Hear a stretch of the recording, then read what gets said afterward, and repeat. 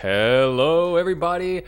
Welcome to the CTWC Silver Bracket. I am your main host, Michael Buster, also known as It's Sharky, also known as just Sharky. And today, for the first part of commentary, I am joined by the one, the only, the king of classic Tetris commentary, Kingsman. Kingsman, are you excited for this?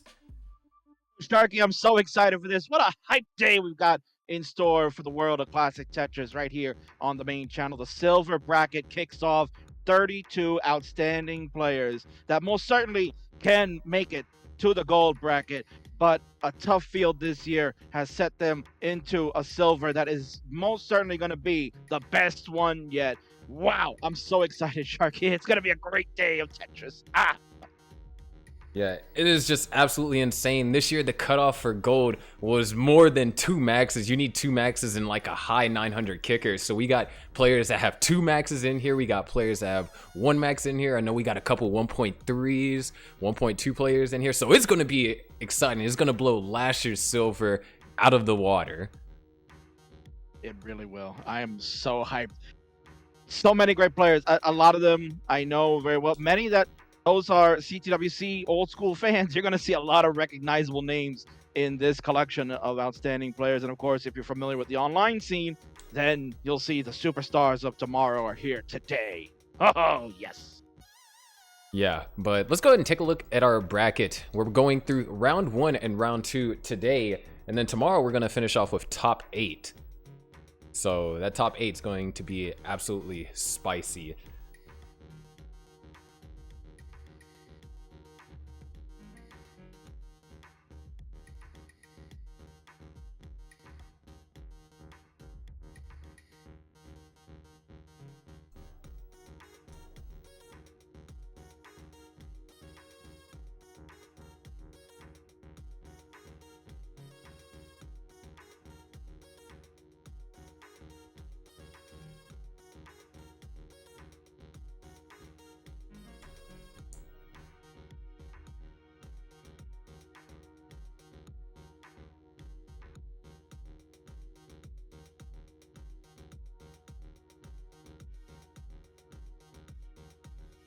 Yeah.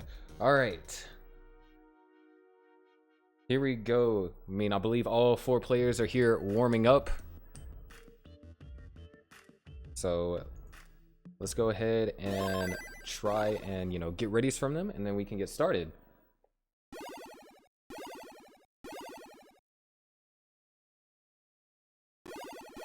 You can see right there at the bottom right, that is Xenophilius. Big Legend of Zelda fan. Look at that shirt there, Shark. Yeah. But I like the storyline that we got going at up top. Svavar and Wing, both CTEC champions, and now they're going to have to fight each other in round 1. Wing, of course, last year played very well in silver, made it all the way to top 4 before he was knocked out by Batfoy.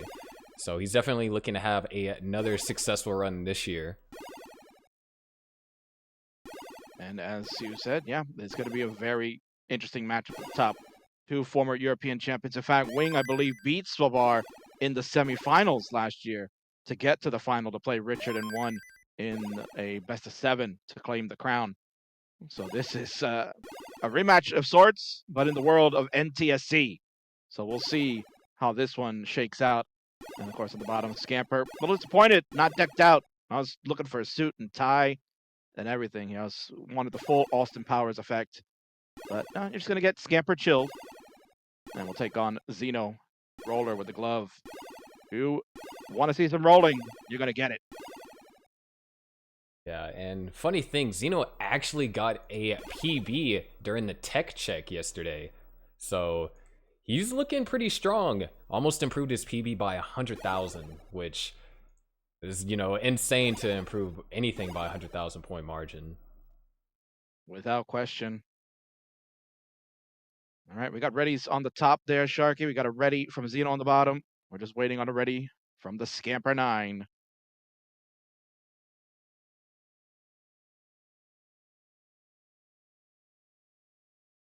Sharky, I'd be remiss, but, people got to see us. We're all decked out in silver, baby.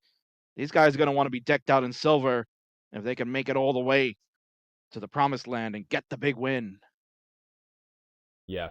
So for our first two rounds of the silver bracket, we are going to have best of threes, but then tomorrow, all best of fives. So it's going to be crazy. Once we got ready from Scamper, we'll get all four players here underway.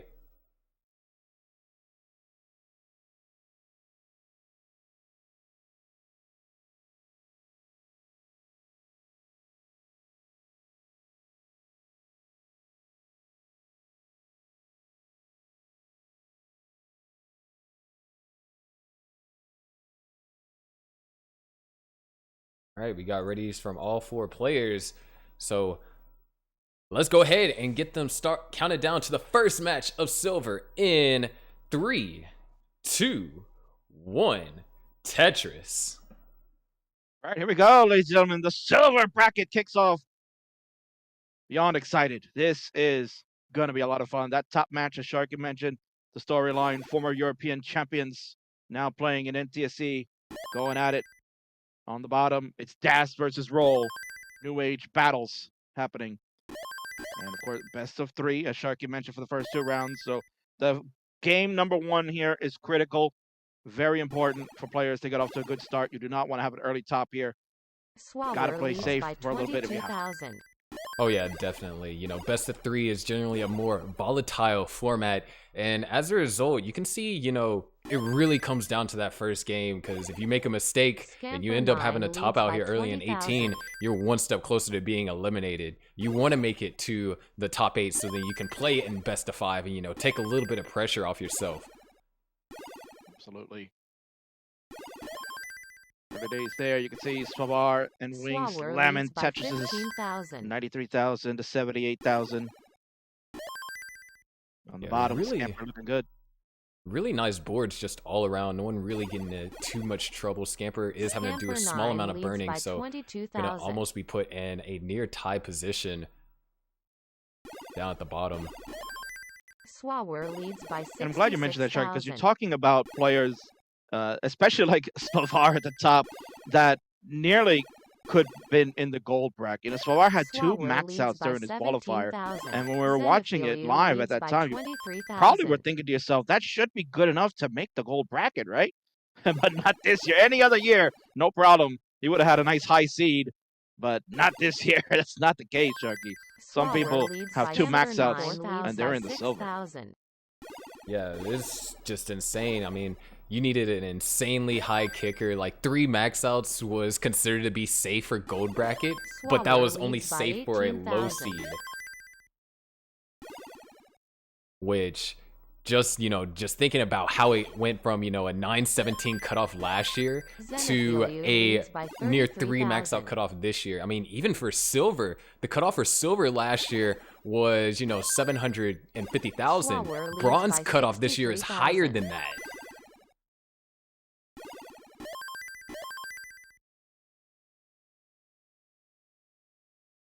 But early on here, 263,000 for Svavar, Wing at 204, down at the bottom, 209 for 232 now for Scamper, and 284 for Xeno. Swawer leads by 58,000.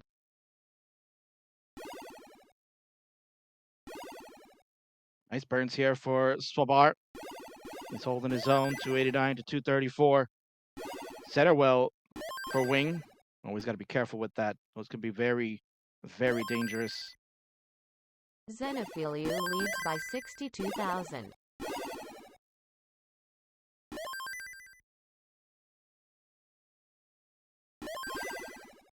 It looks like everything's getting resolved nicely. Everyone just some really high, you know, Tetris rates here at the beginning.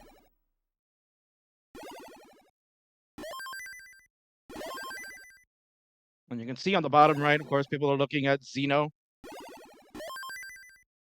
Got that nice rolling technique. The back of the control pad being used. He's got that glove on the left hand. And clack, crack, clack.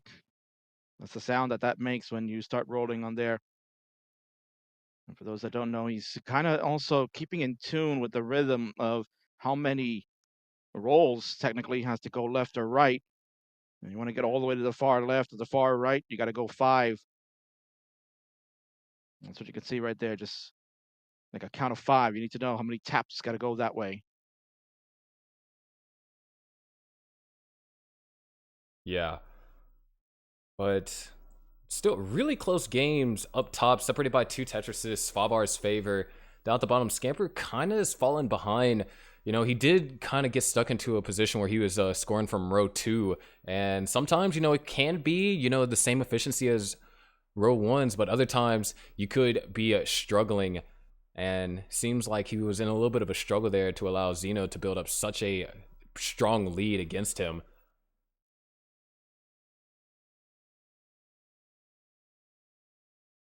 $442 for Svabar, $410 for Wing. There's another Tetris. Svabar would go to $465. On the bottom, it's $487 for Zeno, $444 for Scamper. We're getting close to transitions for everybody across the board. Wing looking like maybe getting there first. Maybe Scamper will get there on the bottom. Yeah, Zeno actually ran into a few complications, and so just like that, Scamper is actually going to be able to catch back up. He's 2 lines away from the transition. It looks like he's taking his time to get Tetris ready, but there it is. Scamper's going to transition at 5:14. Very powerful transition here for Silver, and Zeno's going to transition at 5:21. We got, got a little bit, okay. We got to watch that center spire for Scamper right there. Gonna get the Tetris on the right. 541 to 547. Very tight game there. Svabar also has a little tower in the center. 543 for Svabar, 535 for Wing. Svabar's got major cleaning to do here, Sharky. Let's see if he can survive this out. Yeah, that was a nice split double, but it looks like he didn't have DAS on that one Z piece. He didn't feel like confident in getting it over, and this could lead to dangerous complications. Oh, nice little quick tap on that T there. Gets the eyepiece over just barely, but man, that left side's looking dangerous and is only getting worse. And Svabar is going to top out at 552,000. Wing at 571 is good, but man, we got a close game down at the bottom. Very tight one, 617 for Zeno, 612 for Scamper. Both boards clean. There's a Tetris for Scamper. Go to 640. Zeno patiently waiting for a long bar. Level 22 for Bo. So we are in the midst of the chase. The speed of the 19 plus in effect. You'll get that up until level 28 would be the last level. You get that speed. Nice tuck of the L for Scamper. Would love a long bar right now, or the J. Not getting any of those. Gets the yes. There we go. Got the Z. That right side's looking hard. Yeah, Scamper's going to top it at 680. So Zeno with a very powerful 713 in a level 24 is good. And looks like we'll be able to get a simultaneous start for all 4 players if top doesn't mind. I think they don't mind. Very good. GG's there for Wing and Zeno. Taking game number 1. And as mentioned, this is best of 3, ladies and gentlemen. So now Svabar and Scamper are on the ropes. This is the chance for Wing and Zeno to put them away.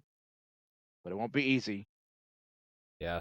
And then right after this, we'll be having the match between the winners of both the top and the bottom. So it's going to be absolutely insane. But we have it ready from all 4 players. Let's go ahead and count them down. Here, starting game number 2 in 3, 2, 1. Tetris.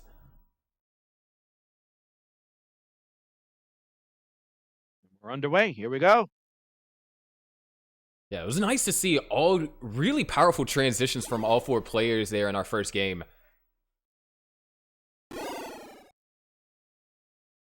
Just kind of found Scamper and Svabar found themselves in very tough situations where, you know, being restricted with DAS is really hard to survive unless you get, you know, the perfect pieces and you have absolutely perfect execution.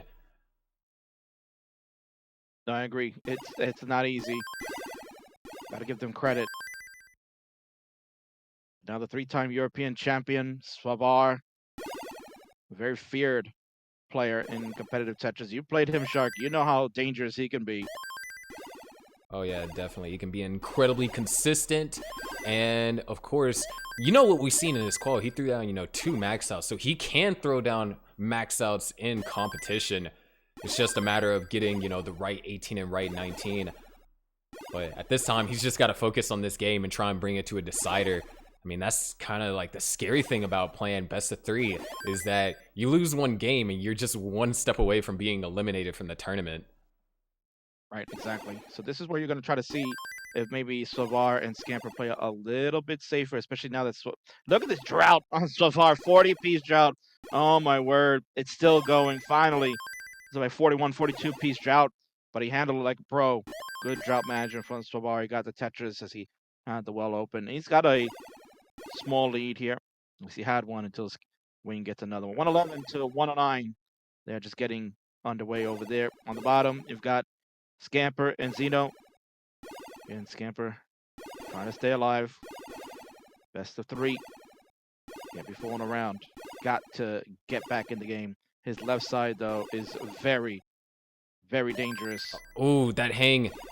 And oh, the long bar didn't burn anything. Oh no. Scamper is going to top out at 93,000. So Zeno is good for game 2 and advances to play the winner of Swavar and Wing. There you go, Sharky. We were just talking about that. And right now, Wing is in trouble, and that's going to be a top out for Wing 2 at 120. Swavar at 163. He's looking stone cold in the camera. He has tied it up. We're even at 1 with a decider coming up. GG's. Yeah, just, it's crazy. But now a decider, and how fitting to be in the decider, between these two CTEC champs. Indeed. And as we get set for that, let's take a quick gander here. They are both DAS, as Sharky mentioned. They are both DAS. They have played before in a Tetris friendly, on a Euro friendly episode hosted by Tugi back in, I believe, January or February. And Swavar won 3-1 in that one. Elos says the odds are pretty even here. There are no clear favorites as they are both separated by 5 in the Elo ranking. Swavar 84th, Wing 89th overall. So, well, you're getting started underway here, and I mean, at this point, you just got to play a good game. That's, a tough thing. You want to make it to those best of 5, so you're not put under this amount of pressure, because arguably, best of 3s have significantly more pressure than best of 5s.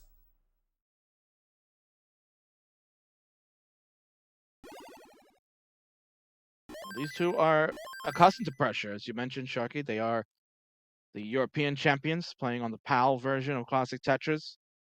The faster dash speed.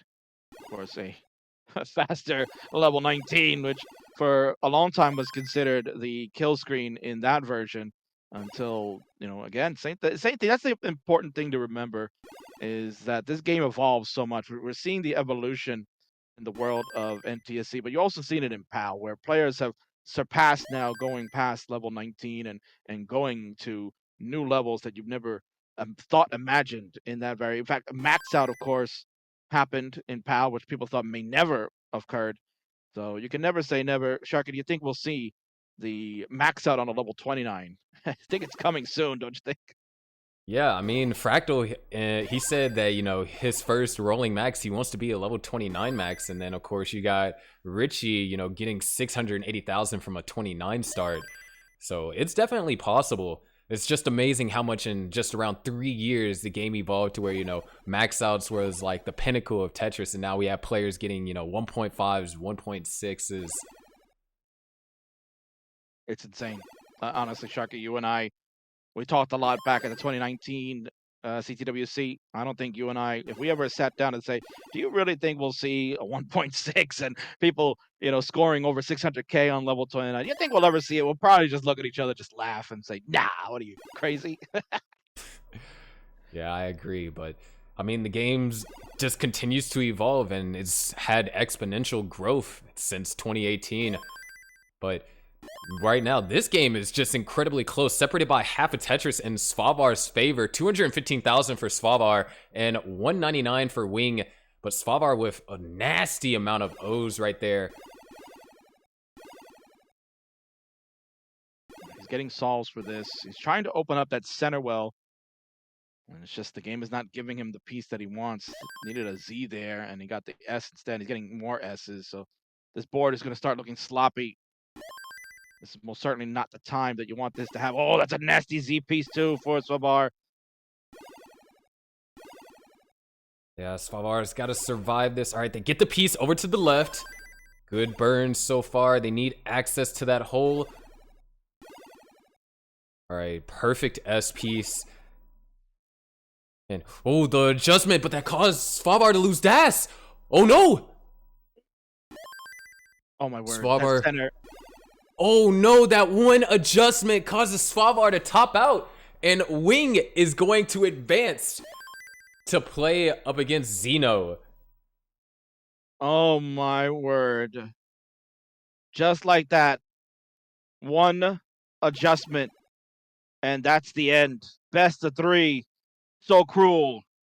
But it is Wing who will take the victory over the 3-time European champion. Svavar eliminated. And Wing will move on to face Zeno. GG's. Just really crazy to think about. So we'll get these 2 players set up. But Svavar, thank you for, always coming out every single year. It's always a pleasure, see him play competitive NTSC. We know we see plenty of him in PAL, but, it's always nice to see him play in NTSC. It really is. And he said he does prefer the NTSC version more than the PAL, but he loves them both, So we love seeing Svavar. He's played in the friendly series. I'm very honored that he's been able to participate in that once in a while. He and Sharky recommend, hey, go check it out. It's on the King's YouTube. Small plug there. You can watch the 2 of them battle it out. What was a dream match to have been seen. And, I'm sure we'll see more of Svavar. It is not the end of him. We'll see more of him in 2022. But for right now, Wing, looking good. And we'll now take on the roller to see if Das can be superior and make it into that first portion of our top 8. Yeah, definitely. And then, looks like we're just waiting on a few things. But meanwhile, we could take a look at our bracket here. Not sure if it's updated yet, but you can kind of see, following this match between Zeno and Wing, we're going to have SV versus Anthony and Josh Tolles versus Chris Brady. Oh, that matchup is one I can't wait to watch. That is going to be outstanding. The 5-time CTWC quarterfinalist against a CTWC veteran in the form of Chris Brady. This is going to be great. Yeah, I can't wait. It's going to be absolutely amazing. See too much of Chris. Chris is one of those guys that likes to play in the IRL events, kind of the same way with a lot of the old guard. But you got to start having to open up to the new realm of the online scene. You see how competitors are getting. You got to get involved. You want to get better. You want to stay competitive. You got to play. You got to play. I always use Jeff as the biggest example for a guy that was from the old guard of the CTWC and dove right in head first. Says, I want to play so many different people. I want to play all these matches. And Jeff got better for it. Honestly, it was outstanding. Obviously, this year didn't work out too much for him as far as qualifying. Did not make it into any of the brackets. Just had a really tough qualifying day. But nonetheless, competitive-wise, Jeff is still tops in the biz, I tell you.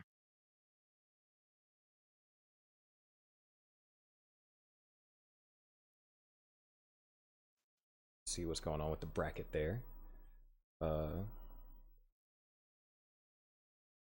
we're still trying to get Zeno in.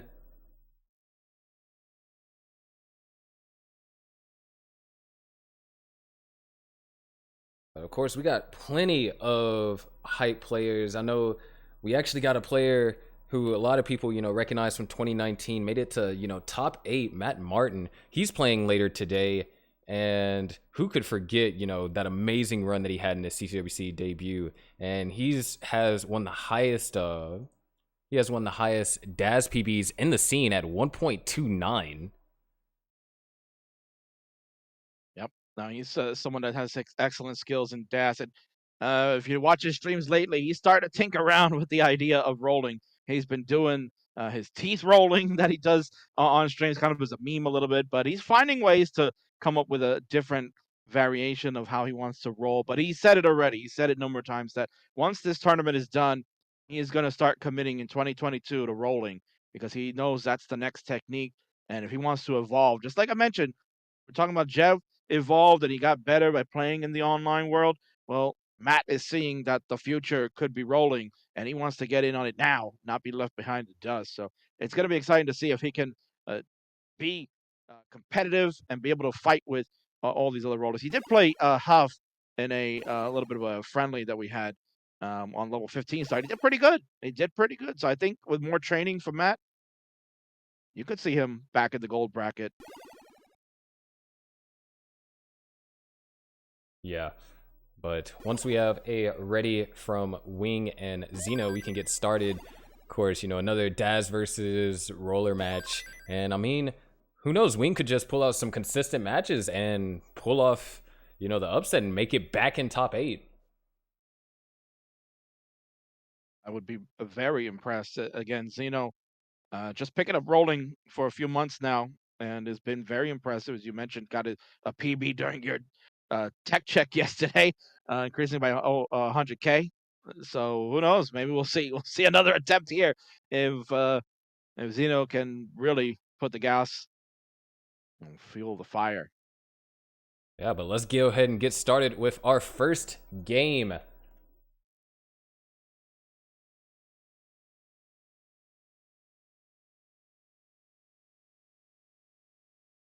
And I mean, I think that's just like, the crazy thing that we can see with this bracket is a lot of players that are in the bracket are gold tier players. It's not like they just didn't have, a good qual. So we could see a lot of gold tier matches, especially around top 8. Without question. I mean, you're gonna get one right now. I think Xeno and Wing are most certainly gold tier players. They have proven that they can duke it out with the best of them. You don't become a European champion for nothing. You got to know how to play this game one way or another in whatever variation. You still have to know how to stack the blocks. And that's what Wing can do. And Xeno's rolling can make him dangerous at any moment. Yeah, of course. And then, of course, you got to worry about the level 19. Level 18, for the most part, rollers and DAS players are put on a rather even playing field. Rollers could, of course, get high, but if, they aren't stacking well, they won't be able to score well. But 19, that's really when there's just a massive separation between the piece maneuverability between rollers and DAS players. And then, of course, there's the additional 29 play that could, really change things. So we are 30 lines in. Not much to say because, as Sharky has mentioned before, these players know how to stack. They can do it very well. Nobody's getting into trouble. Both were victorious in their first round games. Xeno 2-0 over Scamper. Wing winning the decider against Svavar.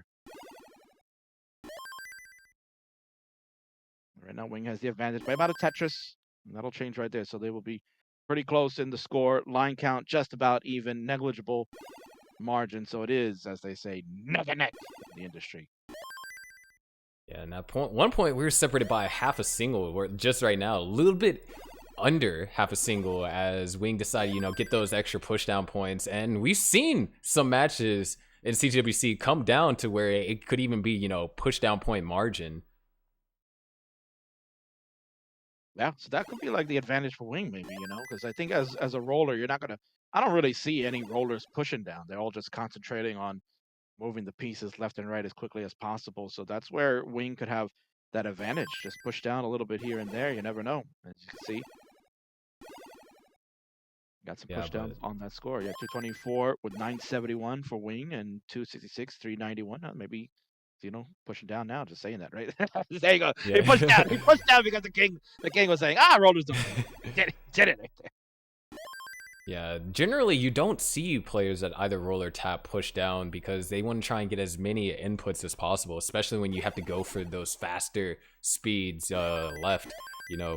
Just pushing down a couple of frames could mean that now you all of a sudden you have to try and get, an even faster roll or a faster tap for that matter. But regardless, really clean game by Wing here. It's just fallen slightly behind in terms of efficiency, but has a clean board, and Xeno actually going to go aggressive and knock down the dirty Tetris right there. 338 to 297. Xeno's going to have a hole in the stack for the moment, so not going to be Tetris ready unless we're going to continue to build like this. There you go. Yeah, excuse me. And there it is. Dirty Tetris for Xeno. 361 on the left, 344 for Wing on the right. Less than a Tetris separate the two. Yeah, Wing actually setting up this overhang is going to need quite a few pieces to help resolve it. Would love to get a J piece over there, and Xeno is getting up slightly high, was able to take a triple. But I guess the thing is that Xeno, even though he's stacking up high, he's always kind of stays in Tetris readiness position just because he likes to, stack for these dirty Tetrises. And he can kind of safely with the fact that he can, move pieces over faster than 20 times per second. Yeah, I think that's the big confidence boost. If you're someone that has spent time in learning this technique, you start to build that confidence factor of what you can and you can't do. So for most other players, you're like, oh man, I'm getting up too high. I think it's burning this away. No, Zeno said, I'm going to be efficient. I want to keep my Tetris rate like around the 60%. That's the max out rate. He's sitting at 59 right now. Wing is sitting at 57, make it 59 now. So they're even in the Tetris rate here or there. Zeno's going to take a few extra burns to lower it, but keep it around that area. And then when we get to the 19 speeds, that's where things can really increase on the Tetris if you're efficient with the long bars when they come in, if that board is ready to go. Although Xeno has... there you go. Oh, man. That's ballsy right there. You see, building up with that center there, Sharky, and knowing that I can just get those pieces over really quick. No problem. I'm not scared. Yeah, however, survival does come at a cost, and, he took that 2 Tetris lead, and Wing kind of came back, and Xeno has actually gone like the last 30 or so lines without scoring a Tetris, and is looking to at least get one here going into transition. And there it is. Xeno's going to transition at 445 and knock down Tetris immediately in transition. Wing's going to transition at 445 as well. So as neck and neck as you can get at transition. However, Wing has a little bit of situation to solve over there on the right-hand side. Could try and go for the L spin. Doesn't get it, unfortunately. Yeah, so some jagged pieces here. Wing can actually open up. Could have had a chance to open up column 3 a little sooner with the long bar. Chose not to do it. Instead, it's going to burn away for a little while. This is going to give Xeno the chance to attack, but that square on the right, pretty nasty. Ooh. Setting up for a dirty here, Sharky. And, oh no, Wing is going to top out. Tried to go for the center well, made an adjustment, but lost Daz on the wrong piece and couldn't recover. So Xeno takes game 1 and is one step closer to securing his spot tomorrow for the top 8 broadcast. GG's there.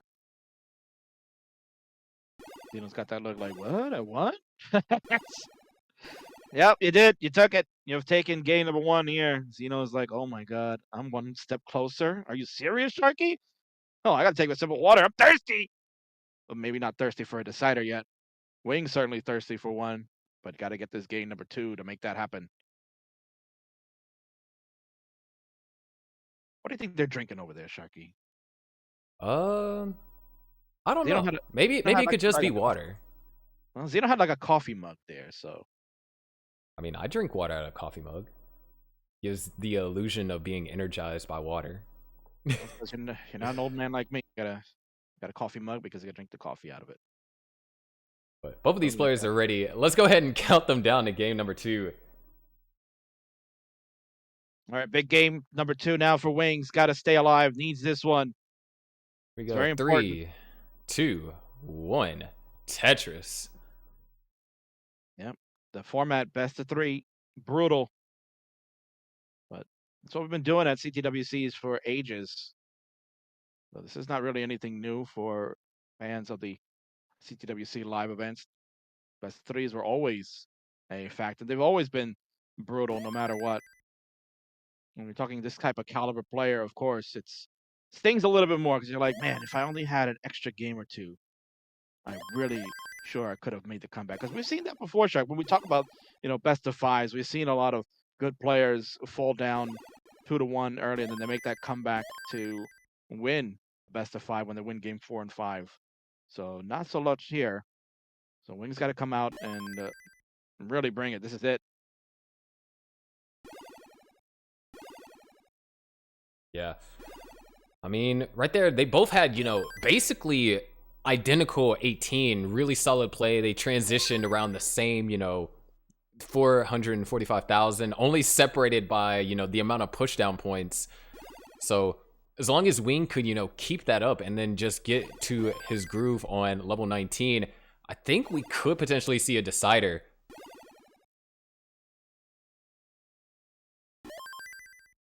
I'm sure the fans would love to see that. We want to see deciders here. Oh yeah, definitely. Who doesn't love to see a decider? We'd love to see us. Look at that. We got 2 players using gloves. Obviously, we talked about Zeno, the roller. A lot of rollers use gloves because of the wear and tear it does on the fingers when you're rolling and hitting that back of the controller so often.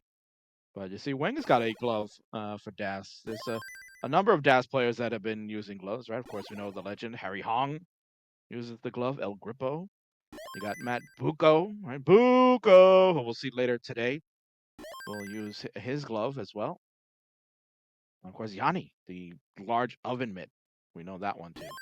And Zeno actually with a couple of miss rolls. I guess, we call them miss rolls.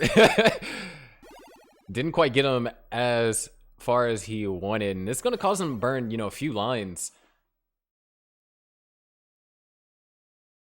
Nothing too major, but, that's kind of, what happens, rolling, even though you can get those pieces over at the speed of light, basically. You make a misdrop and you're forced to recover. You might be able to survive, but you lose a ton of efficiency.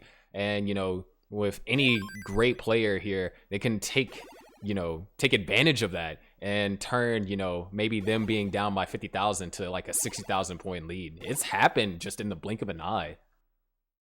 No, this is very true. So that's why it's very important for Wing to try to take advantage of any type of misrolls. Again, as you can see, like a large Z-shaped hole going on in the middle of the board for Zeno, but it's going to take some time to burn away. So this is exactly what you're talking about, right? This is a time where Wing has to capitalize. You got to take advantage.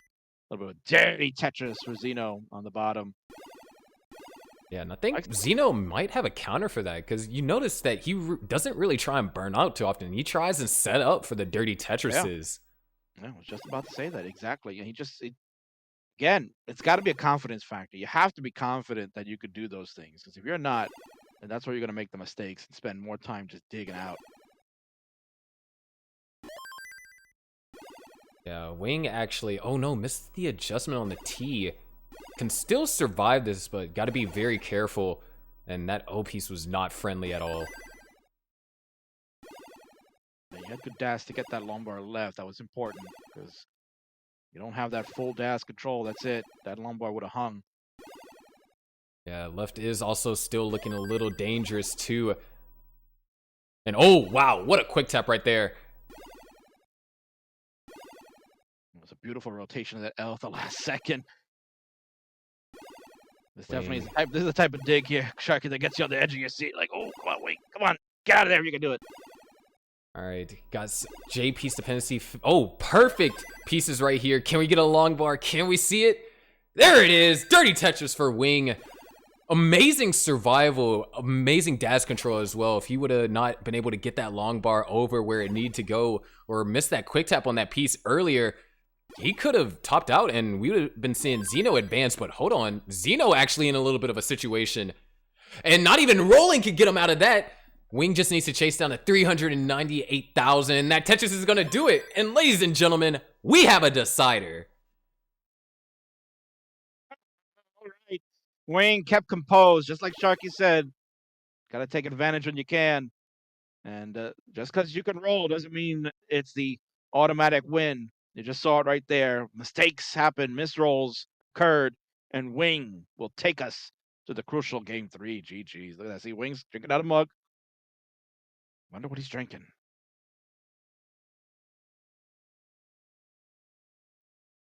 Maybe he's drinking victory juice. Maybe he's drinking Tetris Blast, Sharky. Yeah, I mean, hey, who wouldn't want to grab just a bottle of Tetris Blast just to have it sitting there? It's a nice container. Just have it like in the background. It's like, yeah, I have Tetris Blast G Fuel. Right. And all of you can get some as well, too. Go to gfuel.com, CTWC 25. Use that code. Get 25% off. Yes. Once we got it ready from Xeno, then we can get it started. And I mean, high pressure situation, I think, I'm not sure because it's still so new, but I wonder how pressure deals with rolling, because rolling is a very, very precise technique to where, if you just even have your thumb pressure wrong, you're going to miss inputs or it might register DAS.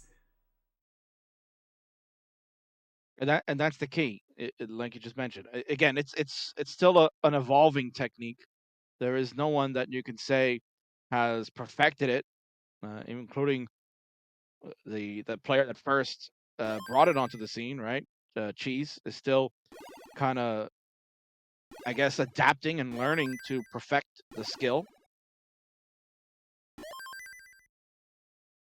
Just like any other skill. Like, it took a while for hyper tappers to really come on the scene. Started with Corion as one of the more notable hyper tappers at the beginning, before kind of you saw Joseph appear and take it to the next level, to where it became the main play style for competitive Tetris. As far as the high level elite are concerned, mainly seeing last year at the tournament, we saw it was all tappers in the final 8. This year you got a mix now of the tap and the roll. So this year's CTWC is going to be very interesting. It's going to be the crucial point of where we're going to see the game go to next, because I think if you see a roller win this, Sharky, it's going to explode. You're going to see people do the same thing they did in 2018 when Joseph won, that they want to jump on the bandwagon and get that technique down. Oh yeah, and you got a year to learn it till the next CTWC. So we've already seen just how much 1 year gap does for the tournament. The cutoff silver cutoff went from a 750 to basically a max in order to get into silver. Like, that's just inconceivable. I mean, we thought max, if you got a max, oh yeah, you're guaranteed in the tournament. Now 2 maxes won't even get you in gold. Barely a max would get you in the silver. It's just really mind-blowing how much this game has evolved. And that's what you want to see. You want to see the game evolve. You can't have it stay stagnant in the same old. You want to see new players. You want to see new techniques. You want to see amazing gameplay. And that's how the game should be. And that's what we're getting here right now. It's DAS versus Roll. A tight game, Sharky. Just a shade over a Tetris, the difference between the two. 219 for Xeno, 196. Xeno had a lot of last second adjustments right there. Just trying to set up some overhangs to be efficient, and missed the opportunity for a Tetris. Still knocks it down. But I mean, with rolling, that's another thing. You can do those last second adjustments and kind of avoid the dire consequences where if you did it with DAS, you risk losing DAS. And if you lose DAS on the next piece and it was a crucial adjustment, you don't get that long bar over, you're done. Right. So, and we saw that with Savar earlier against Wing. He made that adjustment with his Z piece, and he paid the price for it. Just could not get DAS back, and it all failed. And there's a misroll again. Xeno's in a drought, 28 piece drought there before the Lombard flat burns away in the middle. Again, Wing's chance. It's then 2,000 points in separation. When Wing's got the better board, he's got to take advantage of this, because if we go into 19 speeds, you're really going to have to buckle down, because if Xeno can get a clean board, get his roll under control, then certainly it could be a very tough game 3 for Wing. Yeah, I think we've also seen that rollers tend to play better on 19 as opposed to 18, just because of the speed increase, so it has a little bit more rhythm to it. 18, is a little bit slow, and so it's easy to, make misdrops, getting pieces in specific places. So who knows, maybe that might happen and Xeno could just start, popping off. I mean, I believe, if I'm not mistaken, Zeno has a 670,000 post score in one of his games. Was that his PB game? And unfortunately, it wasn't his PB game, but if he's capable of, pulling off posts like that in regular games, a 600k post off of what is looking to shape up to be a, potentially a 500k transition, that's a 1.1. And that's really going to be tough to beat if he does get that, and Wing, put in a position where he's going to have to, try and match that same level of post with Das. We got a little bit of spicy situation. Wing is playing off on road 3 here. He's going to get the dirty Tetris down there. 386, and look at that. Zeno looked like was, playing around with a mess of his own, but got this board back under control and has the lead. Yeah, nice dirty Tetris right there, and great L placement for Wing. If he would have placed that L anywhere else, could have potentially ended up in a situation where he's still been stacked up at the ceiling.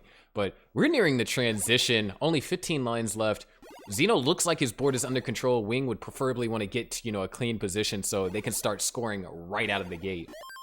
Yeah, this is where, as a DAS player, you don't really care about the score difference. You're just trying to get the board optimized, because once that 19 hits, you can't be fooling around. Same thing will hurt the board. A nice set of burns over here by Wing. Just needs an L piece or an I piece, either or. All right, Wing is clean, gets the perfect J piece, and he's set for transition. And Zeno actually opting to go for the safe burn there. Wing is going to transition at 432. Zeno is going to transition at 528, a 98,000 point lead. Here we go, Sharky. This is it. Game number 3 comes to the decider. Ooh, early shift there for Wing. Oh, Wing's going to have to get pieces over to the left. And oh no, the T piece hang! And it doesn't matter if Zeno's starting to get up high. Wing is going to top out at 442,000, which means Zeno, you are secured for top 8 tomorrow. Look at this roll here, Sharky. Yeah, like I said, it didn't matter. He was getting up there. It looked like he was going to be in some major trouble. He's figuring it out. Look at this. Oh, my word. Looking for the right pieces. I want to see if he can downstack this. This is...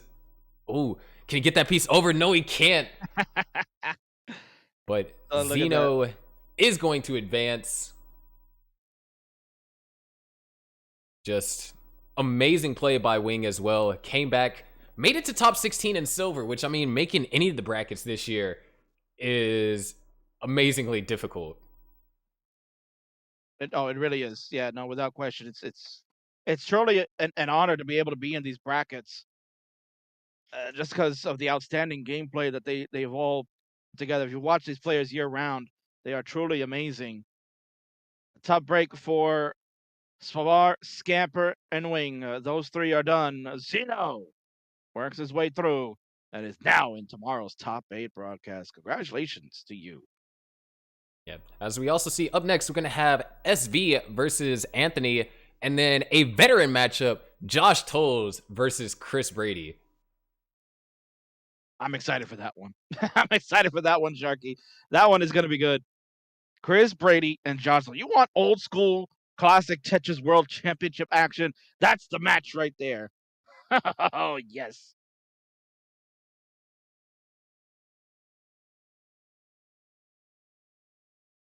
Yeah, but we're going to get our next player set up.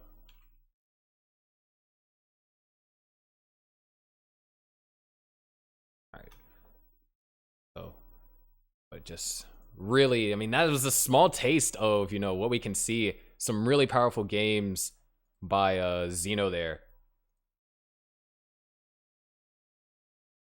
I mean, the rolling technique is amazing, Sharky. We've seen it now in the gold bracket. We're seeing it here in the silver.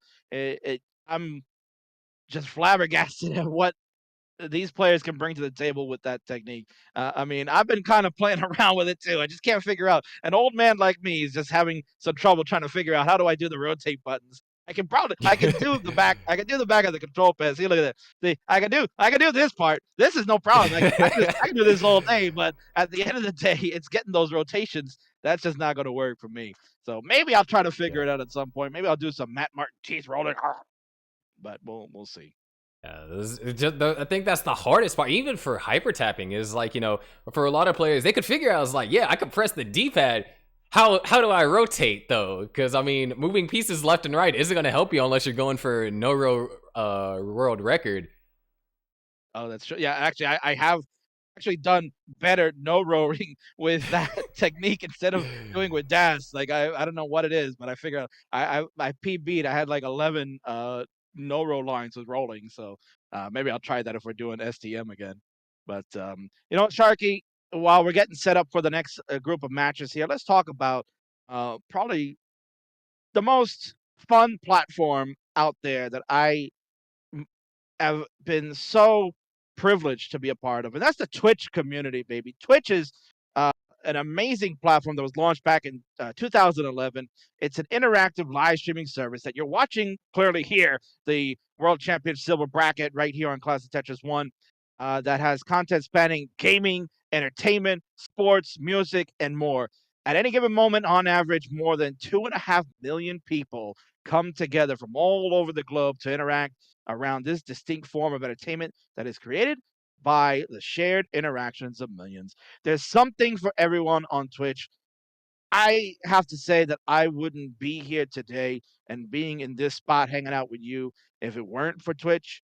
It was something that I had no clue of several years ago. I was like, what is Twitch, man? I understand that. Once I dove in and got involved and started streaming, it opened a whole new door for me. And I am without question honored to be here with you, hanging out, and calling the greatest matches in the world right here live on Classic Tetris channel, Twitch. Yeah. Honestly, I mean, I don't think I'd be here either. I mean, the tournament might not even be as big as it is now without Twitch. Because those broadcasts, getting to see CTWC 2019, CTWC 2020, watching, the amazing runs, Dog versus Andy finals, just so much, wouldn't happen if, it wasn't for Twitch. So thanks to them for sponsoring us this year. We almost got our 4 players set up. Is going to be interesting. I believe we have majority Daz players once again on the screen, or that is going to be on the screen. So we might have another chance to see another Daz player in top 8. I mean, last year's CTWC Silver was won by a Daz player.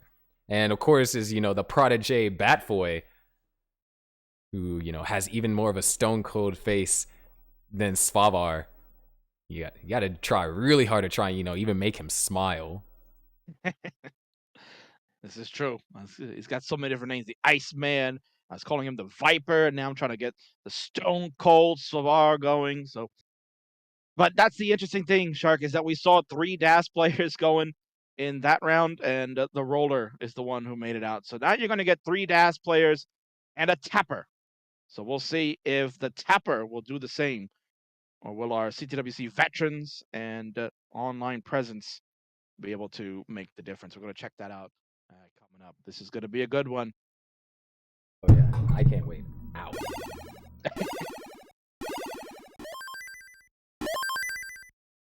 So there are your players. You can see them on the screen. They're right there. On the left, it's Anthony. That's your buddy, Sharky, Mr. Arbitrium Controllers, I believe, correct? Yeah, he's playing on a custom skin controller right now, actually. Wow, look at that. Let's see if that brings him any luck, because he's got a very tall task in the form of SV Nestus. I got to see SV in action last night. As mentioned, played Xeno in a friendly and was outstanding. Is very dangerous, very good hyper tapper, and will certainly could be considered the favorite in this foursome. And on the bottom, you got the legends. It is Josh Tolles, the 5-time CTWC quarterfinalist, against CTWC veteran Chris Brady. That one is going to be a good one. Yeah, so once we get ready from all 4 players, and I think out of all the 4 players that are playing right now, Josh Tolles had to have one of the most energetic qualifiers for when he got that max out. It was honestly a hilarious clip, and it's such a pleasure to see joy to his face whenever he got that max out. And it was ticking to, I believe, his like last 30 minutes or so. I mean, that's kind of Josh's MO. You and I were live at 2019. He did kind of the same thing, right? We were hearing somebody screaming in the back towards the end of qualifying, "Boom, shakalaka!" So it was good to see that on stream this time. It was a lot of fun. Yeah, but we got readies down at the bottom. We have a ready from Anthony and SV Nestris. We can get counted down and see who's going to be going to top 16 to eventually decide our second top 8 competitor.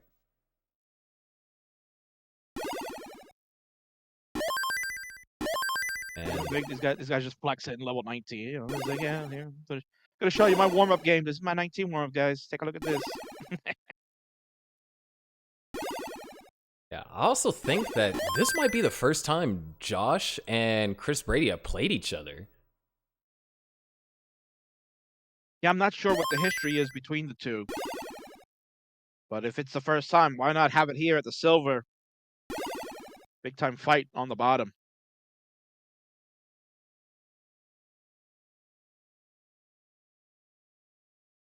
Yeah, it looks like up top they're done warming up. And we got readies from all 4 players. Let's go ahead and get them counted down to our next set of matches here in CTWC Silver. Here we go in 3, 2, 1. Tetris.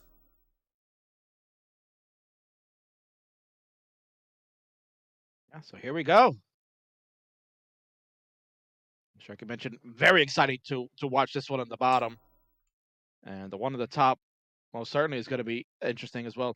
Anthony is a CTWC gold bracket member from 2020.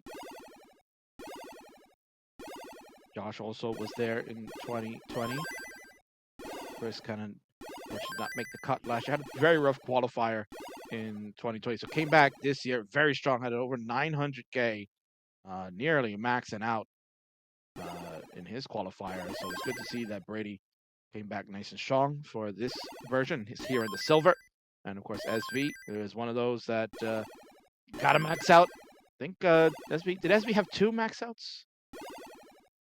I'm think not SV was sure. yeah, I think SV was one that had 2 max outs and just was kind of missing on the cut there.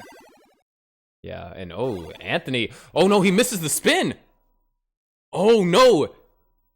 Anthony's going to top out at 32,000, so SV is already good for game 1. Up right there for Anthony. And that's what we're talking about earlier, Sharky. Das, man. Make that one mistake. That spin didn't work. And he is done already. I mean, spins up that high are extremely dangerous. Normally, when you do spins, you're kind of like, midway up the stack or even very low. So if you miss it, it's not, life-threatening. But that missed spin, he had to have perfect pieces and perfect control of the pieces. So let's go ahead and count them down up top. They're ready to get game number 2 again. See if Anthony could redeem himself and, try and bring us to a decider. But down at the bottom, Chris Brady, really strong start here. Already up by 100,000 points up against Josh. And you're also getting pushed down from Brady. He's moving the game along nicely. Josh, meanwhile, just going to take his time. No need to rush. You can see line count not too far off, even though Chris was pushing down for a little while. But the score difference that we're looking at, although Josh has caught up a little bit now, has brought it down to about 50,000. Chris is going to take another Tetris to raise it back up. Yeah, I think the interesting thing is, a lot of people consider Josh Tolles as one of the most aggressive DAS players.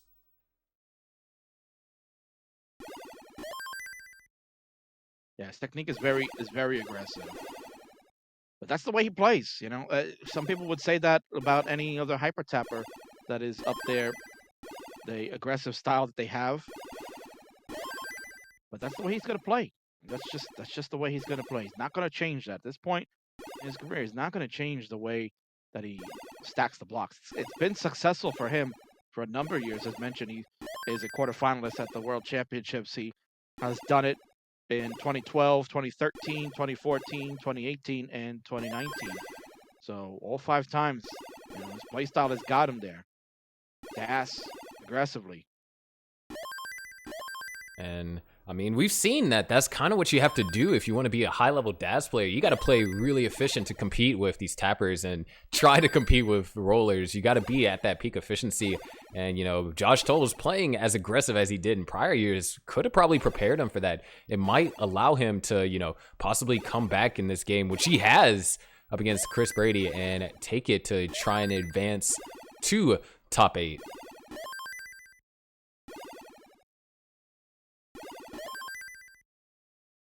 Still in game number 1 on the bottom. Game number 2 is going on early top out from Anthony. It looks like he's weathered the storm. He's trying to come back here in game number 2. Down about 16,000 points. 159 to 174. He's a hold it as we snap. Gonna get a dead. He Tetris up there. He's cleaned his board out. Meanwhile at the bottom, good tee for the skim for Josh. The long bar placement. Well, these guys have now gone over the 100 line mark. This time Brady is ahead by about, well, after that Tetris, well, it's about like 8 or 9 lines. Now is about, well, there you go. Now we're back to 10. So at any given moment, between 8 to 10 line difference between the two on the bottom, depending on Tetrising. Yeah, and Josh Tolles has actually kind of come back. If he continues to play as efficient as he has been playing, we could be neck and neck. Josh Tolles might even be able to gather the lead, but right now we're running into a drought, and you got to be careful with these droughts up high, especially, you know, in a best-of-3 format. I mean, that's kind of, you know, what high-level competitive is. It's not just about scoring as high as you can. It's also managing really bad RNG and, you know, being able to try and negate or mitigate how much damage you take because of said bad RNG. And Brady's going to transition at a very powerful 500,000 transition. Really powerful right there. So Chris is off and running on level 19. Josh will join him in about 6 lines. 419 for Josh. You can get 2 more Tetrises in. Now only can get 1 as he takes some burns. Got a double well going. A double wide, excuse me. And there we go. Transition time for game number 1. We'll see if Josh can come back, get it back into range with Chris. About a 70,000 point lead, the difference. Yeah, do keep in mind they are still separated by a level as well. So if Josh can just have, you know, even a better and more efficient level later down the line, that could be enough to, you know, take the game. Right now, Josh is getting stacked up for the Tetris. I was 1 Mino short each time the long bar came by. He's finally set up. And oh no, took a triple. Brady trying to get set up for a center well here. Oh, this could get dangerous really quickly. There it is, center well Tetris for Brady. And he's gonna get set up for another one. Just gonna burn it out though. You gotta be really careful with those center well Tetrises. All it takes is just, you know, one badly timed drought and you're done. Now your opponent is trying to chase down your score. Yeah, 533 for Josh, 607 for Brady. Yeah, Chris did a nice job of handling that column 8. That was a very dangerous well to be using, as Sharky mentioned. At this speed, you make one mistake, and that most certainly could cost you. Right now, Chris is looking good. Another triple there, look like maybe a double. 77,000 points the difference. 540 to 619. Chris has the lead. Josh going with a standard right well. And there's a Tetris for him. We'll go to 573. He's down only by 50,000 points and still a level behind, so he could actually have the true lead. Up top, Anthony's going to transition at 424. Going to be down, but SV Nestris run into some complications here closer to transition. Nothing too serious, but that might have gave Anthony a little bit of leeway, but ooh, that misdrop is going to cost Anthony some. Down at the bottom, close game. Josh, oh, clutch spin right there. He gets the L piece, opens up the well, but he needs the long bar. Oh no. And he gets it over. Oh, ooh, Josh. Another Tetris for him. Oh my God. He's And that's gonna taking the put lead. Josh in the lead. Oh my word. Just like less than 1,000 points of separation. Oh, Another Tetris. Tetris for Josh. That right there was just insane. And oh no, the left is inaccessible for Brady. Brady's gonna top out at 661. Josh is gonna take game one, but can we just take a moment just to process how insane though that dash control was for Josh Tolles to get those pieces where they are. And oh no, Anthony's gonna top out as well. So SV is good and advances to top 16. Anthony was fooling around with the center well there too, and then just ended up having a spire in the center, nothing building out on the right side, and then a hang in the middle is what kills Anthony. So best of three is deadly, and that's it. Anthony's silver bracket run is over. So we'll switch on over to a two-way scene in just a moment, and we will get the legends of CTWC throwing it down. Josh Tolles is up 1-0. Chris Brady now going to have to make the comeback to force the decider. Oh, man. Yeah, but here we go. Both of them are ready. Let's go ahead and get them counted down.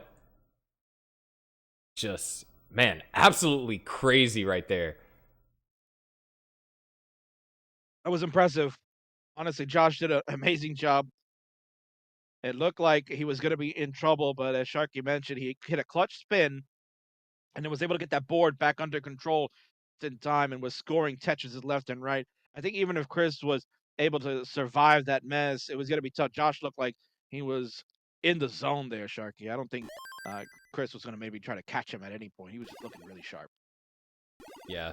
And, you know, if he would have topped out right there, Chris would have won. So that was the game deciding moment right there. And just, you know, goes to show you, even though, you know, we're playing silver, this is some high level Tetris that we're watching. Like, these guys are here for a reason. Of course, yeah. They want to fight. They want to get a spot in that top 8.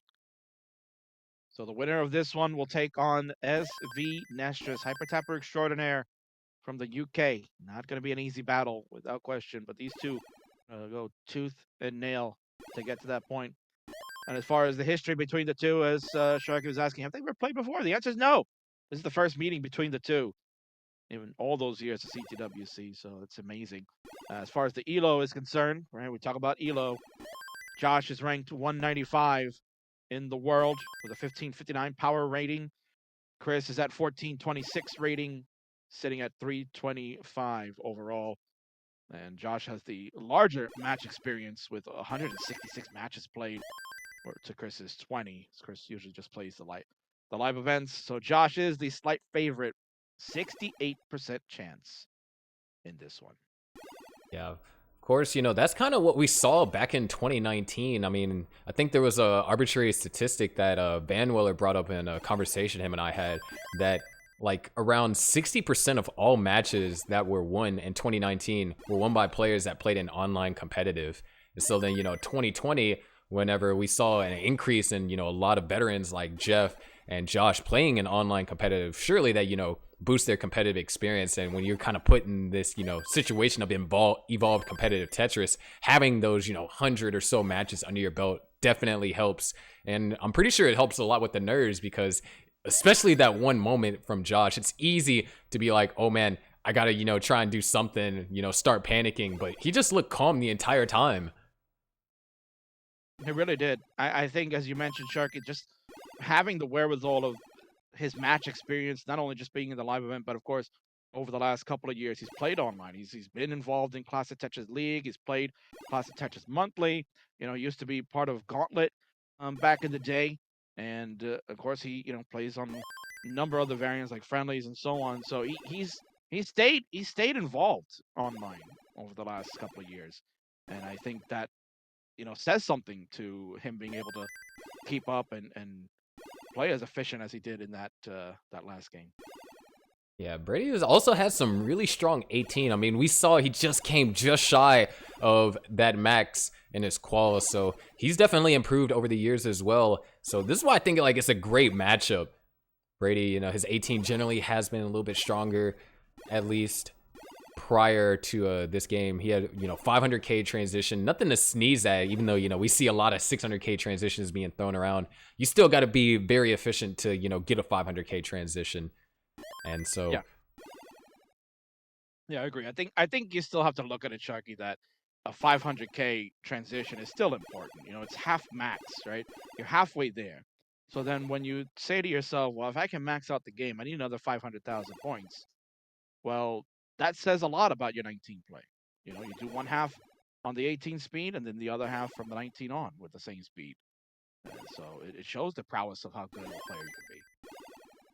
yeah, and we're kind of seeing this play in Brady's favor. Josh right now is having to do, some digging. Really nice and efficient burns. Amazing adjustment on the J. And, oh, he's set up for a dirty left foot Tetris. Here we go. There's that aggressive we were talking about. Dirty left foot Tetris for Josh Tolles. And he's going to get another one on row 2. Look at that. He's cut the lead back down to just a shade over a Tetris here, Shark. Yeah, and looks like, I wonder if he's going to actually try and pursue this or burn down. Given a player like Josh, you don't know if he'll go aggressive or if he'll, try and keep things calm. I mean, he does have the advantage. He is up 1-0 in the best of 3 formats, so he can take it easy this game, but he also wants to finish it right now. Don't want to give his opponent that momentum, that chance to sneak back in and steal his chance at glory. Brady getting a little dirty right now. Looking for a long bar that's just not coming.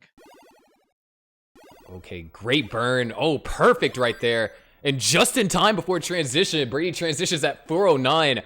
I didn't even realize that we were about to transition right there. That could have gotten really bad for Brady. Yeah, his push down is what has given him the line count that's ahead of Josh right now. Josh still got about 10 more lines before he transitions. All right. Oh, no, Brady doesn't get the long bar over. Brady tops out at 433. Josh, you need 434. This one's not over yet, folks. Josh has still got a catch. He needs 69,000 points. Hey, now let's go. He's got one more line to burn before we go. So he's going to have to do this in the 19th. This is not over yet. Yeah, there are definitely many ways he can try and chase this down. Yeah, you got to think here, Sharky. You maybe just got to line it out, right? You got to think that, you already got one. This is a best of 3. You could end the run for your opponent and move on to your next one. But he's built it up. Yeah, but you also got to be careful. There have been, several situations where, players have tried to line out, but because, they're not stacking for Tetrises, they were stacking, unfamiliar patterns, and it kind of puts them in a situation where, they end up topping out when they need, something very small margin, like 1 or 2 Tetrises. So you do got to be careful. And, oh, I think Josh is going for Cinewell for the last remaining points. He's stacking it safe, and there it is. Cinewell Tetris for Josh. He advances to play up against SV Nestris. Boom! Shakalaka, as he would tell you. Got it. 2-0 over Chris Brady.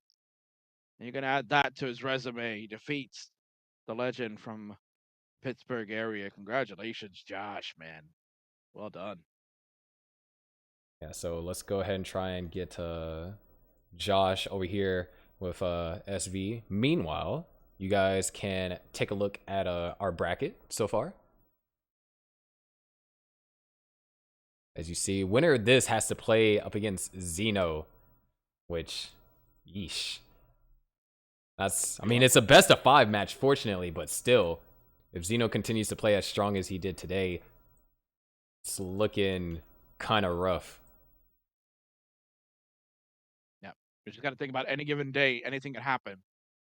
Today was one day, tomorrow's a new day. Anything can happen, but we'll see. Most certainly, people hear roller, they're like, uh-oh, I'm scared. But we'll see what happens. You got a Hyper Tapper and Daz, the good old battle, good versus evil, some people would say. It's gonna happen in just a moment. We'll see if the 5-time CTWC quarterfinalists can make it a 6th time to the quarterfinals for the silver bracket. We'll have to get through SV first, though. Yeah, so we're just waiting on Josh Tolles to get in.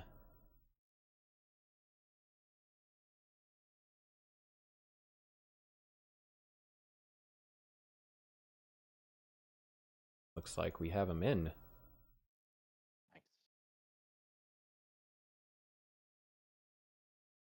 So when both players are ready, we can get this underway.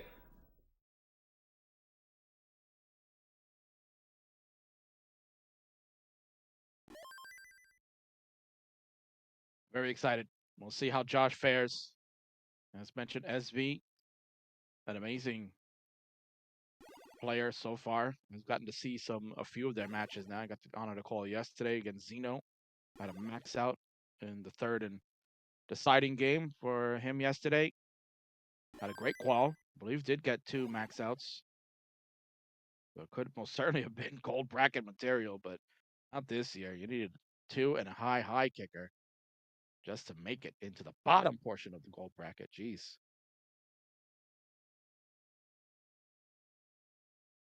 Yeah, but we have it ready from both. So let's go ahead and get them counted down for the match for our 2nd spot in top 8.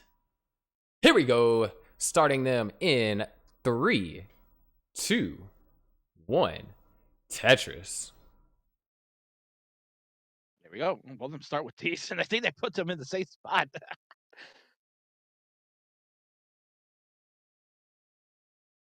That was interesting. It's almost like, oh, guys playing same pieces? Wow. Put them in the same exact spot, too. It's crazy. Funny how this game is, Sharky. There's so many different variations of how to open a game, and the number of variables that can go into it. And meanwhile, they both end up starting with the same piece, the same placement. It's just amazing. Yeah. And I mean, it's also crazy, you know, how the stacking has evolved. I mean, we had the stack rapid AI, and you know, there in cases like Dog where he was basically stacking almost exactly like it, given, you know, same piece sets. And you know, there are definitely players that, you know, have that stacking knowledge. So it all comes down to a matter of execution. Execution is key. That's what separates good from the best in the world.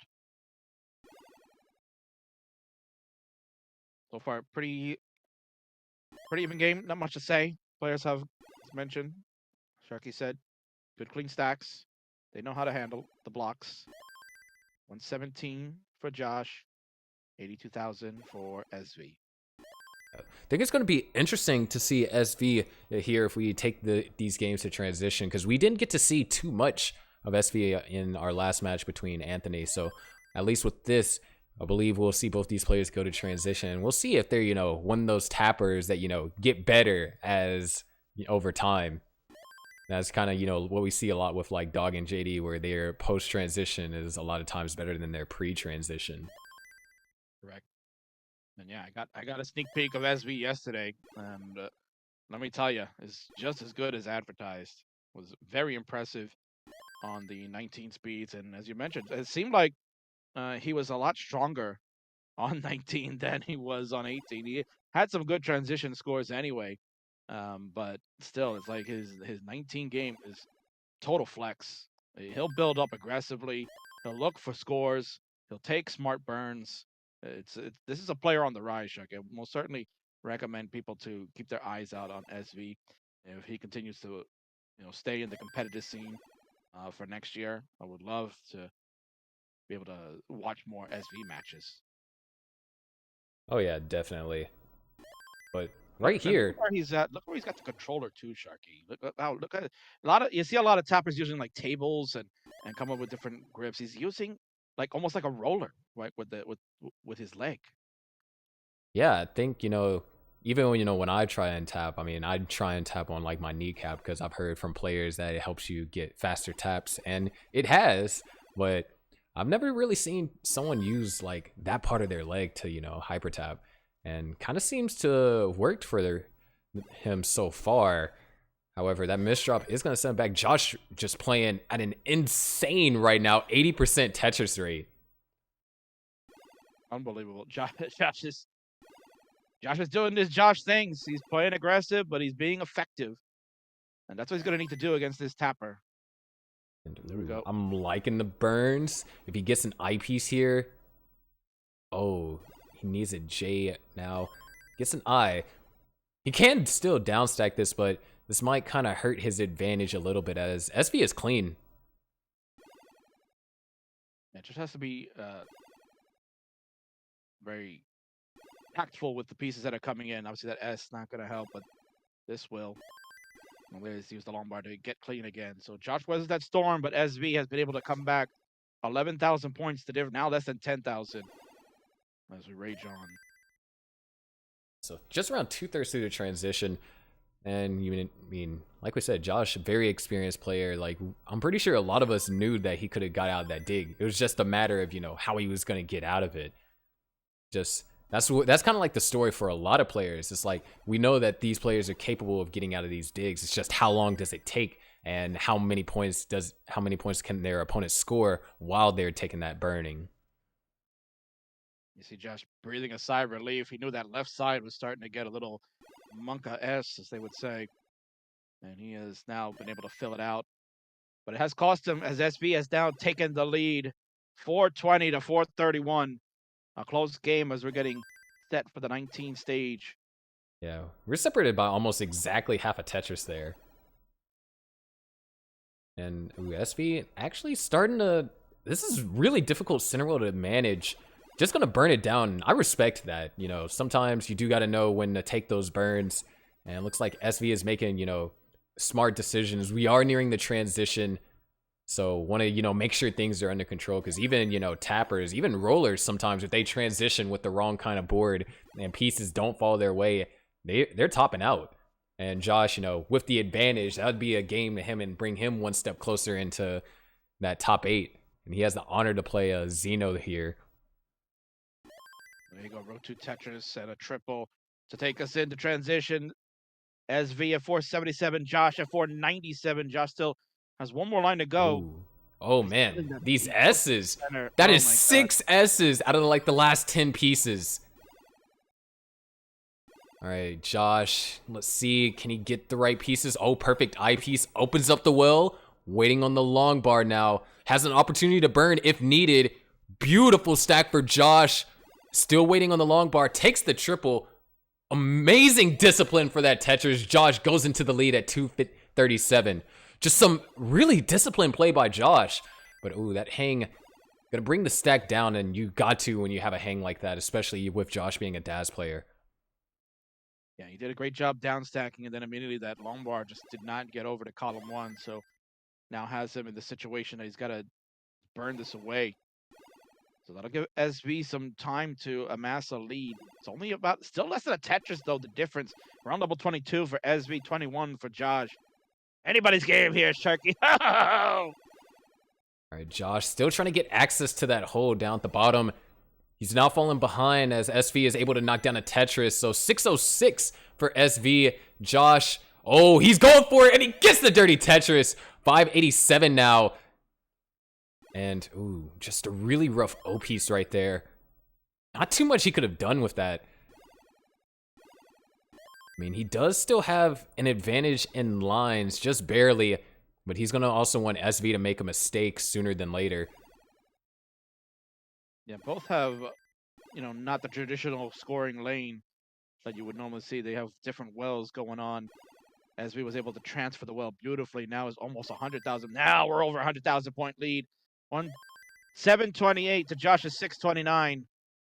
Yeah, nice center wheel Tetris over there for Josh. He was able to... Oh, he's setting up for another one. This is that aggression that we were talking about. And he has the Daz control to continue that aggression. Now brought it back to within only a 2 Tetris gap. SV had to do some burning there. So fortunately for Josh, that was a little bit of a window of opportunity. And he's taken it. SV had to take another 3-line burn, giving Josh one more Tetris of closure. But oh, hold on. SV actually might be in a little bit of trouble. Josh closes the gap down to only 10,000 points. SV, oh man, they need to get pieces over. And Josh solidifies his lead with that Tetris, 762 to 744. SV survives, but is still, ahead in lines. Josh, clean stack. SV now needs the long bar. There it is. Tetris for SV goes back into the lead. And Josh opens the lead once again. But, oh, man, that S-Tuck was a little bit on the rough side of things. Neither player is in position to score, but it's still a really close game. Josh is trying to bring this down. He has a slimmest of leads. SB on level 28. There's a Tetris to take the lead with only 3 lines left. SB can play some 29 here, Sharky. That's going to be the key. Josh has got to take advantage. He's got to use these lines. All right. Slimmest of leads, Sharky. Oh, SV couldn't get a piece over to the left. They could still try and get some burns. But there it is. Tetris for Josh. He's going to take game 1 by 13,000 points. Double kill screen. What a game 1 that was. Baby, look at him. Oh, yeah, there you go. You get the Josh Tolles experience right there in your living room. He's like, boom, shakalaka. Oh, impressive comeback from Josh. Shows you Das most certainly is not dead.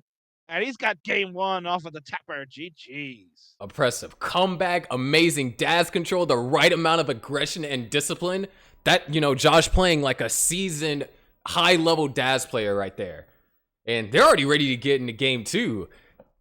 I'm looking forward to it. So let's go ahead and get them counted down to game number 2. Can Josh bring us to top 8? Here we go in 3, 2, 1. Tetris. You know what's funny, Sharky, is that we talk about best of 3s, how lethal they can be.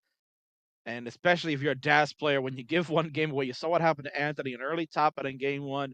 Put him behind the 8 ball against SV, and in trying to come back in game 2, had to try to play a little aggressive, and it didn't work out. Lost in the second one. But perhaps in this case with Josh, a best of 3 could be frugal for him. He took the first game. SV off to a nasty start right now. Gonna get a nice T-spin to solve that. But definitely not the start you want if you're SV and is on the brink of potentially being eliminated. Yeah, I mean, SV played an amazing game. It's just those few burns that happened on level 25 and then Josh going perfect on level 25, closing that gap by 60,000 and then being able to just simply survive a little bit more efficient on level 27. That allowed Josh to take the game and putting him in a position where he's 1 game away. And the big thing to come away with that is SV got into a little trouble. There was a slight drought on his side between 25 and 26 that ended up compounding that. And then when the Lombard came, well, it was closed, as it usually is at NES Tetris. And that's where SV was kind of just still stuck fighting the way out, digging until it got to 27. And then was able to try to at least get a couple more scores in. But as you saw, it didn't work out. And this is where Josh has got to maybe tone down the aggression a little bit. You can't give away, after an amazing game, number 1 you just played, you cannot give away one. And so he built up a little high, but he was able to resolve that, downstack this, and is clean once again. He's going to get a Tetris. 153 to 132, a Tetris separates the 2. Yeah, and looks like, this is what you expect to see from, these players that are in silver bracket, just some really clean level 18 play and some good survival. SV, kind of, oh, wait, we're tied. Somebody push down, come on. Sit to it. Yeah, we were tied there just for a split second.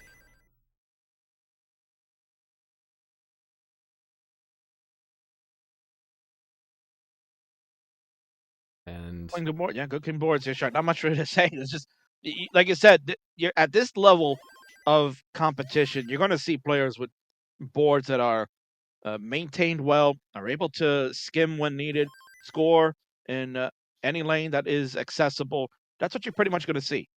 Although now, as I say that, SB getting into a little bit of a situation, but look at that nice resolve coming up. yeah, very nice. And fortunately for SV, Josh actually had to take a few burns, so Josh wasn't able to really capitalize all too much. However, Josh has a lead, and he's behind in lines too, which is weird to say since normally he's the one that's ahead in lines because of how aggressive that he normally plays. I think But he's taking a little bit more of a reserved approach right now, especially for this game number 2. He knows that he's got one in his pocket, but you can't give it away. If you're gonna lose, you want to lose on the 19 where you know the speed has increased and it can be difficult as a DAS player to maintain that throughout for like 10 levels. Essentially, you're going from 19 to 28 at that same speed. It's an endurance test of being able to manage the board. So if you're him, you want to just keep this close, and you just saw what happened. As we can play the 19s, but when the game doesn't give you the right pieces and you get yourself into a little situation, it made the difference. yeah, and of course, one other thing that makes, Josh a terrifying player is he's gotten numerous comp maxes before. In fact, he has one of the highest comp scores with Daz, getting a 1.1 in competition, which there are very few Daz players that have gotten 1.1s in competition. And, being able to get that, we're reaching kind of like, that Tapper territory. So he can play Monster 18 and 19. And the way he's shaping up this game, we're looking at a 550 transition. Maybe we might be able to see the max here from Josh. Or from SV as well. SV not too far behind. In fact, ahead by around 2,000 despite being ahead in lines. Yeah, for those that are watching right now, you can see the Tetris rate counter there. It's 57 now for Josh. He's taking some burns, but he'll bring that back up to 59 with that Tetris. 410 for Josh, 385 for SV. The Tetris rate is important to look at as well. Kind of lets you know where the players are as far as reaching max out city, as Sharky was just talking about. 60% is pretty much the minimum required to pull off a max out if you play optimally when you go to the 19 to 28 levels there. And it'll be important to see. We'll see Josh continues to be aggressive here in the last 14 lines. Or would he look to just try to maintain this board and get it ready for the 19 and try to win it there? Yeah, So speaking of Josh, aggressive, SVN going for the center wheel Tetris does get it, but I know it costed him a couple of burn lines there. like you say to yourself, is it worth it? And perhaps it won't be, but still close game. It's a 1,100 point Chucky. Here we go. Transition for SV on the right at 484. Takes the lead momentarily. Josh with 2 more lines to burn is going to be Tetris ready. And there it is. Josh going to transition at once again a 500,000. Oh, wait. SV. Oh, that left side. Okay. Can they get a piece over, though? They need to get a piece over. Maybe. All right. Tuck a piece over. Can they get eye piece? Oh, no. SV is going to top out at 511, which means Josh has secured his spot in top 8 broadcast for tomorrow. Oh, my word. The five-time CTWC quarterfinalist now makes it 6 as he's going to make it to the quarterfinals. He's punching his way through. Oh, yes, look at that man. He's so happy. Oh, Sharky, that is one of the happiest men on the planet right now. He's jumping out of his seat. He's probably saying, boom, shakalaka, all over the place. Somebody call the neighbors. They're on the phone right now saying some crazy man is screaming at the top of his lungs. And he has made it into the quarterfinals of the silver bracket. Oh, my word. Josh Tolles, what a run today for him. And he did it without a loss, too, Chucky. He's 2-0 in both of his matches, 4-0 on the day.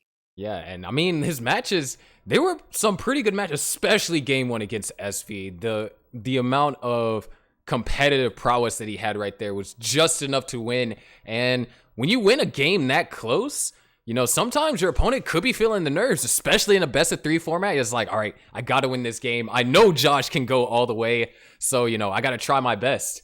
And at the end, SV just couldn't follow through.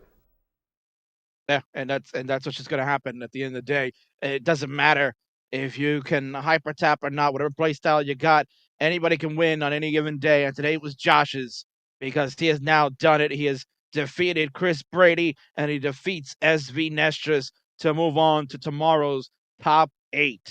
Wow.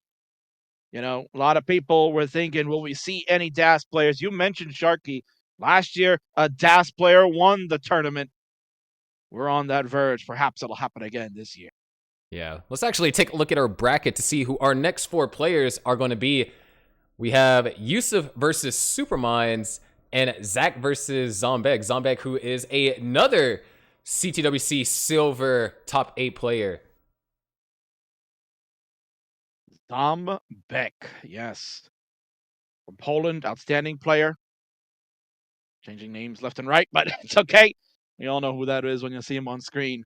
Yeah, it's going to be a good one. Zach, of course, most notably for getting the max out on their final attempt in qualifying to at least get to the spot now for silver. So that's amazing. And did it on a level 9 start, of course, Sharky. What an OG right there, right? That's truly like calling your shot, like a Babe Ruth. You call your shot and say, I'm going to hit it out of the park with a level 9 start, and did it. That's how amazing that is to get a level 9 start on your last attempt and maxing out. Oof.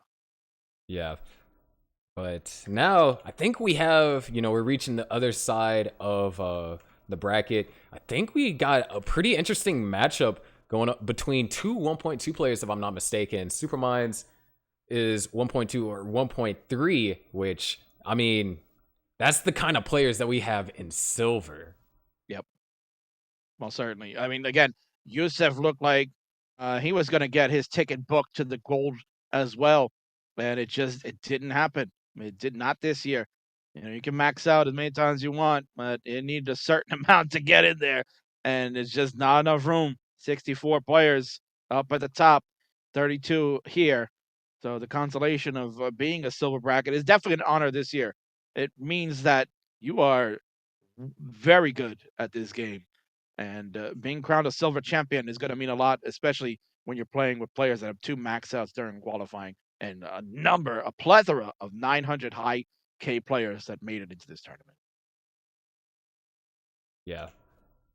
So, just honestly, like, excellent play so far. And, I mean, it's only going to get better as the day goes on. Players going to have times to warm up. And, we've seen this happen with brackets and gold, where as time goes on, players just get better and better. Because, I mean, CTWC nerves, they're real. They most certainly are real. I mean, you better than anyone else would know, right? You've been there. You've played on the biggest stage of them all. You've had millions watching you on all the different platforms that the CTWC has been on. So of course, you've been at a live event too. You've had all those eyes on you. So you've been in those waters, right? And you swam very well. So we'll see how our players do in this case. We'll see who will rise to the top and who will crumble the opportunity. Yeah. So looks like we might be getting some tech issues from I believe one of our players. So we might be going into a 2-player scene. So we're trying to look and hear more from our amazing staff. But meanwhile, King, do you know what's a good console to play video games on? There are so many different consoles, Sharky. I mean, I own quite a few. And why don't you tell me which one is your faves right now? Definitely console I'm looking at owning because it's just so good. It's impossible to get your hands on unless you want to pay, the scalpers like 500 over retail. Is the Xbox, Series X and the Xbox Series S. Xbox is sponsoring CTWC this year, and I mean the Xbox, an extremely powerful console, is one of the best platforms to play the amazing Tetris Effect Connected, which I mean that's where it was first featured on, and it's very immersive, and they also have, a lot of games. Game Pass, which is a big thing. You get Game Pass, you can play whatever you want. I know because of Game Pass, I played some of my favorites like Dragon Quest and Nier Automata. But it's coming soon. Halo Infinite's going to be coming out. No, don't know if you're a Halo fan. Halo was the first game I played, and that's how I got into gaming. So definitely huge shout out to Xbox for sponsoring the CTWC. Yes, I used to play that game back when I originally had the first version of Xbox, which had so many different faults to it back in the day. But that's the beauty of consoles and what they've done today is that they've evolved and are now perfected to the point that, like you mentioned, the new Xbox X and Series has been out for a year now, and the overwhelming response of how good they are is the reason why people, if you don't have Xbox and you are a big supporter of all these games out there, like as Harkin mentioned, Halo, and of course Tetris Effect Connected, which is going to have their own World Championships coming up soon over the next couple of weeks. So make sure you stay tuned to this channel to find out. If you want to participate in World Championships just like that, get yourself the Xbox, whether it's any of those series there, and be a part of the Effect community. You know, the Enhance is doing some great things there, and why not be participating in that? Get yourself one of those consoles, get in the game, be a gamer. Hey, gamer, come on, let's go.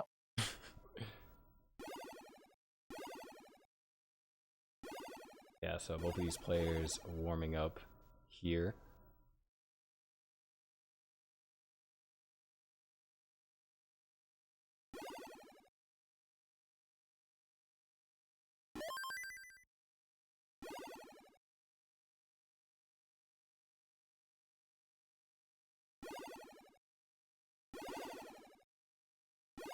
So we also have Zombek, another 1.2 player, going up against Zach,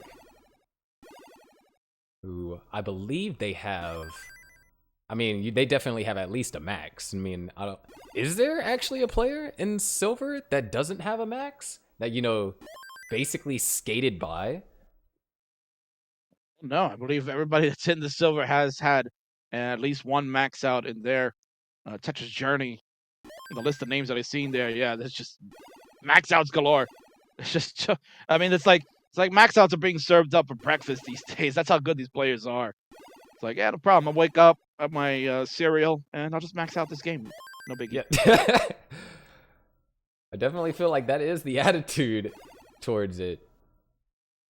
I know, like, back, you know, just, I mean, even just like 2 years ago, whenever I had my first max, like, when you got a max 2 years ago, everyone celebrated. It was like the biggest thing. Like, you might have been the only player to max that week. You know, everyone's like, hey, did you hear Sharky just maxed? Or, you know, whatever. Now, it's like, you max, everyone's like, oh, cool, you max, you know, congratulations. And then we move on just because there's over, you know, 300 max out players now. It's so true. That's kind of what just had. It's like, oh, ho hum, I got another max out again.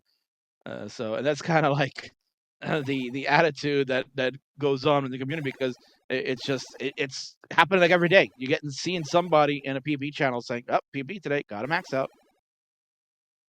So it's not. It's still an amazing achievement, right? We would never say that it is not, Oh, but yeah, I think for at the sure. rate of how many people can get them is now no. So it just tells you that the player base has grown exponentially and will continue to grow too with different playstyles now appearing. I mean, arguably, you can compare it to like what it's like getting a sub 5 minutes in Super Mario Bros. Like the very first one on the NES. Trust me, I will never speed run that game. I don't even think I've even beaten it still. I don't. It's been that long. But both of our players are ready. Let's go ahead and get them counted down to our next match here in Silver Bracket. Here we go in 3, 2, 1. Tetris. Off. We're off and running.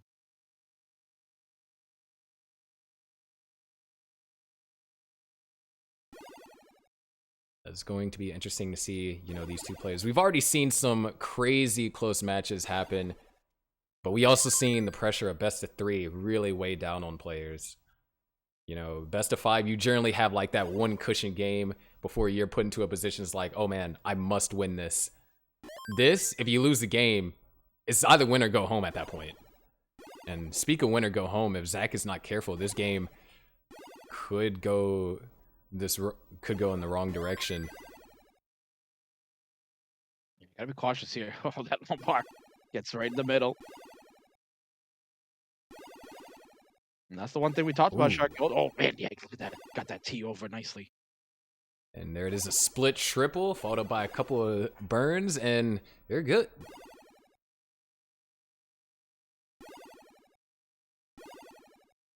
So on the left, you got Zombek. Some people might know him as Muscles there. Got his flex shirt on. See that? He's flexing. He's got his biceps bulging there. Sharky, a lot of people know him from the Polish community. Yeah, I mean, he's gone through several name changes. I remember last year, I think he was called like Subway Sandwich Man or something like that. Yeah. Mealchuck, of course, is the most notable one. But it doesn't matter, whatever name you want to be called, as long as you can play this game really well, that's the most important thing, and that's what we're here right now. You see that Zombek 109 to Zach's 117. Zach was able to get this board under control. So those good piece placements, able to keep Zach alive. Yeah, Zach is actually taking the lead as well. So, you know, turning that sticky situation into just a small lead could potentially increase it more. Yeah, they knocked down that Tetris. So 164 to 138.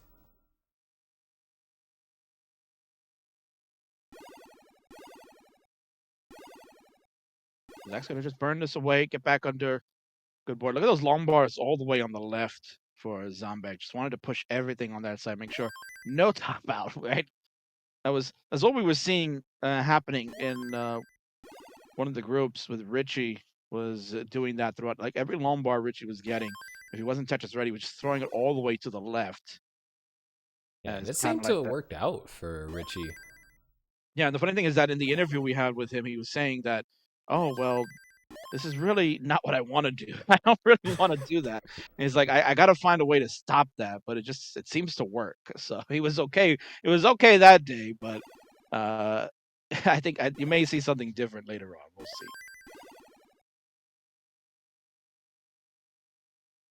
Yeah, still really close game going on so far here.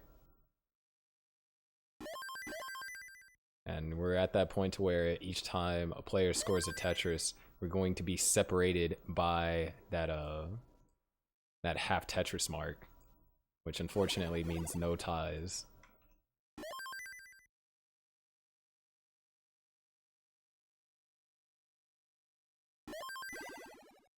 So nice skim there for Zach. Gonna lead to a Tetris. 314 for Zach. 302. A Tetris. Zombek gonna take the lead right back. So good game here going on, Sharky. These two are duking it out. They know what's on stake. You know what's at stake here. Want to book a Yeah. ticket to that top 8. And this is, Arguably, that first game is the most important. yeah. I mean, it's set the tone for most of the matches. I mean, let's think about it here, right? So, pretty much most of the players that have won game number 1 have moved on and won their match. So, I'm not calling anybody that lost game number 1 not winning, right? Yeah, and we're nearing the transition here. Both players clean stack. Zombek just 1 Mino off of being Tetris ready, and I think this is like one of the most annoying things in NES Tetris is when the long bar comes and you're just 1 square off. That, and of course, frame perfect misdrops.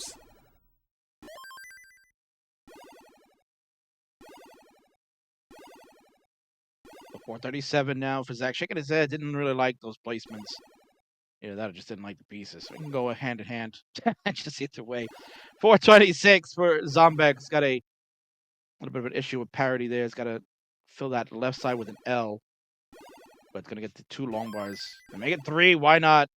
That Ooh. is beautiful. God gift of RNG. It's just perfect. Looks like Zach is going for, gets the leftward Tetris, transitions at 471, and this is going to cost them a couple of burns to try and get out of this. I mean, they could set up for a center well. Oh, are they going to set up? Zombek transitions at 479.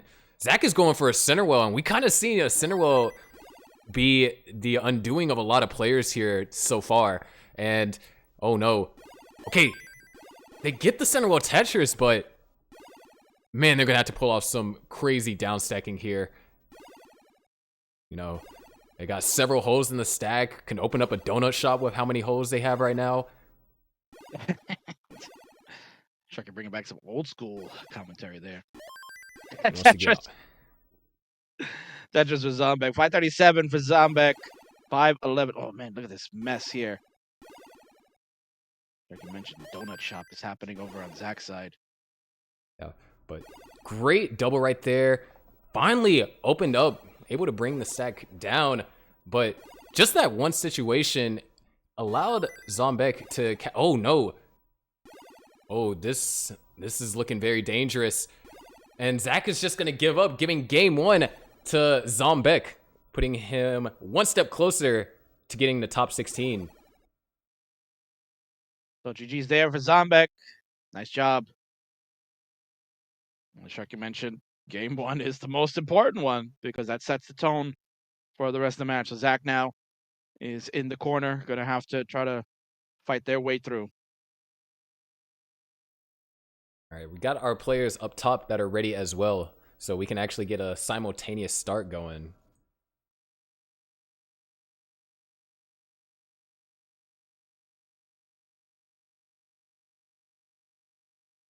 We got readies all across the board. Let's get game one counted down up top and game two counted down at the bottom. Here we go. 3, 2, 1. Tetris.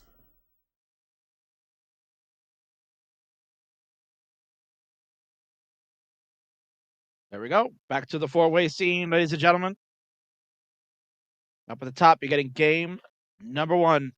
It's Superminds and Yusef. Yeah, I think Superminds is one of the players that a lot of people are poised.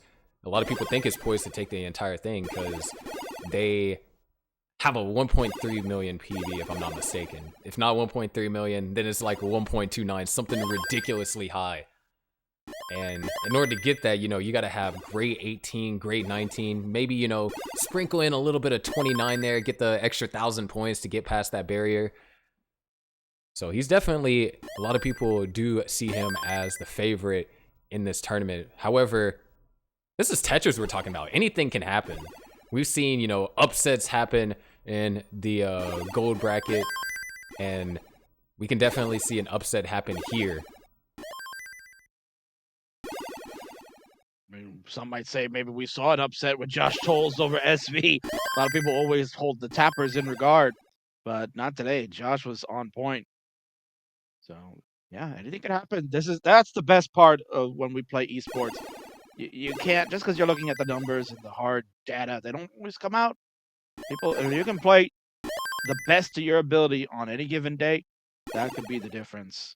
That's what these players are doing. They're fighting to get that chance to be a champion. Yeah, I agree. Numbers can only tell you so much, but at the end of the day, it's what happens in these matrices and what goes down. And all it takes is just, you know, a bad day, or, you know, maybe you just had a really bad game, you couldn't get things going, and you're out the tournament, and you just been upsetted. That's all it takes.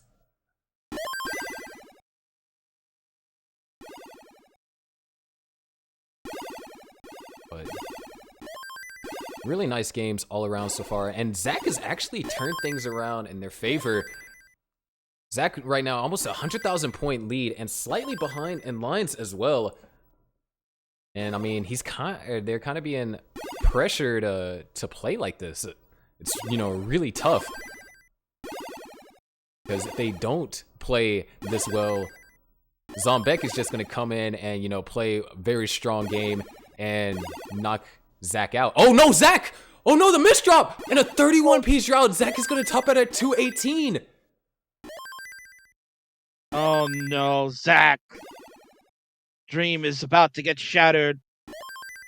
Zombek still has to chase this down, but we're on level 18 here, Sharky. A ton of lines left in favor of Zombek. And we'll see if they're going to build up and do it in style to just take their time and assure themselves heading into the next round. Yeah, at this point, you know, definitely can get this before 19, and, you know, generally in chase downs, if it is possible, you want to chase down a score before 19. But man, 31-piece drought and a devastating misdrop just brought a 90,000 point lead to now a wait. Okay, for a second, Zombek could have actually tied the score. Do you dare try that? I would. But nah, it's fine. He could just get all the points that is necessary.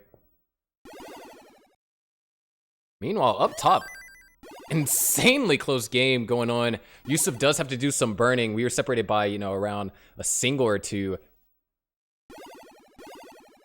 And, man, this burn seems like it's been a prolonged burn for Yusuf. And there it is. Zombek is good, and we'll play the winner of Superminds versus Yusuf. So I like that. I like what Zombek did after he scored the Tetris. He threw the controller and was put in his hands like that. Like he cleaned his hands. He's like, I am done. I like that. Nice little finisher. GG's there. yeah, we'll get our 2-player scene up shortly.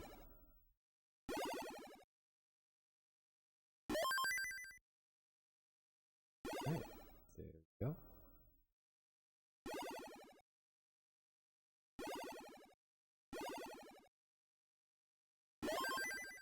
But still, it was still a relatively close game despite Yusuf having to deal with that situation. Yusuf opens up the center well, and okay, they're gonna burn it out. We are nearing the transition. I mean, at times, we kind of see this happen a lot with sometimes in high-level play is because of how good players are nowadays, we get so focused on trying to be as efficient as possible, getting every single last Tetris. But sometimes that can lead to situations on 18 going into 19 where now you need specific pieces to help you survive a certain situation. If they don't come, you top out when you had like a really good game. So you do got to be careful with that. I mean, it still happens with high-level play. Supermind is going to transition with a very powerful 560,000, and Yusuf transitions at 409 and still isn't really clean. So Yusuf's got a lot of work cut out for him. Yeah, now 200,000 points. Oof. You're asking a lot, but it can happen. We've seen in so many different competitive matches that if you can get this board under control and stay steady and be efficient with the Lombards that are going to be coming in, you can chase this down. Supermind, look at that. Wow. Tetris there, just so fast. That rolling. Look at that. I'm glad that Chucky's got that hand nice and zoomed in. You can see exactly the beautiful grip. And as mentioned, Chucky, you mentioned right on the knee, just using the knee as like the table, so to speak, but then being able to use the glove and the fingers to be able to roll on that, keeping things nice and steady. Looks like Yusuf might start to... Oh, actually, a couple misdrops from Superminds here. If Yusuf can get the board under control, that can help him kind of close the gap. Superminds are now having to just do some amazing in-game 19-5. Oh, can they get a bar over that? Wait, I don't even think they get the bar. Superminds is going to top out at 691. Yusuf needs to get to 692. This is not line-outable. He has to score these Tetrises and try and chase it down. But, you know, that just proves rollers are not invincible. Indeed, and this is where the fun part's going to happen, Sharky. Can Yusuf be able to now spend the next 37 lines to be efficient to score and catch this down? It's enough time, but as you mentioned, gonna need Tetrises. Yeah, and right now, 30 burning to keep this board under control. Right now, just around 40, or no, almost, yeah, almost 40 lines needed, or left. They got to score roughly 5 Tetrises. That gives them a little room of runway, so I believe that's only like 10 burns. That's not a lot of burns, especially when we're talking about in a competitive setting. Nerves are running high. Close the gap. He needs 118,000, so 4 Tetrises now. He's got plenty of time to do it. There's 1. 3 Tetrises, and he'll be good. But, I mean, you also got to be careful. You don't want to just... Sometimes, if you just try and stack for Tetrises right away, a drought can just hit you. All right, 2 Tetrises left, and Yusuf will be good. Yusuf set up. There it is, another Tetris. And at this point, I believe Yusuf can line out. Yeah, some doubles and triples would really be efficient. On 28, a triple is worth about 9,000 points. So if we can get there, get this open up. Oh, there it is. And he does it with a Tetris. Yusuf is good for game one. Story there, just simply surviving all the way to no, not even to kill screen. Just simply surviving long enough to chase down the score. I mean, definitely if Supermines could have just survived an extra level or two, we would have kind of been reaching the realm of impossibility, because Yusuf was down by 200,000 points at a certain point during that match. Agreed, Sharky. Most certainly. That's the one part about this game that is so important that people sometimes neglect is survivability. You need that in order to keep these matches going.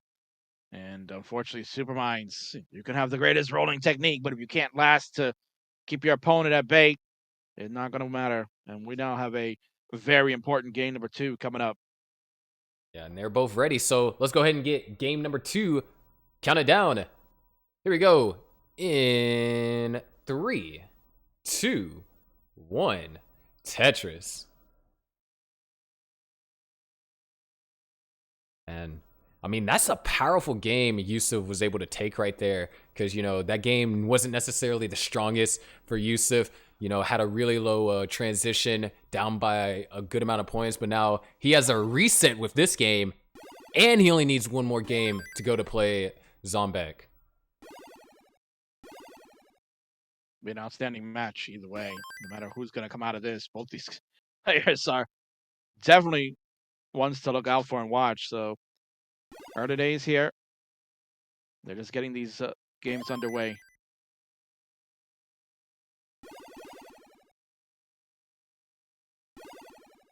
Yeah, no, Yusuf actually running into a little bit of trouble. Oh, if the long bar actually doesn't come. Oh, no. And there it is, an early top out for Yusuf. Supermines is good, and we're going to a decider. And just like that, Sharky, we're just talking about, if you can't survive long enough, then that is it. Just giving a gift away. That's the one thing you don't want to do in these best of threes. You can't give games like that. You gotta force your opponent to play tough. And Yusuf now gives one to Supermines. Yes, decider time coming up. I mean, fortunately, Yusuf did chase down that massive score in game one, or else we'd be trying to transfer over to Supermines versus Zombek right now. But they are ready again for the decider. Who gets the pleasure of playing Zombek? Is it going to be Supermines, the 1.3 roller, or Yusuf, the 1.2 tapper? Here we go in 3, 2, 1. Tetris. Supermines was counting down with you there, Sharky. The 3, 2, 1 signaling with their fingers there. Hey, I mean, maybe it helps get into it. I mean, sometimes for a lot of players, you know, playing great Tetris is just them getting into the groove. You got to get into it. This is a hype situation. This is crucial. Game number 3, the decider. Well, certainly no early top outs. If you're one of these guys, you gotta be able to survive. Can't give it away now. Yeah, I mean, there is no more give me's here. Yusuf had, you know, that one heart from game 1 to kind of alleviate the damage from game 2. But now, you lose, you're going home. Indeed. And what do you think is going through the mind of Supermines, knowing that they had a big lead, 200,000 points when you top it out, and having your opponent chase that down? If only you could have stayed alive a little bit longer, and you would have had game number 1, then game number 2 there. That gift would have got you your chance to play Zombek now. I mean, really, Supermines, all it is just he's like, okay, you know, I know I had a massive lead in game 1. Maybe, you know, my mindset going to these next few games is I don't have to, you know, play like I'm trying to get you know, a max out or a 1.1. I can just play, you know, play nice and calm, and if it, you know, try and keep the match close. Because remember, Supermines, he is a roller, and so that means that if it does come down to 29 points, he's going to have a much easier time getting those 29 points than Yusuf. And so much for playing a little bit safer as Supermine's getting a little aggro. Had a dirty Tetris in the middle, but has everything under control. And it's going to get another one. Keeping this to about an 8,000 point lead as you just got to be careful about that left side. There's a dirty Tetris for Yusef up there and opens up the well to get another one. Nicely done. Supermines will add one as well. And there's another one for Yusef. So 53,000 points the lead. 168 for Supermines. 222 now for Yusef. Yeah, really strong game for Yusuf right now. This is what you're looking for if you want to try and get, a mid 500k transition, which personally for me, getting that 550 is like a sweet spot. It's like, all right, I can get, I can easily max this game. So maybe that could be the same thing for Yusuf. And he's playing like it right now. Just really strong Tetris being played. Supermines kind of got into a little bit of high situations earlier on, but he's got the board under control. And with both of them, matching each other's efficiency, we won't really see the lead change until, either we get a drought or, someone makes a mistake that causes burns. Yeah, very true. That's what you want to do. You want to try to minimize any, try to, most certainly not have any mistakes, but minimize them as best you can. No more gimmies, as Sharky said. This is it. Comes down to one game. Somebody's going to continue on to this tournament and play Zombek. Yeah, I think it'd also be really interesting that two of our known rollers here in the silver bracket, they're on the same side. So if Superminds is able to walk out of this and also defeat Zombek, then we could, for a bracket finals for this side of the match, we could have a match between Superminds and Xeno, both rollers. I think that would be insane, a roller versus roller matchup here in the silver bracket. Yeah, that says a lot about the skill level that's here. Tremendous. As we are now getting close to the 100 lines. The turn, as Joey Parker would tell you, the turn is coming up. Superminds at 96 lines, 323. Yusef at 94 lines, 415 after a Tetris.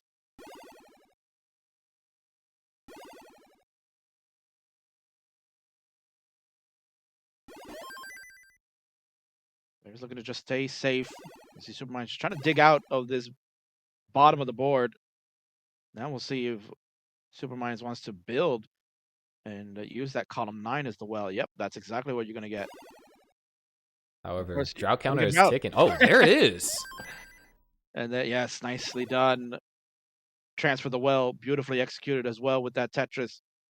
But look at Yusef's lead, Sharky. Now it's over 100,000 points. The tables are starting to turn. Yusef probably feeling maybe I should be the one to get 200K. And let's see if Superminds can catch me. Oh. Yeah, at this point, this is very strong position for Yusef. Superminds.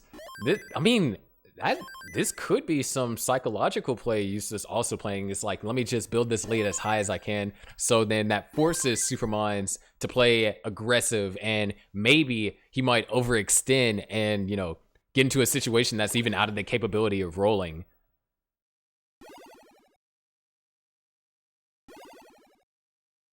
Double here for Superminds, 404 to 561. And 5 lines left. Now we got 4. We get one more Tetris on Yusef's side. Can look at a nice 585 transition. Superminds already there at 435. And there we go, Sharky. Decider time. Game number 3 comes down to this. Who's it going to be? Let's go. Yeah. Oh, no, Yusef. Yusef actually needs the long bar. Oh, let's see. Oh, no, couple of missed rotations. And Yusef's going to top out at 586. Superminds needs to get to 587. It looks like we've come full circle here. Superminds topped out with a pretty big lead. And now Yusef's the one that topped out with a pretty big lead, except for if Superminds chases this down, Superminds is advancing to play Zombek. Yeah, you'd hate to see it. Had a great transition, but again, you're probably thinking at that point, it's like, you got to kind of burn and get ready. Was starting to get up high already when Yusef hit that Tetris to change over with a nice high score. But then that 21-piece drought, Sharky, for a long bar. That's what does him in. You can blame RNG all you want, but at the end of the day, got to be prepared, especially in a Game 3 decider. Can't let that happen. Yeah, I mean, we've seen players, get 65-piece droughts and still end up winning the game. So it's not all down to RNG. But right now, Superminds is a Tetris and change away. Maybe a Tetris and a single. Yep. There's the single. And, all right, they're going to... Oh, wait. Could getting a little risky here. But there it is. The Tetris is going to do it. Superminds advances to play Zombek. Boy, amazing. Yusuf was probably smirking a little bit like, oh, he's getting into trouble. He's building a center spire. Oh. Oh, that was getting a little dicey, man. I tell you, people are watching in the chat, like getting on the edge of their seat, like, oh, please, Superminds, what are you doing? But yeah, Sharky confirms. Good enough. Has taken the game of the match. GG's there. Yeah, really amazing here. We're going to try and get our next play set up. Meanwhile, let's go ahead and take a look at the bracket here. As you can see, we're going to have Superminds versus Zombek, and then we'll be getting Joey versus Anomalous, and winner of that is going to play Max. Right. As unfortunately, as you can see there, Aurora, unfortunately, had to withdraw. Not going to be able to participate today, so unfortunately, we will not get to see her in action. So Max will move on. Max is also known as Pumis in the Tetris Circle from Sweden. Will move on and eventually play the winner of the Joey and Anomalous match, which is going to be a really good one. I can't wait to watch that. It's going to be another Das vs. Tap, old school CTWC. Joey Parker will take on Anomalous, who is known in the online scene. That's going to be a lot of fun. We'll see that one. But of course, we're getting prepared for the matchup coming up next. It is Superminds eking out the decider. I'm back strong in the third game. We'll take on Zombek, and the winner will move on to tomorrow's top 8 finale. Yeah, I believe we're on ad break right now, but oh man, just what an interesting storyline that match had. Just really interesting. We had, the 200,000 point lead by Superminds going into game 1. Had a top out around level 23, and Yusuf pulled off the chase down. Yusuf then gave a gift of a game, said, I want to take this to a decider. And then Yusuf had the advantage up by 100,000 and then topped out. And then it was up to Superminds to chase down and kind of gave a little bit of a little bit of false hope there with that sticky situation. It really was a sticky situation. But you said it during the match, Sharky, that it is the key. The key is survival in this game. And if you're not going to be able to survive, it's going to be tough for you to pull out the wins. Luckily for Superminds, a gift was given in game 2. Yusuf, that's the one thing you can't do in these best of 3s. In a best of 5, you have a little bit more leeway early on, but in a best of 3, you cannot have early top outs. So for the rest of the players that are playing in this tournament today, that are in the first 2 rounds, you got to know. You got to play safe. You got to be aware of the notion that an early top out could be potentially the end for you as far as the tournament's concerned. So we'll see if players are going to start adjusting for that throughout the day and play a little bit more cautiously, especially the next one that we got, because you got the roller versus a tapper, Superminds, and Missiles, Zombek, one-on-one. Yeah, it looks like we're experiencing some slight issues on Zombek's end. That's no problem, Sharp, because that can lead us to talk about a number of different things, right?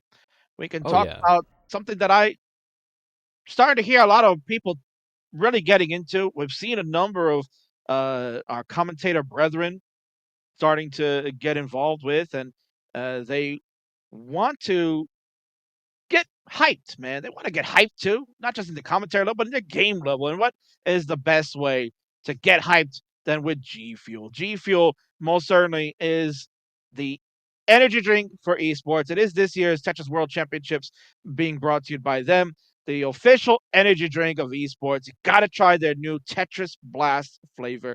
It tastes like rainbow candy, and who hates rainbows? Like, I've never met anybody in my life that says, "Oh man, you see that rainbow there? Hate it. It's terrible." No, everybody loves a rainbow. And if you want that flavorful blast of Tetris in your mouth, then get the new Tetris Blast flavor. And why not get it when it's 25% off? You can use code CTWC 25 to get 25% off of your G Fuel Tetris Blast. Get it today, gfuel.com. Sharky, when I'm done here, I'm going to go order it. I'm going to get it so that way I can have it for my streams and show everybody that if you thought I was hyped right now without it, I'm going to get even more hyped. My whole head is going to explode with the hypeness that I'm going to have when I have Tetris Blast, baby. Oh yeah, definitely. I mean, I just want to get it just because it looks like a nice container. You know, something nice to set on the side. I mean, you don't always have to consume it, but it's a pretty good container. Listen, you can tell by me, I love to consume things. So if I'm going to get something, I'm going to try it. So Tetris Blast, baby, gfuel.com. Use code CTWC25 for your 25% off. Offer is good until November 15th. So make sure you do it before then. Otherwise, you just buy it at regular price. I mean, buying at regular price is good too, but Yeah, still, you want to save money where you can, because you know what you could use with that extra money. You can buy some more G Fuel. There you go. You know what? Get two of them. Get two. You get one at the discount and get the one at regular price, man. Just get them. Just get them, man. Get them while you can. Well, supplies are limited. Yeah. All right. Looks like we got both of our players good here now. Let's go ahead and take a look at them.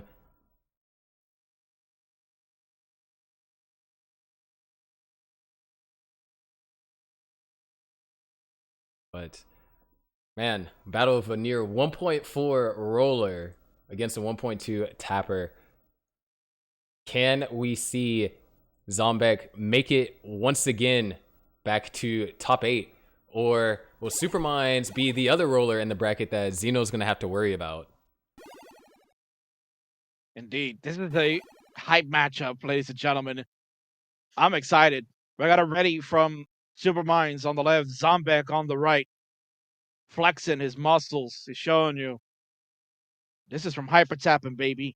You want to get fit, you hyper tap. But also make sure you balance the arms that you hyper tap. Can't have your left arm stronger than your right arm. Oh man. Well, that's why you gotta get two controllers, right? You get one regular and one goofy. Yeah, you mind meld. Simple. Just mind meld with the two controllers. Hyper tap those buttons. There you go. And in 3, 2, 1, Tetris. Here we go. Sharky game number 1 of a best of 3. The winner will move to tomorrow's top 8.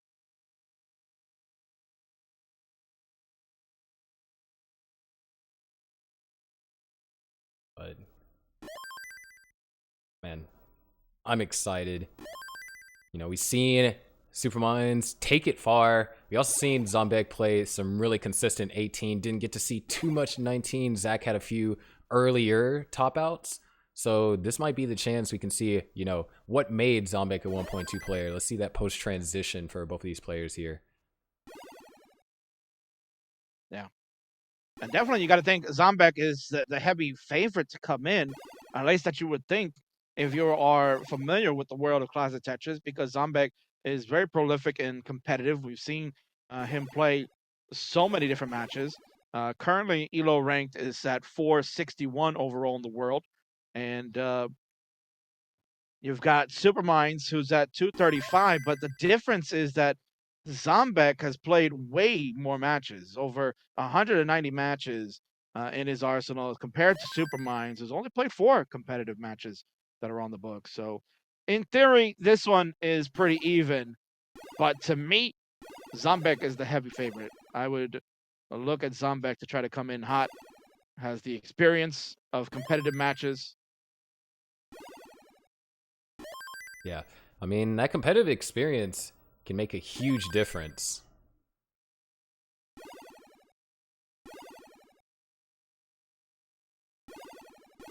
But, of course... Sorry, I saw the line spin there, Jug. You had to call it. Oh, wow, Zombek. Yeah, Zombek. I think one of the coolest things about this bracket or about the silver bracket in general, is it's super, super diverse. We have players from all around the world in this bracket. I mean, Zombek, you know, he's representing Poland. Yeah, he is. There's a lot of good players out in that part of the world. They had a Polish qualifier that he participated in, and it was a little surprising that he didn't make it as far as people thought. He ended up losing the semifinal against Mihu in a good best of 5 match that they had. But again, he's still considered one of the best out in that part of the country. And you can kind of see it. He made his way into this silver bracket. He's already defeated Zach in the first round, now taking on this high roller in Supermind. So we'll see. We'll see if Muscles can do it. It's kind of funny too, because Superminds is the only player from the United States that's in this group of 4. Everyone else was from a different country. And I think, you know, that you got to thank Online for that, giving these players a chance to, you know, come out and play at the World Championships, because in person, that's, you know, you got to sell an arm and a leg. Well, probably not an arm, just probably, you know, both legs, so then you could play Tetris. I imagine. Imagine doing that. But yeah, you know, Superminds defeated Youssef, who is from Azerbaijan, the first ever player from Azerbaijan to qualify for CTWC, so that is noteworthy. And then Zombek defeated Zach, who is from Argentina.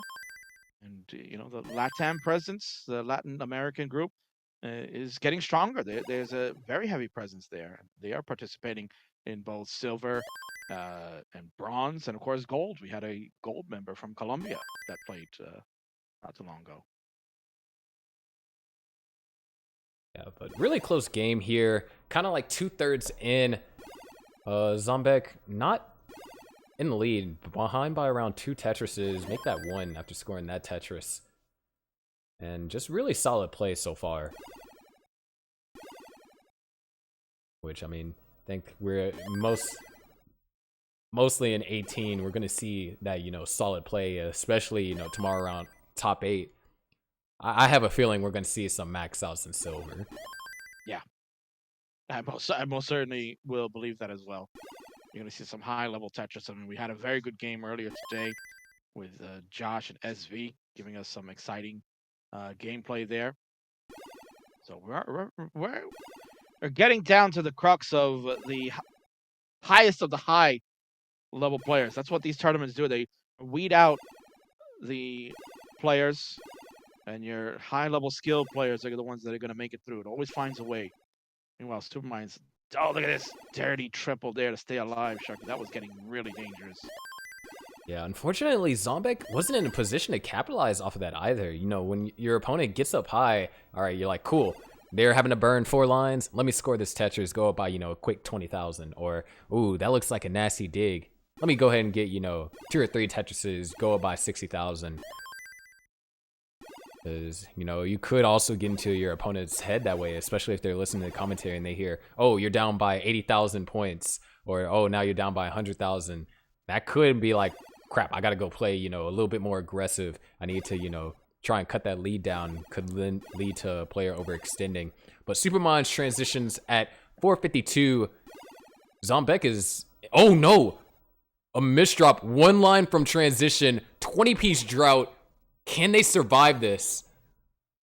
Oh man, this is gonna be the dirtiest Tetris ever, and they can't get it over. Superminds is good for game number 1. GG's there. Yeah, tough break for Zombek. Looked like he was gonna get it. It was very high up. That would have been so dirty for a tapper, and it just doesn't work out.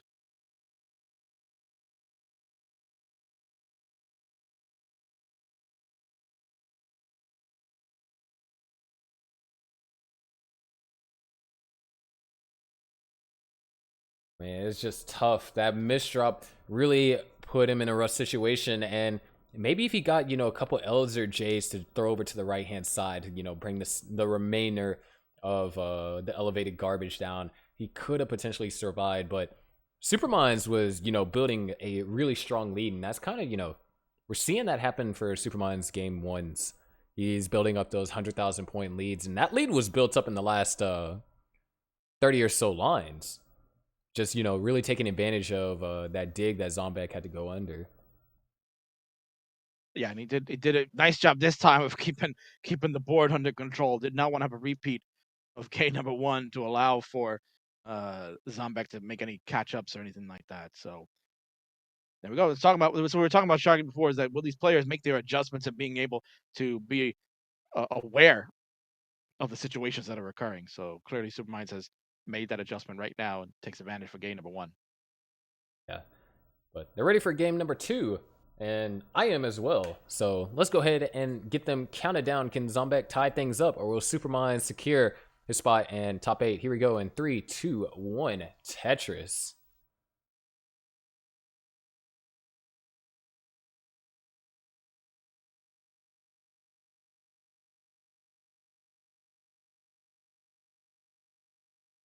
We're underway. Big important game number 2 for Zombek. Important game, of course, for Superminds, because you like to close it out, not have to play an extra game, not have to go to another decider. Definitely don't want to do that, but more so for Zombek, knows that this is it. You can't be given any more away. You have to play strong. You got to play good. And off to a little bit of a rough start.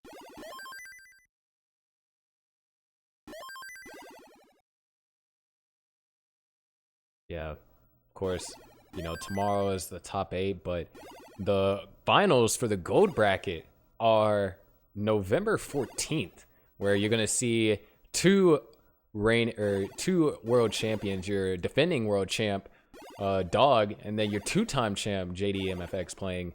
And you're also going to see some other players, as well as, you know, a player that a lot of people didn't expect to be there. So a lot of people are rooting for him to pull off, you know, the upset of upsets. Yeah, that top 8 will be happening on November the 14th here on this channel, the main channel, Classic Tetris 1. You do not want to miss out. As Sharky said, the 8 best players in the world will be going at it for the championship. You're watching here the silver championship. These are players that seeded in qualifying from 65 down to 96. So these are your players that are very good as well too. Just you needed to have an exceptional score to even make the cut for 64. Shark and I talked about it earlier in the broadcast, for those that are just joining us, that 2 max outs technically were not sufficient enough. You needed 2 max outs and like a very high 900k score to somewhat secure a spot in the 64 spot. It's insane. We got max outers here that had 2 in qualifying that are playing in this tournament. That's just the level of competition that we're at now, Sharky. It's unbelievable. Yeah, I mean, like we said, like, you know, we pointed out earlier, Superminds almost has a 1.4, and they're playing as bottom seed in the silver bracket. They're seated towards the bottom. Imagine being, you know, that's just how crazy it is, where you can be a player that is in like the top 20 or so PBs in the world, and the competition is just so tough that you're in silver. So, I mean, making any bracket this year was just truly amazing. Yeah, so these players most certainly need, you know, kudos for that. They're playing in a high level tournament. This is not some rinky dink thing that's put together. This is high class, high level skill with prize money at the helm. So that's what these players are doing. They're not just playing for prize. They're playing for prize money. You know, that's important to think about too as the game continues to evolve.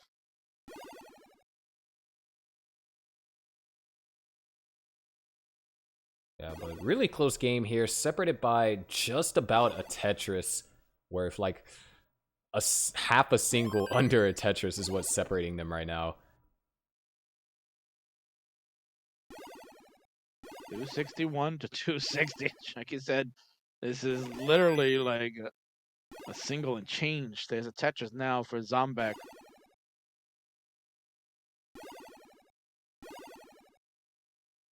Slimmest the leads going on right now. Superman's just trying to get this board back under control.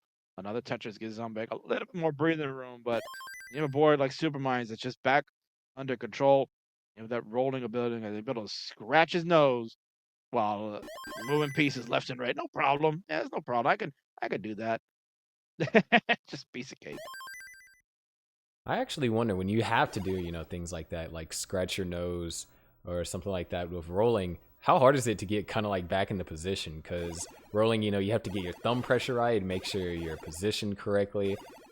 Does that mean like you just have to mentally hold it together whenever you have like an itch on your nose?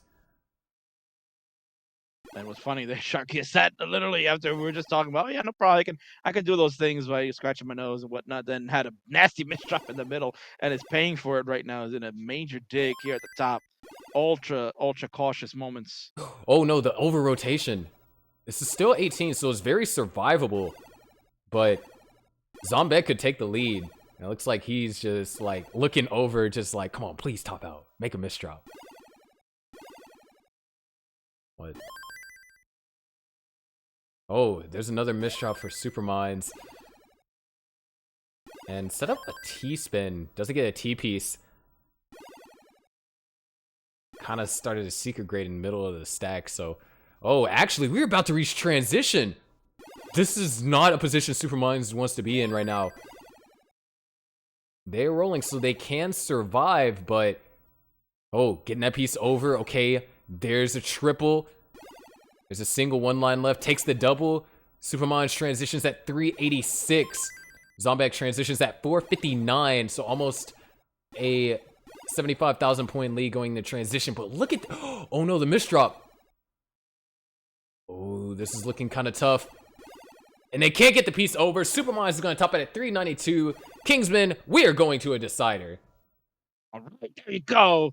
Zombek muscles his way through that one and has taken game 2. And as Sharky says, we'll go to the decider to settle this. Winner books a ticket to tomorrow's top 8. Wow. GG's.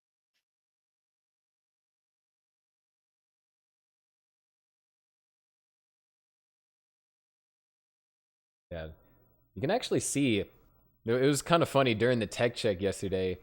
Superminds came to a tech check and he was playing with his headphones on, but we couldn't see his headphones. And it wasn't until like he's like, "Can you guys see my headphones?" And I was like, "Wait, what? You're wearing headphones?" Are they the same headphones that they're wearing right now? I don't know. Pretty sure they are. Wait, we can see them, so that's a plus. Anyways, both of these players are ready. Let's go ahead and count them down to the decider.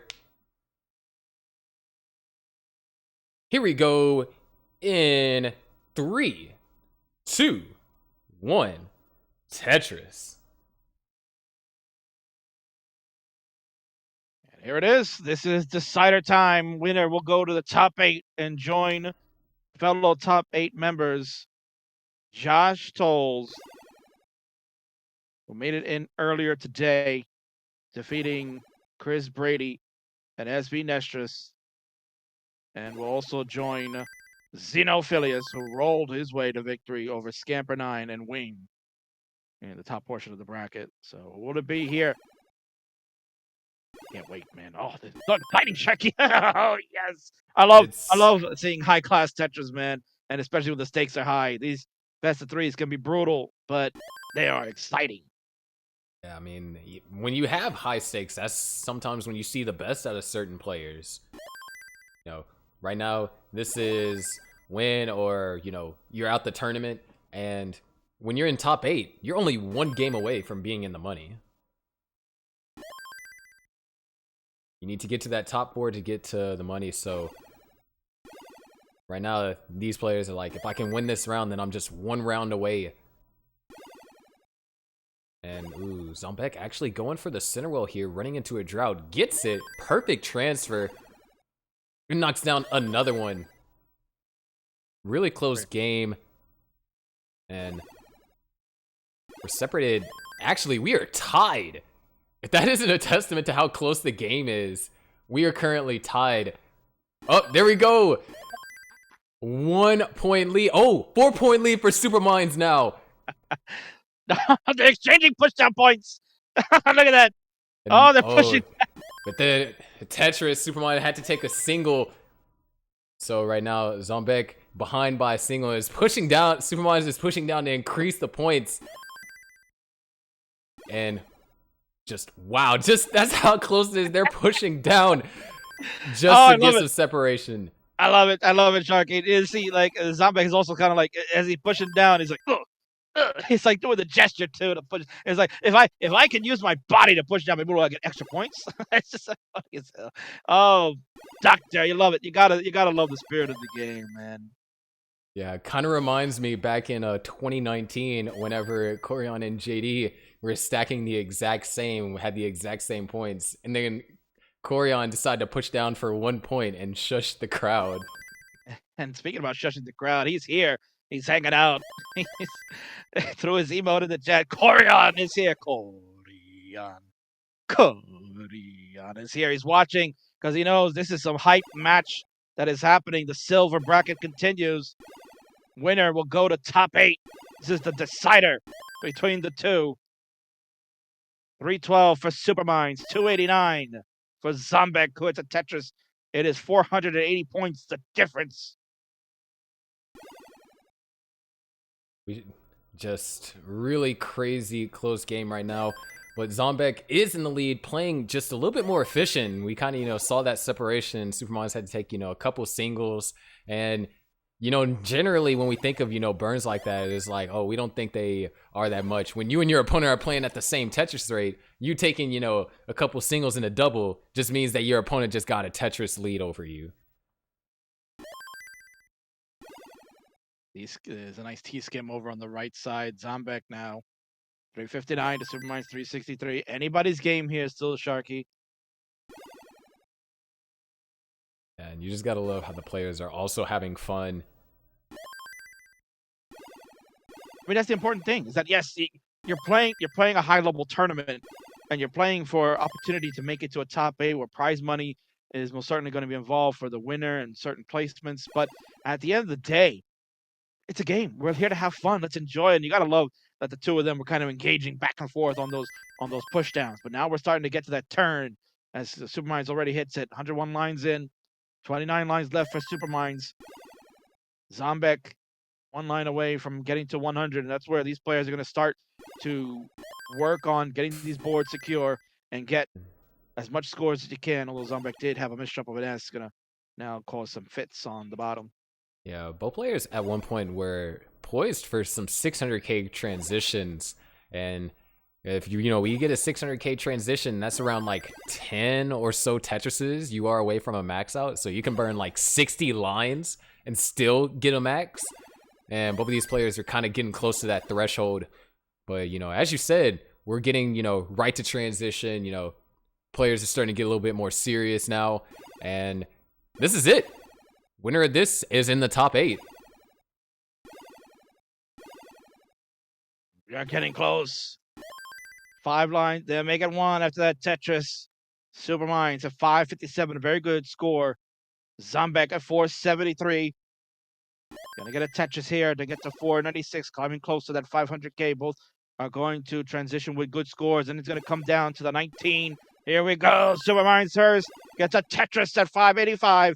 We're on level 19. Zombek's going to get 1. It has 1 more to burn before we go and change over. There it is, Sharky. Let's go!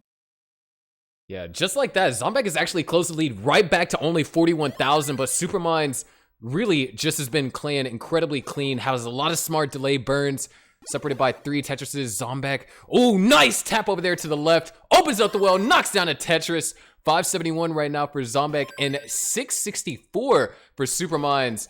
King, we were talking about seeing that game where we see one of these, or at least one of these players max out. We might be able to see a game where if things continue to go well, both of these players max out here. Oh man, it's a race to potential max out city, but it's also a race to see who will make top 8. The tension will start mounting. We're on level 21. Superminds has some holes here at the bottom on 22. It's going to take some time to burn. This is Zombek's chance. He's got a clean board.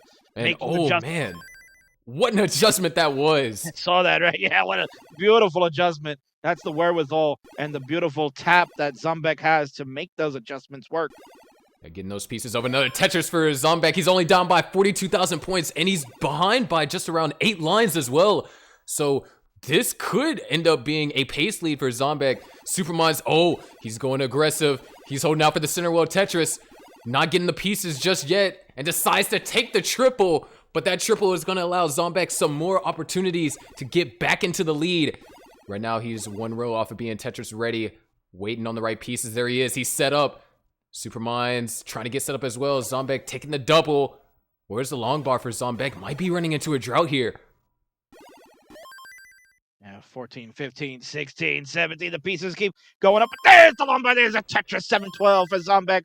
756. Oh, another Tetris for both. So the distance stays about the same, 44,000 points. And as you mentioned, Sharky, Zombek has the lines advantage for the moment. And oh no, Superminds, he brought that piece back. He's starting to get up a little bit high, but this is where that rolling is really going to come in hand. Cleans it up like nothing happened, but a Tetris for Zombek. We're now only down by 15,000 points, but Superminds knocks one right back, 825 to 777. Zombek, beautiful double into a Tetris. Take us all the way up to 812. And man, we're just getting really close here. The last few levels, missing out on a single Tetris can turn the entire tides of the game in a player's favor. But Superminds right now, he's going perfect. Waiting on the right pieces. Wow, Tetris after Tetris, 927 for Superminds. Zombek at 820. And oh, Zombek with a massive drought going on right now. Oh no! Gets the long bar for a Tetris. Now needs to get a long bar over there to the left-hand side, but just like that is down by 137,000 points. Superminds only 4,000 points away from a Tetris, or from a max out here. This is looking dangerous, King. Oh my god, Zombek still has some lines to work with, but down 140,000 points. We're on level 28. You're only going to get, like, if you can Tetris the rest of the way, only going to get, like, 90,000. Zombek's got to set up for at least 2 in it. No, he needs to set up for 1 more on 29. He only has 1. He doesn't have any lines to burn. Oh, he's setting up. If he gets 2 long bars. Oh, no, he doesn't get it over. And that's going to do it. Zombek's going to top out at 936. If he would have gotten that last Tetris, got the second one that he built up in 29, and then scored 1 more single, he would have been good. But there it is, a max out in silver. Superminds, congratulations. You are advancing to the top 8. GG's right there. You called it, Sharky. Are we going to get the max out? And you got it right there. Oh, man. Superminds. Going like a Superman, flying out there and getting to Max Out City. The first one for this tournament in the silver side. Congratulations to Superminds. Oh, man, Zombek, you gave a hell of a run. That was tremendous, but gotta have to beef up that muscle a little bit more. Couldn't get that last tap over. We'll see you. That's what we were talking about, you know, at the beginning of the broadcast. We were saying that, you know, even though these players are labeled as silver players, that right there is some gold bracket play. Without question, Sharky, that is gold bracket play. Any of those, both those players deserving of making it into a gold bracket. Just this year, the field was stacked. The field is stacked with the best players in the world that were able to make it into 64, fighting tooth and nail. Having amazing qualifiers. I mean, what more can you ask? But these two certainly gave us that type of performance that is gold worthy. The silver bracket, just as spicy. And with best of 3s, it's even more dangerous that we've been seeing today. And our next group most certainly is going to make it even more spicier. Oh, yeah, of course. You know, now we have 2 rollers that are on this side of the bracket. It's possible we see a roller versus roller matchup, and I want to see a kill screen battle in silver. I think that would be absolutely amazing. But, you know, that best of 8 now, or not best of 8, but that top 8, you get to play in best of 5. So a little bit less pressure, but just as exciting. It will certainly be exciting. It means extra games that we can watch to see if these players can make it to Max Out City and beyond. As you mentioned, I would love to see rollers going at it and taking it to level 34, 35, 36, 37, 38, whatever it is. Maybe we get to level 52. Why not? Let's take it there, guys. Oh, man. I am so hyped for tomorrow's top 8. You can make sure to stick around with this channel. You'll be able to watch it. It'll be here, Classic Tetris channel. You're going to get Sharky hosting once again, and the 2-time world champion, Joseph Saley, will be here as well on the comms. And you're going to get some JD in a little bit. So stick around. Don't go anywhere. Plenty of Tetris action still to come. We've got our final group of the right side going in a few moments. So hang out there, and then the second half of the silver bracket will continue. It's going to be awesome. Yeah, we actually got both of these players warming up right now. In fact, they're warming up on 19, and they're looking pretty strong. Let's go ahead and take a look at them. Joey versus Anomalous. This is going to be absolutely insane. Yeah, this is going to be a good one. So for those just joining us, usually we have 4 players going at once. So you're only going to get a 1v1. Unfortunately, one of our players was not going to be able to make it today. So they have withdrawn, and she will not participate today. So that'll give a bye to our player Max, also known as Pumas from Sweden. We'll get a bye, and we'll play the winner of this one. So Joey and Anomalous will go one-on-one and have the right to play Max coming up. Best of 3 once again. So anybody's game. Joey Parker, of course, legendary CTWC player.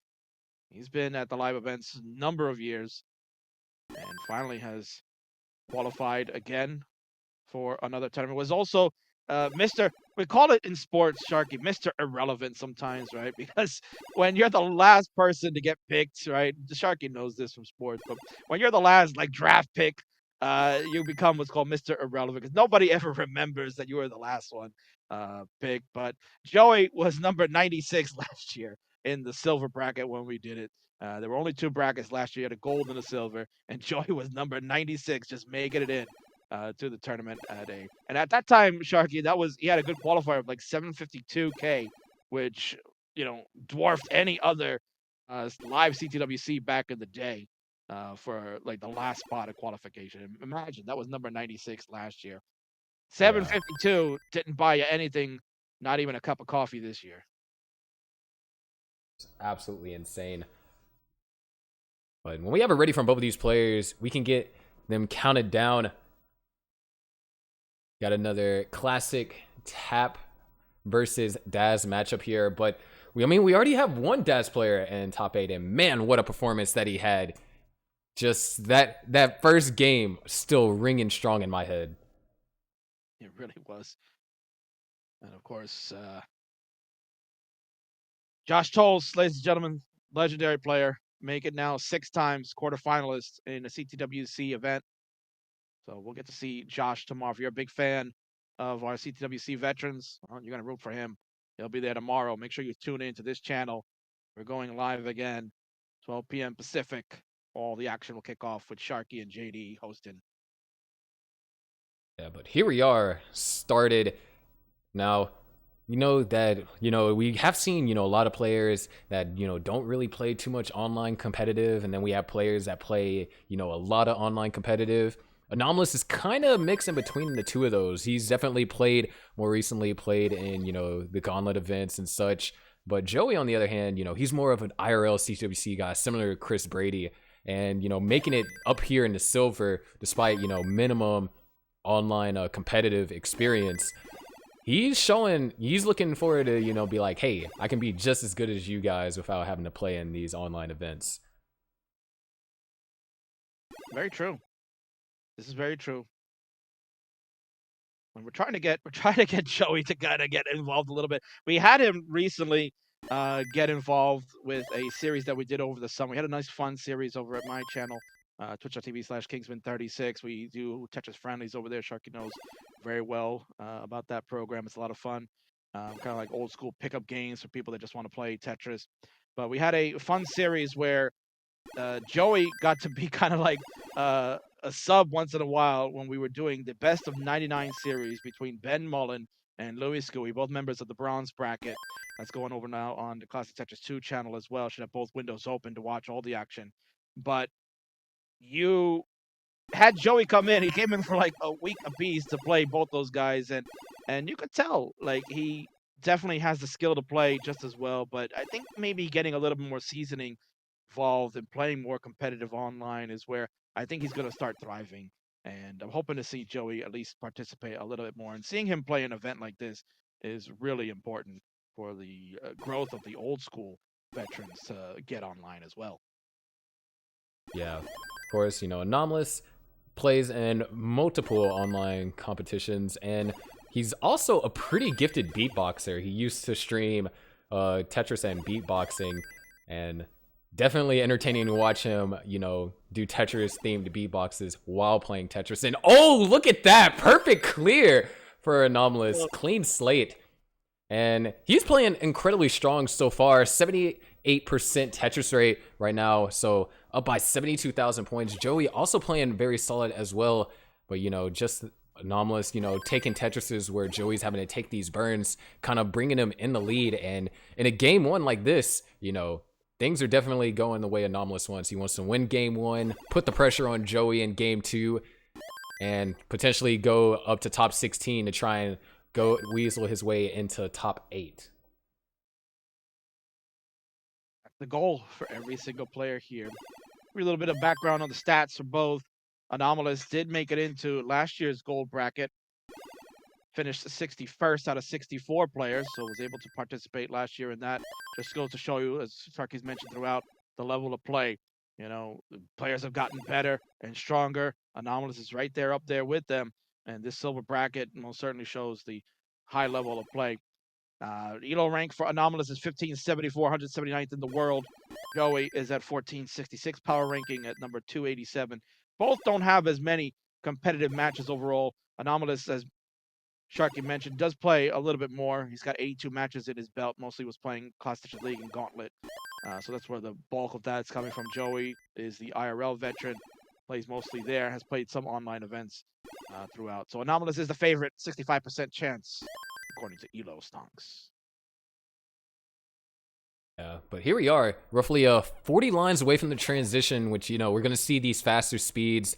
Anomalous, you know, with this, he's tapping. You gotta like that. This is one of the more unique tapping grips that we've seen, you know, hands crossing over each other. And then, of course, you have Joey, who, if I'm not mistaken, Joey had the potential to get that max in his quals. He just needed that one last Tetris and unfortunately covered up the well right as soon as the long bar came. So Joey's capable of some great post-transition.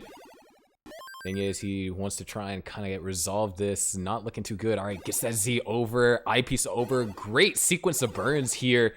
And just like that, Joey has nothing to worry about. He's ready for a Tetris. 15 lines left till transition. And Joey's actually taken a sizable bite out of Anomalous's lead.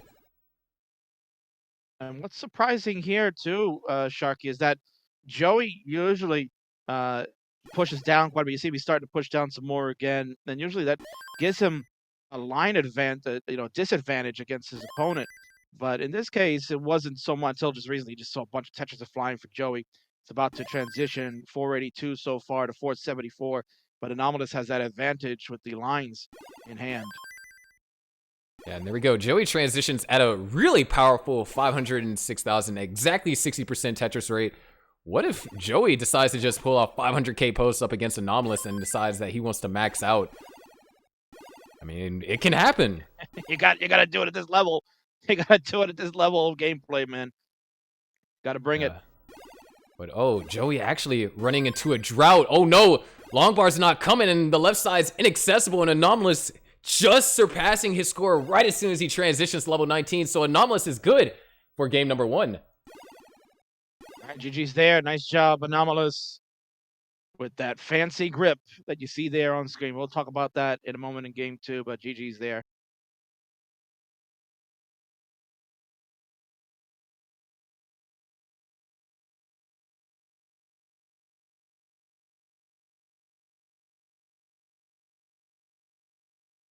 There you go. Anomalous is doing his fingers.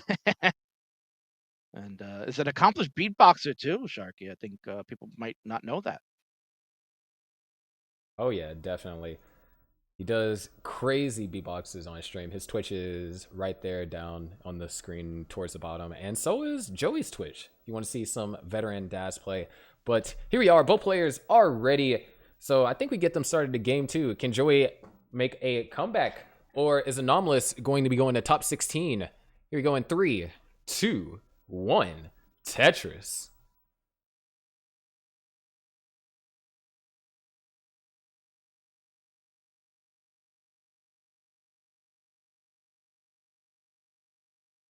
And a lot of overhangs up here to start with Anomalous.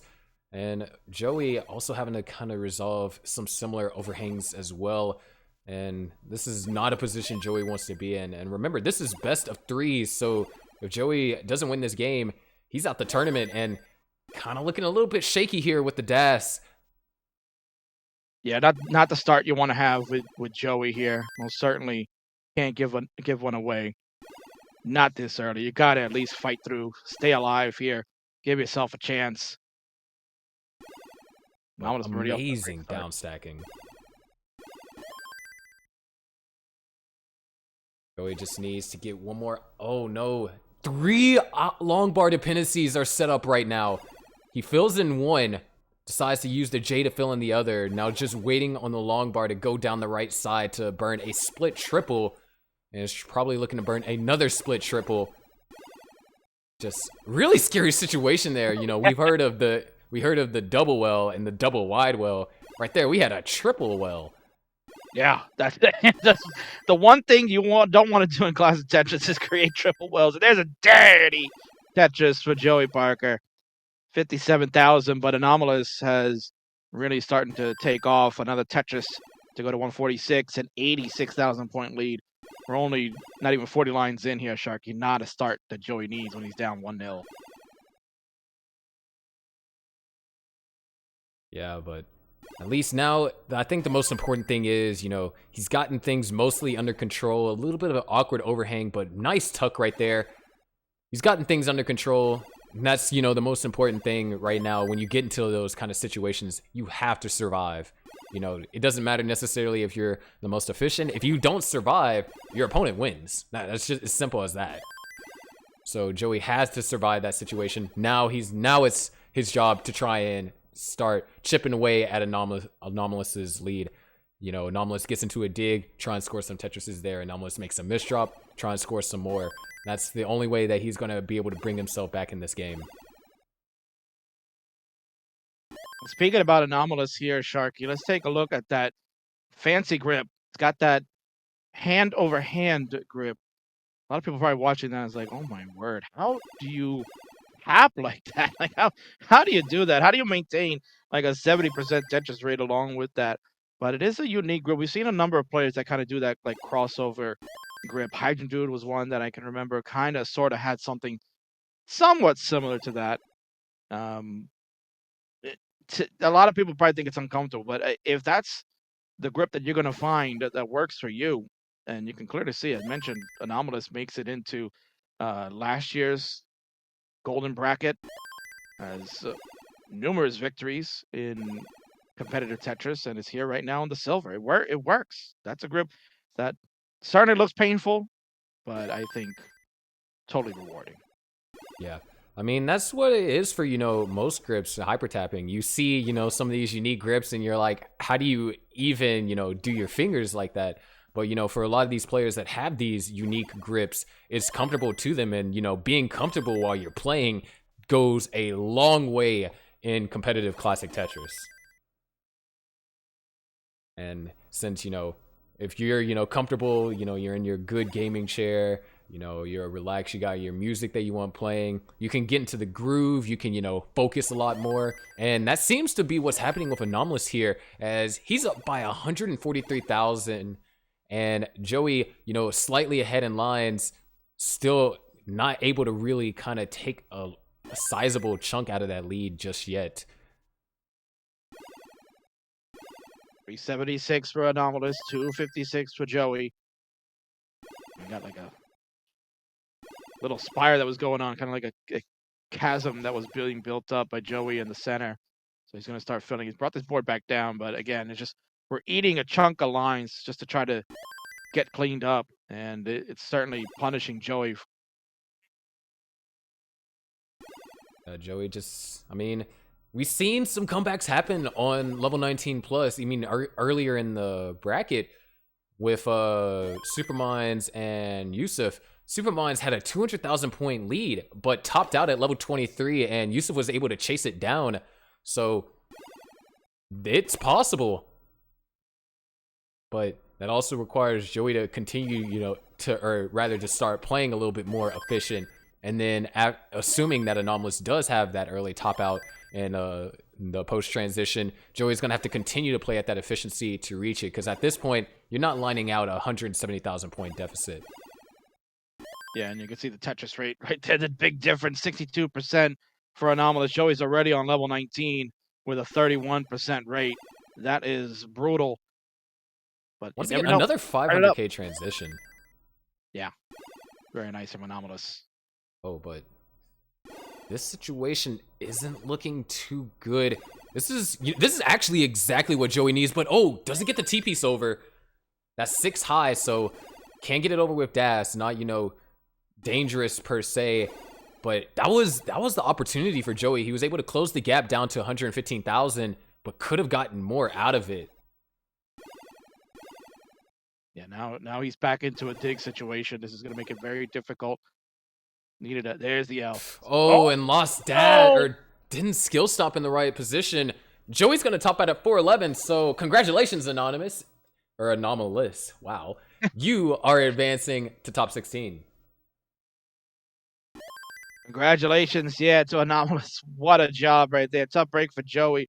Was looking to try to make that comeback, but not going to happen. And Anomalous will move on 2-0 over Joey Parker. GG's. Yeah. We're going to have Anomalous versus Max. 2 players that are representing 2 different countries that are not from the US. And I think that's like my favorite thing about the silver bracket is, you know, you take a look at the bracket right now. Look at how many countries we have represented here. Too many to count. Too many to count.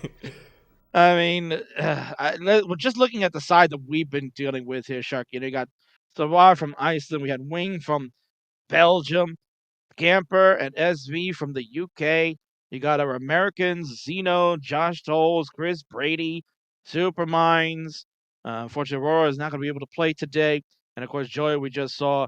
You've got Anthony from Australia was here. So Yusef, Zach of Argentina, Yusef from Azerbaijan, Zombek of Poland, and Max from Sweden, and Anomalous representing South Korea. 10 different countries just on this right side alone tells you the advancement of this game culturally and globally. Yeah, it's just really insane. But we're going to try and get Humus in here, aka Max. Anomalous. I think we are actually almost ready to get started. But of course, these players aren't just playing for fun, even though fun is a big part of it. They're playing for money. You know, this is the silver bracket. They get to that top 4. They get some money, enough to recuperate what they paid for their entry fee. And, you know, make it to the finals. You're walking away with potentially $400, $200. So really nice prize pool for, you know, 2 days worth of playing. And I mean, it's basically tripled the prize pool from last year for the silver bracket. I mean, you got to also think about this too, Sharky. There's some pride involved because how often can someone call themselves a CTWC champion, right? Even though you're not playing in the quote-unquote world championship bracket, you're still playing under the umbrella of the Classic Tetris World Championships. The silver bracket is still a big honor. There's only been one other happened last year. You hosted it with JD. Batfoy, the only winner. Somebody will win this year and be crowned your silver champion. There'll be only 2 people in the world that can say that. So that's another honor you have to think about if you're competing in this tournament. Prize money is great. You know, it's great, but how often do you get to be called a champion? I mean, you know, we all have our, you know, various Tetris careers. You know, you can say it's like, oh yeah, you know, I won, you know, CTWC silver bracket. And in this year, you know, even though the name silver completely understates how insane the skill level is this year. I mean, the cutoff went from gold from 917 from Moodus to nearly 3 maxes. It's just like insane to think of it that way. So, you know, don't let silver get you down. These players are still, you know, the top players in the world. They just didn't get enough, like, you know, some fell short by a couple thousand points. You know, some just didn't get the long bar for that last Tetris. You know, all these players are high level. They most certainly are. And they're deserving of the title champion. But got to fight through. And this is what we're getting right now. You're going to get the big time fight. Do your fingers, Anomalous. Yes, do your fingers. As it'll both be of them an are Anomalous. ready. Oh. Yeah. Both of them are ready. Let's go ahead and get them counted down here. Here we go in 3, 2, 1. Tetris. Now this is going to be interesting here, Sharky, because we just saw Anomalous play a couple of games against Joey, so it's warmed up. How warmed up is Pumice? Max, right? How warmed up is Max? Since Max did not get to play a match to start today, had the bye in the first round. Unfortunately, Aurora unable to participate today. Oh no, and that's going to be a top out at 0 for Pumice. Didn't want to take the burn, and with an opening drought, Anomalous is already good. Oh my word! Club Zero has a new member, and that is not the place you want to do it here at the Silver tournament. Oh my word! Well, they get a thumbs up from Max. At least it's like, okay, it's cool. Just we'll give one away.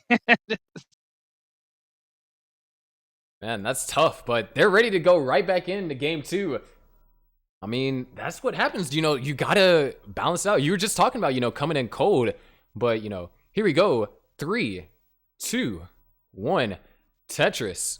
You know, a lot of people like to compare Tetris to, you know, being a sport, and one way that it's like, you know, actual physical sports is you gotta warm up. You know, if you're coming into Tetris cold, you could, you know, have, you know, a lot of misdrops, and so that we could have seen, you know, that happen where Pumice might not have been necessarily the right mind, is like, you know, gonna try and stack up for this Tetris, and unfortunately Longbar didn't come, and they didn't want to take the burns when they were given opportunity. Yeah, I mean, how many times we've said in this broadcast today, Sharky, that this is a best of 3. You can't be giving away games so early on. You just can't do it. And yes, especially the way Anomalous played up against Joey. Anomalous got back-to-back 500k transitions, which, you know, this is what you're looking for. He's got a situation that he's going to have to try and handle with this. Nice little double tuck there. But looks like that Club Zero top out from Max here kind of shook him straight, and he's playing a lot better here in the opener.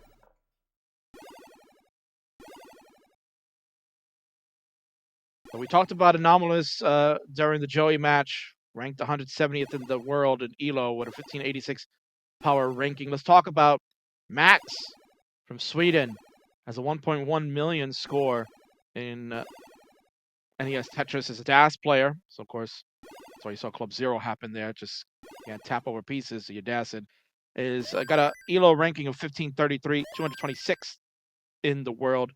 And doesn't have that many competitive matches in the NTSC community, because usually you find Max with the name Pumice, as you saw at the bottom, is found in the PAL version of Classic Tetris.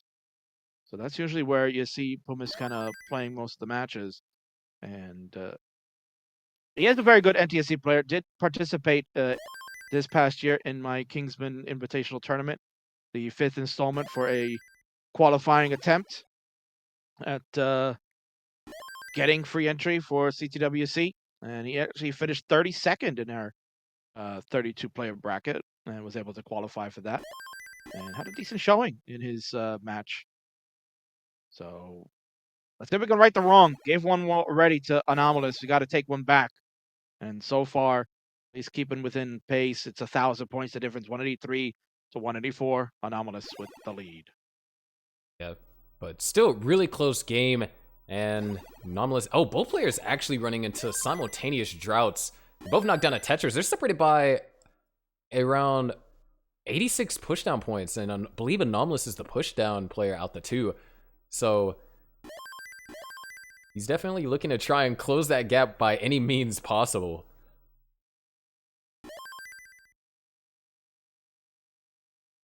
But this is, you know, playing both of these players playing, you know, 255. We're looking at a couple of 500k transitions. Like we pointed out earlier, Anomalous has been going strong with the 500k transitions. And I mean, if you're Pumas, that's kind of what you got to do. You know, you're being pushed into this position. You know, your opponent is pretty consistent with how they play on 18. So, you know, you got to play or at least get close. You know, generally you want to be within like 1 or 2 Tetris range of your opponent at transition, because all it takes is for your opponent to have a bad level and you have a good one. And then now y'all both are, you know, right there with each other.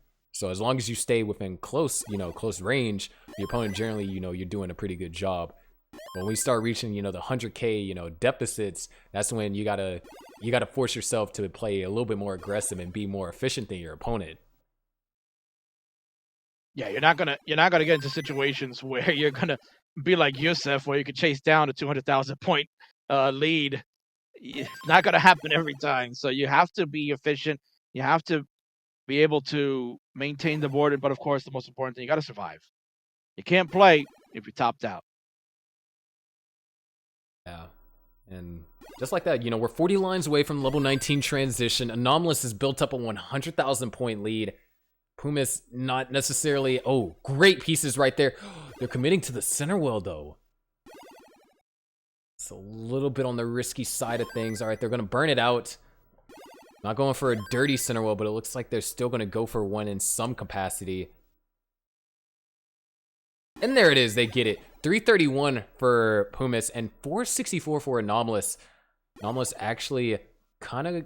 All right, great J piece there. Would like one more to help fill in that dependency.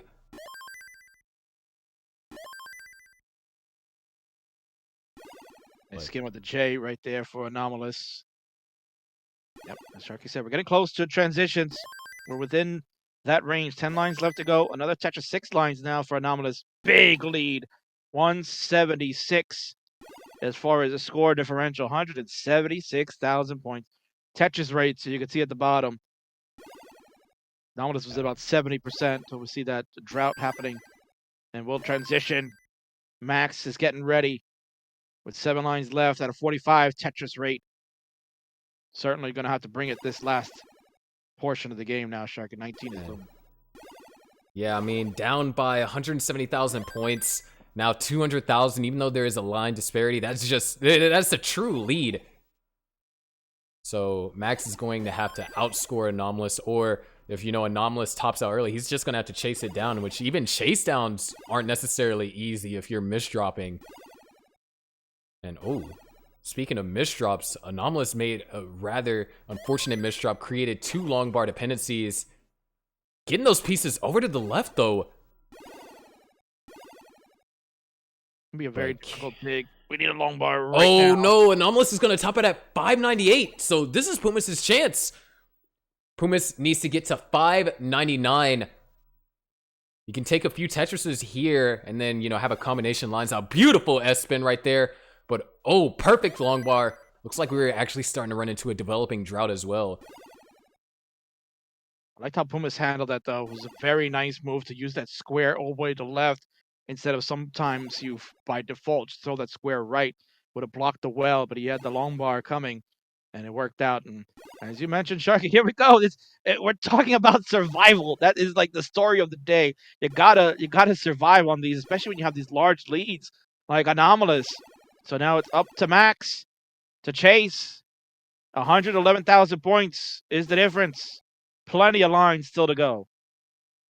Yeah, you know, roughly Anomalous topped out around level 19 where Pumas was on level... Oh, wait, hold on.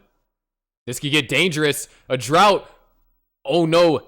They need another eyepiece to only burn 2 lines. All right, brings the stack down by a double. They're down by 100,000 points. They need to get a piece over to the left. Nice pole vault. Nice flat burn. But the stack's just getting higher and higher, and unable to complete the chase down. Anomalous is going to top 8. GG's, congratulations. Big win right there for Anomalous. That was the importance of building up a big lead. And again, was able to hold on. Max just got involved in a little drought, and that's what ended up killing him. Not much you can do. You got a board like that, the speed increasing when you're on 19. It's so fast for Das.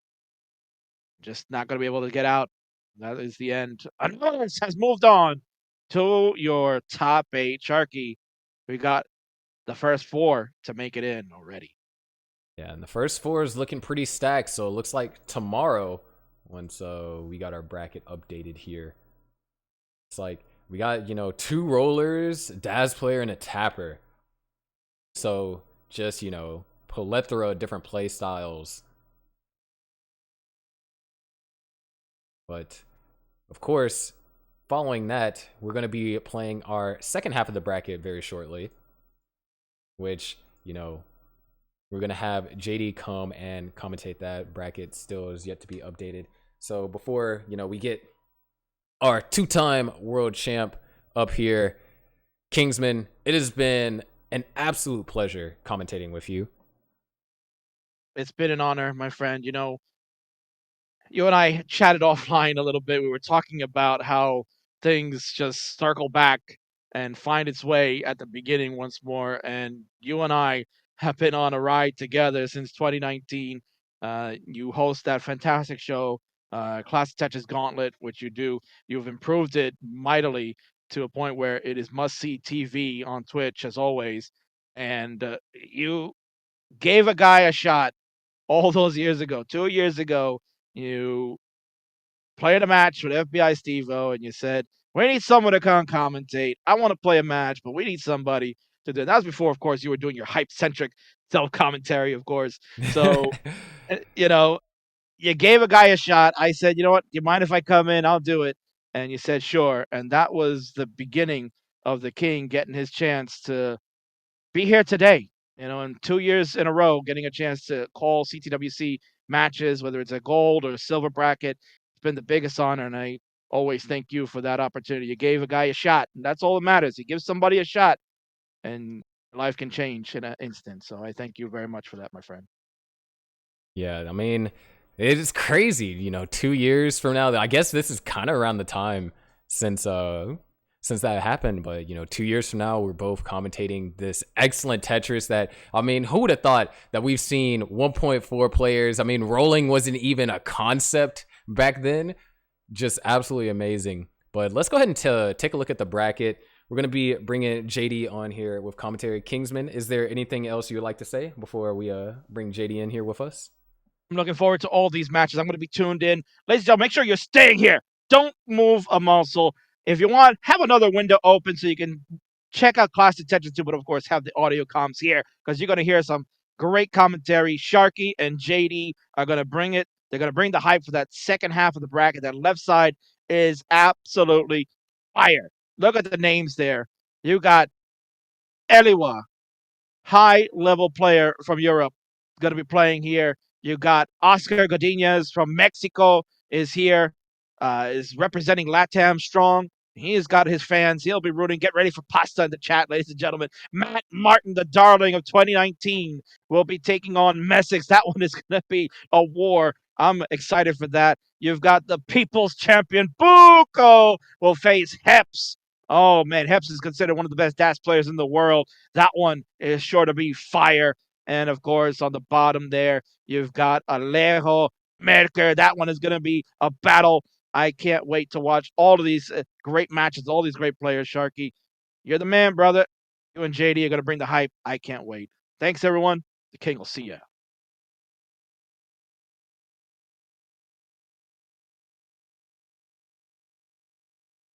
Right now, we're waiting on our players to get ready.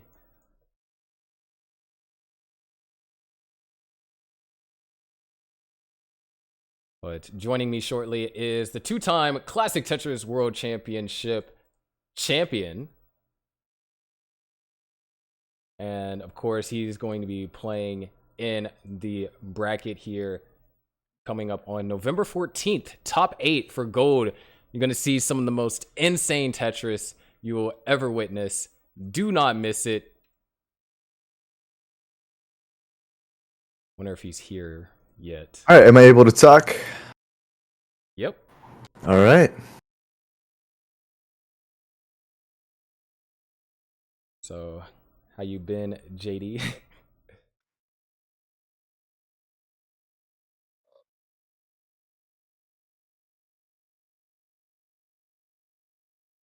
came in kind of hot there, but I think we got it resolved. But yeah, so we are getting the players set up, so please bear with us.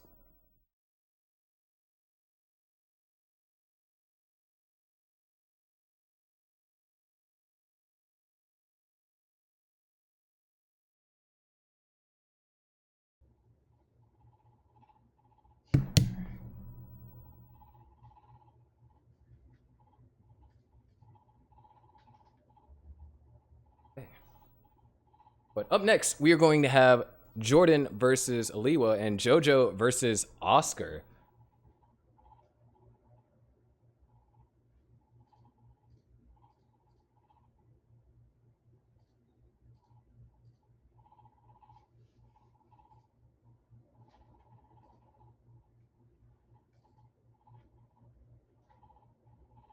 Let's see, JD, can you hear me? Yes, I can hear you. All right, sweet.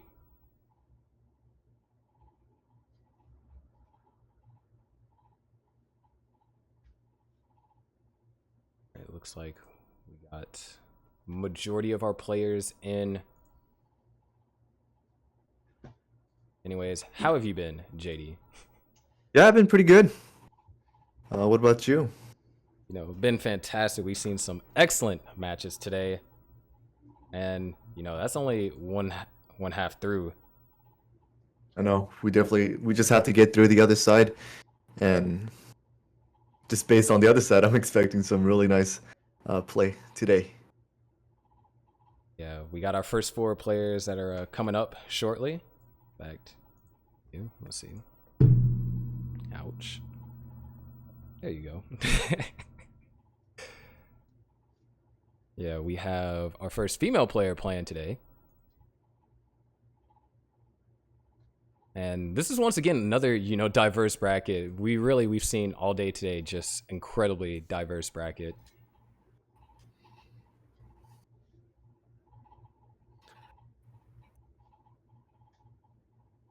So let's see. No, we got our players up top basically set up, waiting on players at the bottom.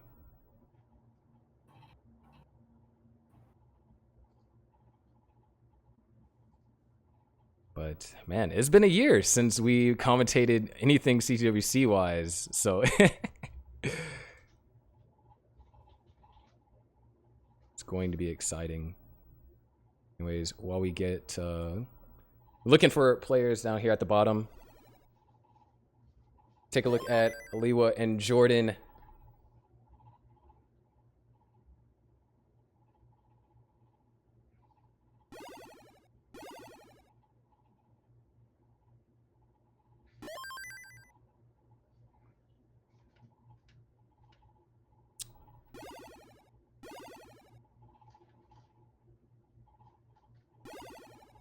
But yeah, we're looking on our other 2 players. Maybe we could get a 4-player thing. Looks like Oscar is good.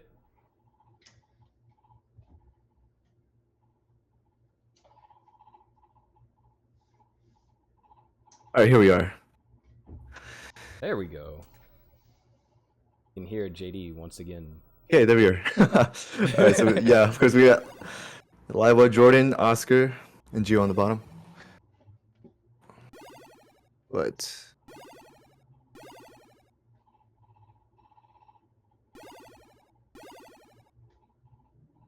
Looks like Gio is experiencing some issues with Max Out Club. Oh, it looks yeah, like, it's looking like it. Now the cam's not working. Oh, there it is. Oh, there it is. There's his cam. All right. Looks like we'll actually be able to get a simultaneous start here. Yeah, definitely.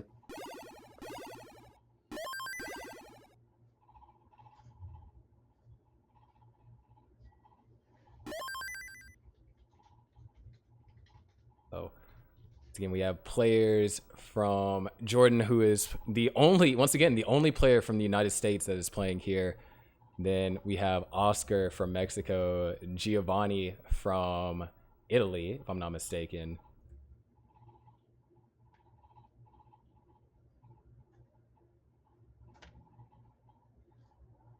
Yeah. I don't know. I don't know. These players are really new to me, so I'm not sure what to expect from these players, but I'm still excited. Looks like we just need a ready from Gio on the bottom right here. Yeah, once we get it ready, then we can get a simultaneous countdown, and looks like everyone is ready. So let's go ahead and count them down here to our first match on the other side of the bracket. Our first four has been decided. Let's see who our next four for top 8 is going to be. Here we go in 3, 2, 1. Tetris.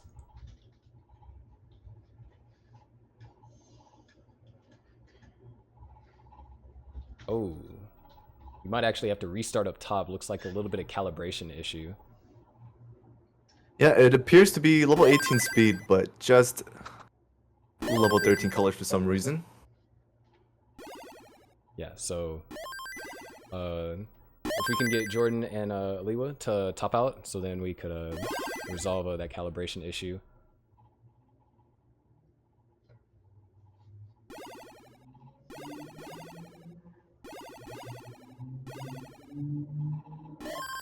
But meanwhile, down at the bottom, really clean openers here so far. Oscar running into a slight amount of trouble though. Yeah, has some overhangs right here he needs to resolve. Nice S-spin. Opens up the well, just waiting on the long bar now.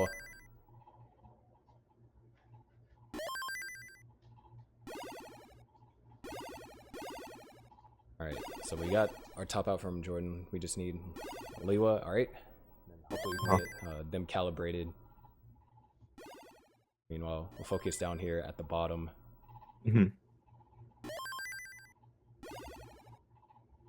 Yeah, so a little bit of a risky situation over there for Oscar at the beginning, but survived. Oscar, you know, actually making it to his regional qualifier finals. Unfortunately, lost to Doge, but making it to the CTWC Mexico qualifier finals. It's rather impressive. It's definitely one achievement. And then, of course, Giovanni, I believe, also making it far in his respective qual. Oops. Score. But yeah, these players opening up right now. Some really decent early gameplay right now. Nice L spin for Gio on the bottom right. Right now, really clean. I mean, that's what you... Oh, slight misdrop. Yeah, nothing too serious. It's just, it's going to build dependencies, and they get all the right pieces to fill in the dependencies. So that's some overhangs. Ice spin gets it. But has another eye dependency. Yeah, nice J spin over there by Gio.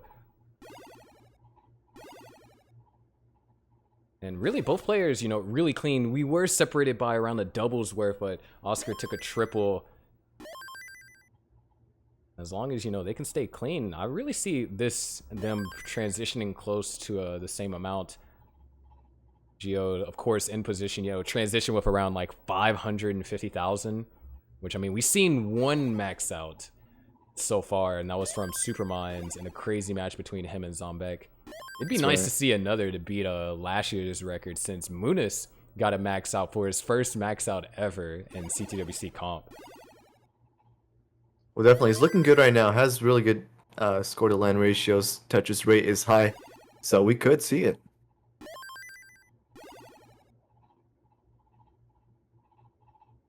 Yeah, but so far, 338 for Gio and 305 for Oscar. Oscar actually kind of built up a little bit off the ground. Could try and go aggressive for a row 3 Tetris here. And looks like the drought might be forcing them to, not really giving any way to burn down. He's set up though. Here it is. There it is. I'm probably going to focus on burning this down now. Actually, he decides to burn it down. Has a T-spin set up. Gets it there.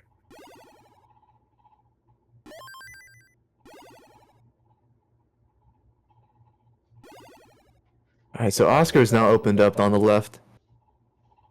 The game is still really close, separated by around a Tetris or so, and both players clean stack. Looks like we're about to be going into, you know, level 19, and, you know, this is best of 3. Earlier with Kingsman, we, you know, saw that, you know, this game 1 has always been crucial. Generally, whoever wins game 1 ends up taking the set.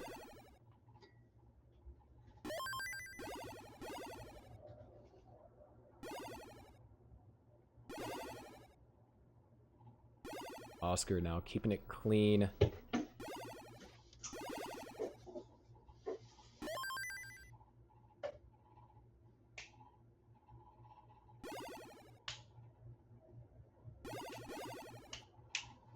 And right now we're nearing the transition, so level 19 is nearing by. Giovanni, I believe, has a 1.2, if I'm not mistaken. And Oscar definitely at least has a max, so they're both capable of playing some really good post-transition. And here we are, one Tetris away. Really close game.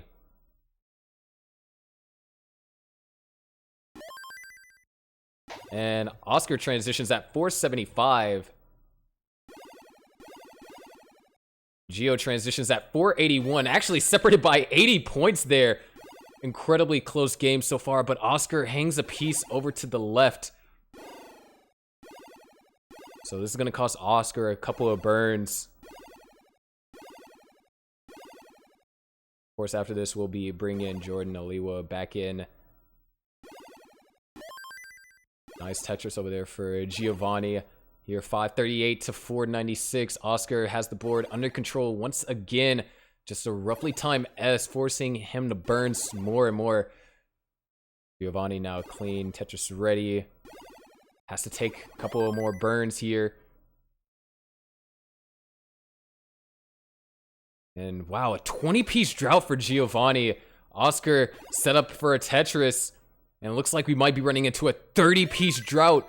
Giovanni holding out for the long bar, now only up by around 2,000 points. And a 37-piece drought for Giovanni. Oh my gosh, this drought is just getting bigger and bigger. 45-piece drought.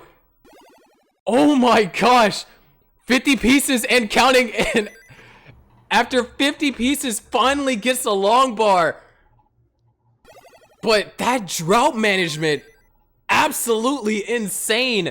However, because of just such a massive drought, Giovanni, hangs the long bar. It's going to top it at 595, so Oscar is good for game 1. That's tough. A 50-piece drought. Chess.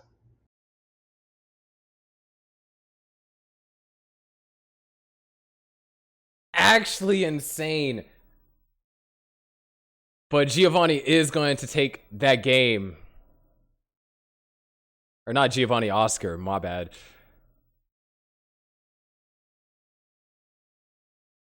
But we do have a ready from our 2 players up top. We just need a ready from Oscar.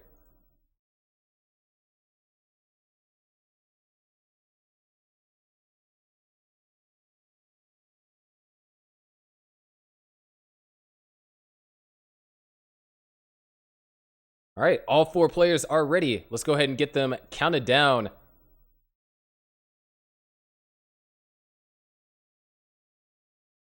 Here we go in 3, 2, 1, Tetris.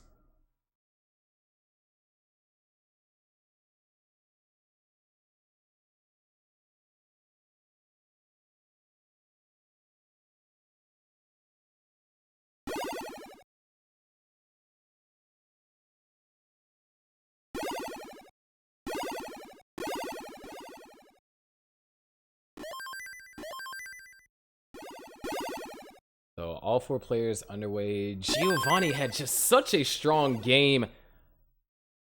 Unfortunately, just a 50-piece drought. I think that's the biggest drought we've seen today. And it happened at the worst possible time on level 19. Survived it, but really was just up so high just from not being able to really burn or bring the stack down. Kind of put him in a rough situation.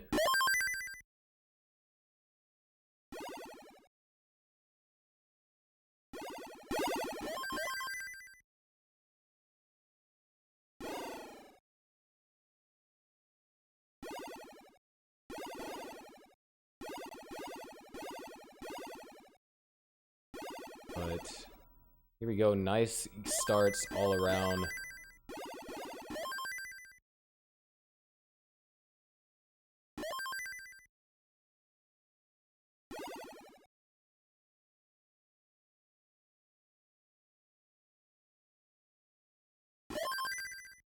Technical difficulties, but now we're back here, and well, at least I'm back here. So let's get right back into this. Yeah, I know you saw the 50-piece drought that Gio had to endure. Yeah, that's right. That's really tough, and of course he hung the piece and unfortunately lost that game. But he does have a second chance here. Yeah, and Oscar actually kind of in a dangerous position. Need a couple good pieces to help burn this out. Nice split double there. Yeah, some nice pieces to burn this down. Nice L. Yeah, I believe out yes. of these players, 3 of them are having their CTWC debut here. And up top, things are looking pretty even. Aliwa up or down by just around 2 Tetrises, knocks down 1 to go up. 185 for Aliwa, 207 for Jordan, and Giovanni once again up to a lead, 232 to 188. Yeah, but some really nice stacking. Level 18 early on, about 50 to 60% Tetris right here. This is exactly what you want to see.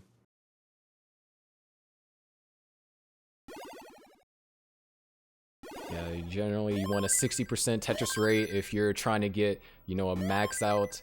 And, you know, anywhere around there means you're put in a pretty good position to get, you know, a high score. And competitive 900s win games. But, man, Gio really went all in for that center wall Tetris. Yeah, now having to burn it all down now. Gets the L. That's going to help out a lot. And should be out of this in about 4 burns. Yeah, and up top, we are separated over there by a single. Just really close games all around. Just within, like, 1 Tetris reach, generally. But, oh, man. Gio, nice! Dirty Tetris on the left-hand side. Trying to open up that hole. Would love an L piece or an I piece. But finally gets it. There it is. And nice J, but decides to build on top of it. Okay. Getting droughted slightly. Yeah, and this is not the time. Okay, there it is. It was like, could we see another 50-piece drought right there? You do gotta say, Giovanni's drought management has been nothing short of stellar here. Now it's back open on the right side. Oh, but closes it up again. Has to burn a few more lines. Yeah, sets up an overhang. It's gonna be... Oh, actually sets up the delay burn. Wow! Really clever delay burn over there by Giovanni. And Jordan up top, waiting on the T-piece. Hits the T-spin. Be a heartbreaker. Really nice.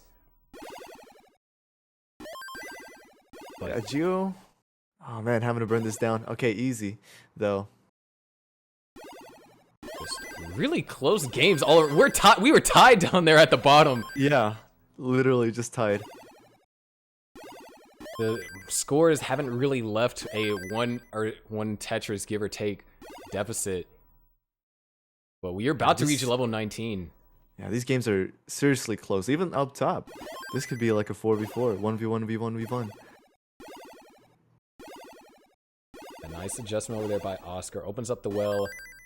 We have 2 lines left for Giovanni. He might try and just burn it out and transition cleanly. And there it is. Giovanni transitions at 464. Oscar has 2 more lines left to go.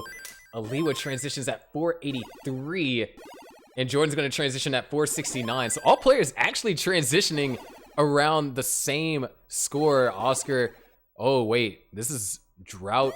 Oh, Oscar might be in a little bit of trouble. It only burns a single.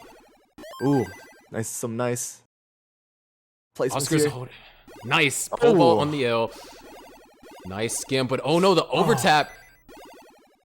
Still can try and survive, but the long bar doesn't get over. Giovanni takes game 2. We're going to a decider down at the bottom. Meanwhile, up top, really close game here so far. separated by only 5,000 points. 5,000 points separation. Now down to only 2,000. Jordan is behind in lines, but is running into a drought. You kind of see some nasty droughts happen in this set. We only seen one major drought happen in silver today, and that was a 40-piece drought. Oh, the hang for Jordan. Slides an L under there, though. Good stuff left and right. He was clean. Jordan needs to get a piece over. Nice tap right there. But Good oh stuff. no. This might be it. Needs an O. Gets the oh no, can't get it over. Jordan's gonna top out. So Aliwa is good for game 1 up top.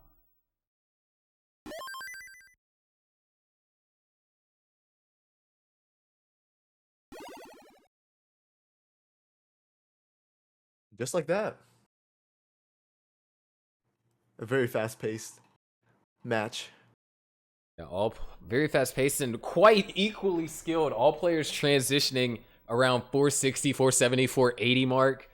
But we have a decider down at the bottom, and we have game number 2 about to start at the top. Let's go ahead and count them down.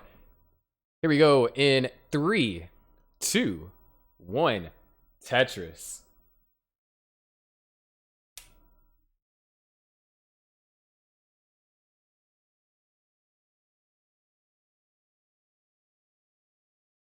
Of course, here we are. Game 3 for the bottom match. Game 2 up top.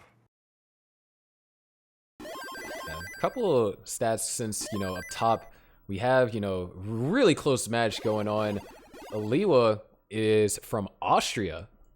So like we said, really diverse group here. Jordan is the only player that is from the United States and is the only player that's actually played in a previous CTWC. He made gold bracket last year. And so, just given how tough competition was this year, making even silver is, something to be proud of.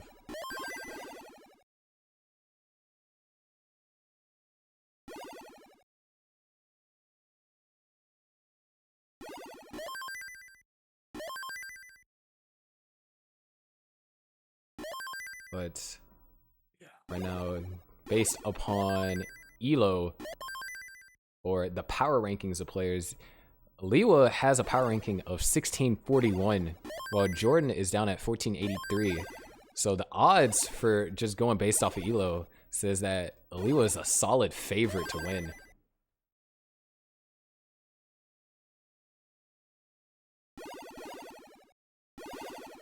But right now, down still to opener, really close games all around.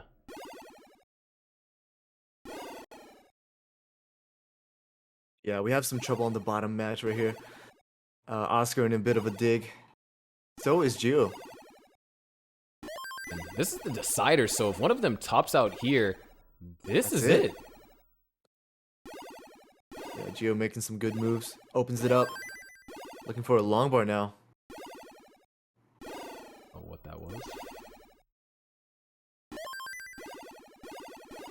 Oh, but man, this is really tough for Gio. This is not looking good at all, actually.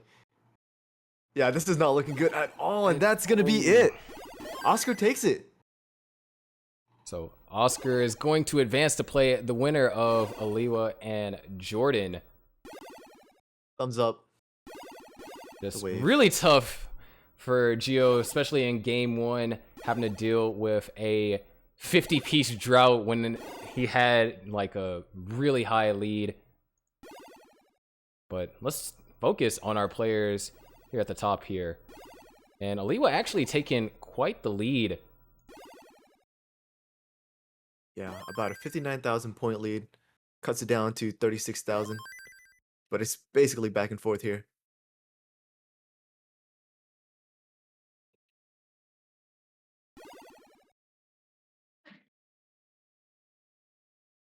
As long as Jordan can stay within this range, generally you want to be like 1 to 2 Tetrises, even 3 is okay because it takes just, one bad level. Like, down by 60,000 points, the player has a bad 27, all of a sudden they're caught back up. Yeah. Especially in an in-game, like, 1 Tetris is a lot. But we're still early on. Oh, looks like we're having a tech issue on Jordan's side. Hoping it's just lag. His camera is back. Jordan's game is back. All right, cool. Just a minor hiccup.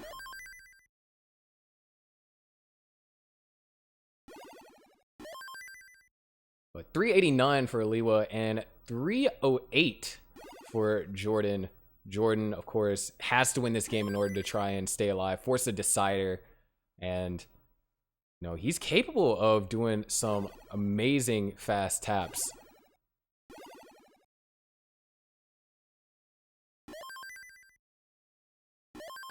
But yeah, Aliwa looking really solid right now. Could just close it right now. But of course, she's going to have to play this out. Give it her best.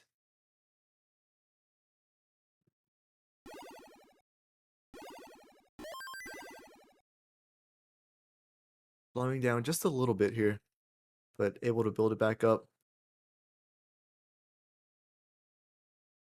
Yeah, Jordan now looks like he's kind of found his groove. You know, those rough starts, especially if your opponent doesn't have one, could set you back. Of course, waiting on the wings, Lebo will go and play Oscar. And then winner of that will be who we have in top 8 tomorrow. That's right.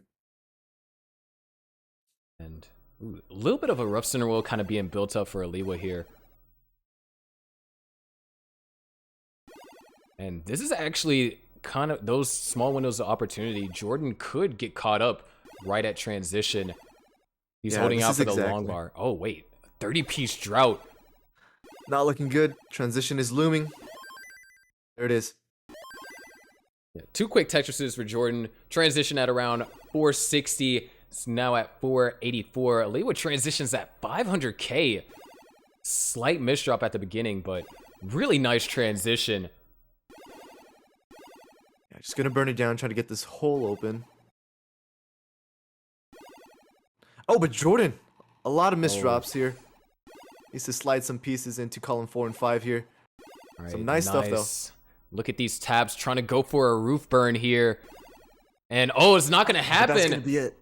Jordan gets knocked out, and Aliwa goes to face Oscar.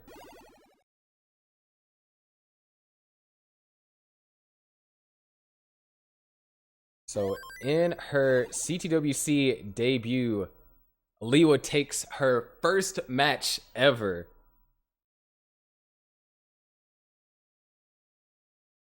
For CTWC, of course. That's right. But definitely great games. Of course, Jordan. We will see you next time.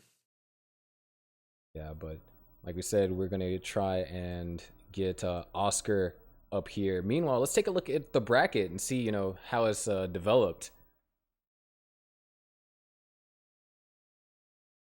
For some reason, Oscar hasn't advanced yet, but we are going to have Oscar versus Aliwa. And then up next, we got, once again, another diverse bracket. We're going to have Messex versus Matt Martin and Toby versus Dewey.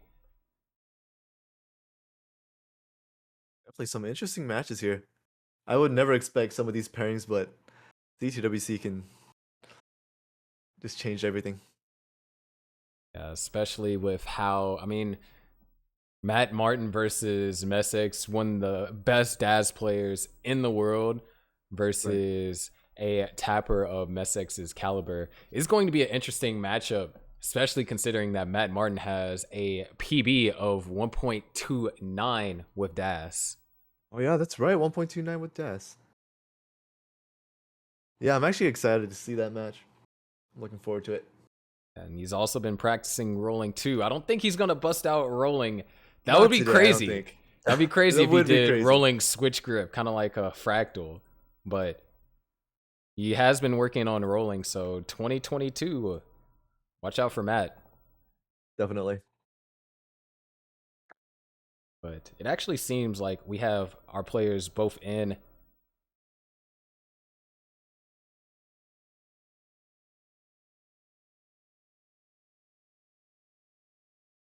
Once we get a ready from Aliwa and Oscar, we can get game 2 underway. Or well, game 1 of round 2, rather. That's right. Just waiting for a ready from Oscar here on the right side.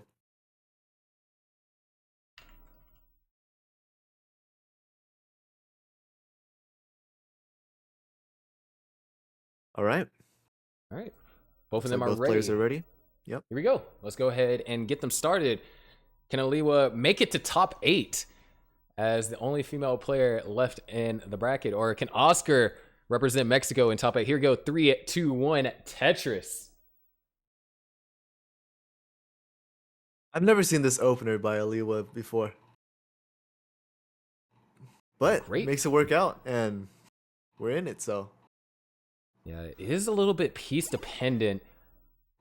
So O piece would be absolutely Yeah. perfect here. Looking for an O here. Gonna burn it with the T.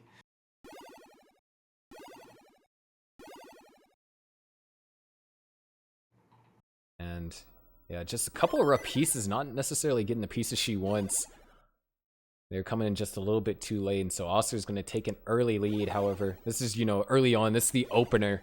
But openers Right. sometimes do set kind of like the mood for the game. Like if you have a good opener, then it's like, all right, I'm going to have a good game. Or if That's right. It's a you're mental burning, thing. you're burning for like the first 20 lines, you're like, man, this is going to be a suffer game. Exactly. But she's opened up, gets her first Tetris 15 lines in. On the board. Yeah, just small rough situations, but it's just important. I mean, like we said, it's the best of 3. It is a brutal format.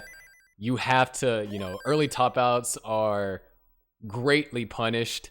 I mean, they're punished, period. But in this, an early top out is going to put you 1 game from being sent home from the tournament. Yeah, definitely. You definitely have to give it all you got, especially in a best of 3 format. Single elim format. Yeah, it's really tough. Yeah, Leo just can't get anything going here. Just not getting all the right pieces at the right times. Finally, nice triple right there. But Back open. she's set up for the Tetris, just waiting on the long bar. Oh, man. And a drought. And a Oh, this could be dependency. tough. This could Long be bar it. has to come. Oh, it covers Oh, the well blocks the right well. as soon as the long bar comes. Oscar is good for game 1. Just, like we said, it's like just going to be like a It's suffer game brutal. just based on the Yeah. opener. Yeah, this format is crazy.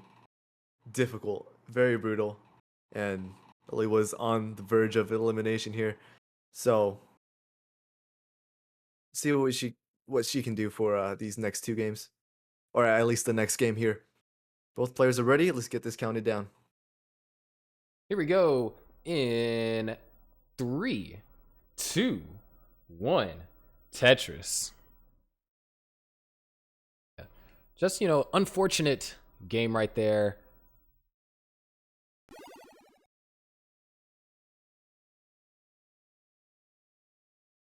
The roles have switched. It looks like Oscar is going to have a not so good opener here.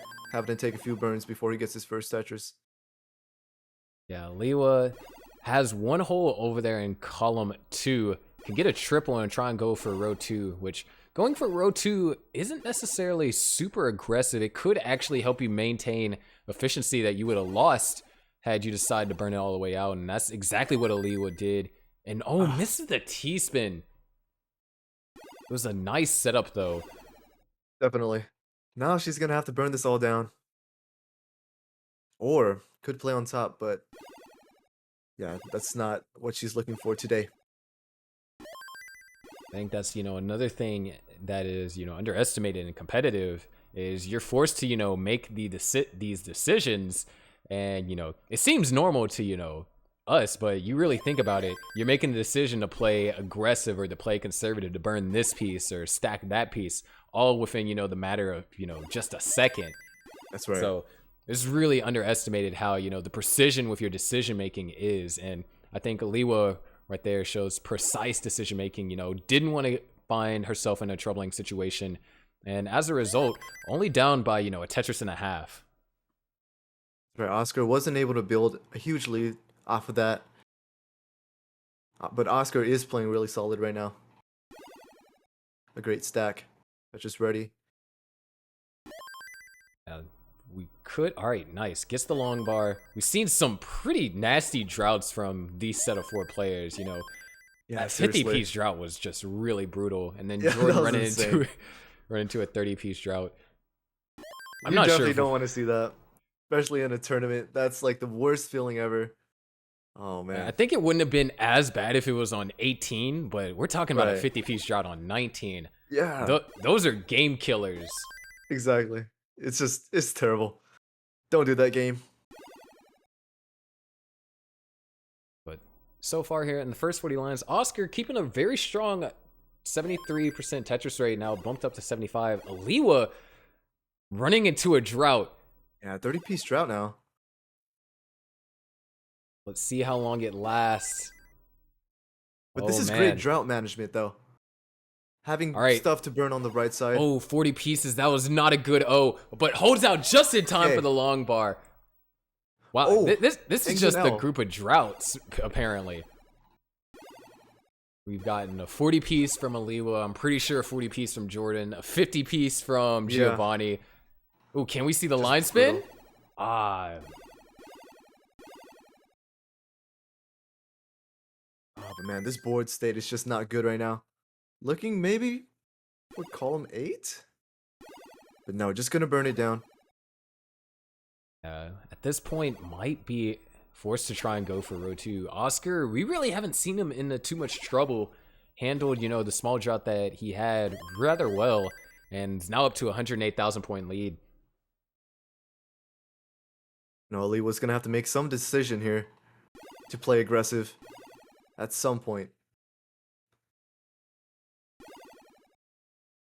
Because Oscar's just gonna run off with this lead he has right now. But we have seen situations to where if you don't survive all the way to kill screen, your opponent can, catch back up. I mean, that happened with Supermine versus Yusuf. Supermine had around a 200,000 point lead, topped out at level 23, and Yusuf came back at level 28. So survival is just important. You can put up the score, but if you don't survive long enough, your opponent can claw back. That's right. But yeah, this is looking really good for Oscar right now. 160,000 point lead right now. Aliwa going for center wells now isn't really getting too many pieces to kind of give them a way to burn out of the center well. Takes the triple. All There right. it is. Oh, but man, it Man. just leaves you with this board. We're Burning it 30 down. or like 22 lines away from the transition. Oscar, just a massive lead. This is actually a score you want if you're trying to max. Yeah, it has a 67% Tetris rate, so this could be it. But of course, Oscar does not have to play this aggressive, as he is 178,000 points in the lead here on Liwa. Liwa's gotten things under control. Now, this is the the stacking that we saw up against Jordan, because remember, she got a 500k transition up against Jordan in game 2 to send him home, basically. So just a couple of rough starts. And, ooh, Oscar running into some small complications. Might be a small window. So Liwa knocks the lead down to only 160,000. And they'll both transition on the next Tetris. There it is. 378 transition for Aliwa, knocks one down, and a 518 for Oscar. All right, this is huge for Oscar. Oscar does not have to play aggressive here. Aliwa, on the other hand, needs this to win. Needs it to go to a decider. Oscar, Right. actually, there it is. There's the drought for Oscar, 33-piece drought. I think we've seen the most droughts in these 4 players. Yeah, that these have 4 played players. Then we've seen all silver bracket. Yeah, definitely a brutal match. Oh, but man. Some great drought management by all players.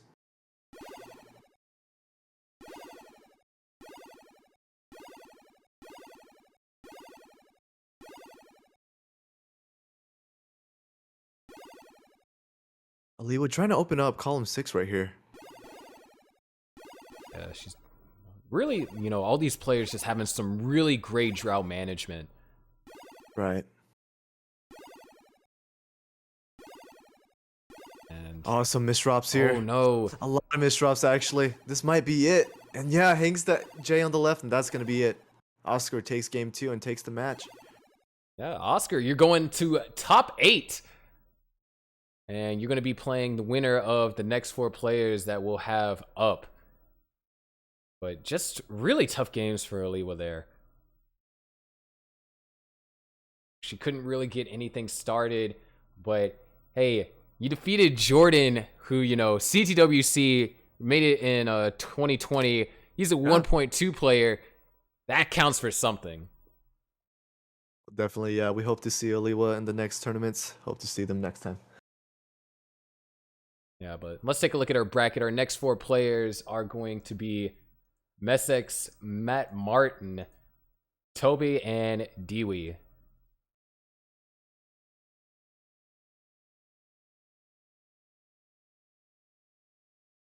But I think before that, waiting on a confirmation from judges, we are super ahead of schedule. Yeah, this is running. This is, it's single elim. Boy, best of 3. This is what happens. It's super fast paced and you're in and out sometimes. Yeah, we are 90 minutes early where we're supposed to be.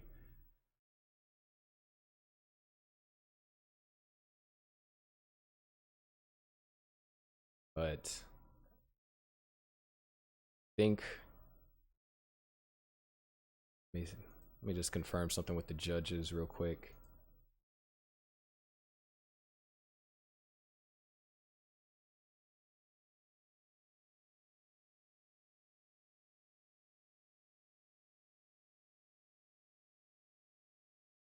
All right. But man, what a silver bracket has been. Yeah, definitely. It's been crazy. Some really solid matches being played here by our silver players, and I'm just expecting this to be, I don't know. This level of play is just amazing, and I love,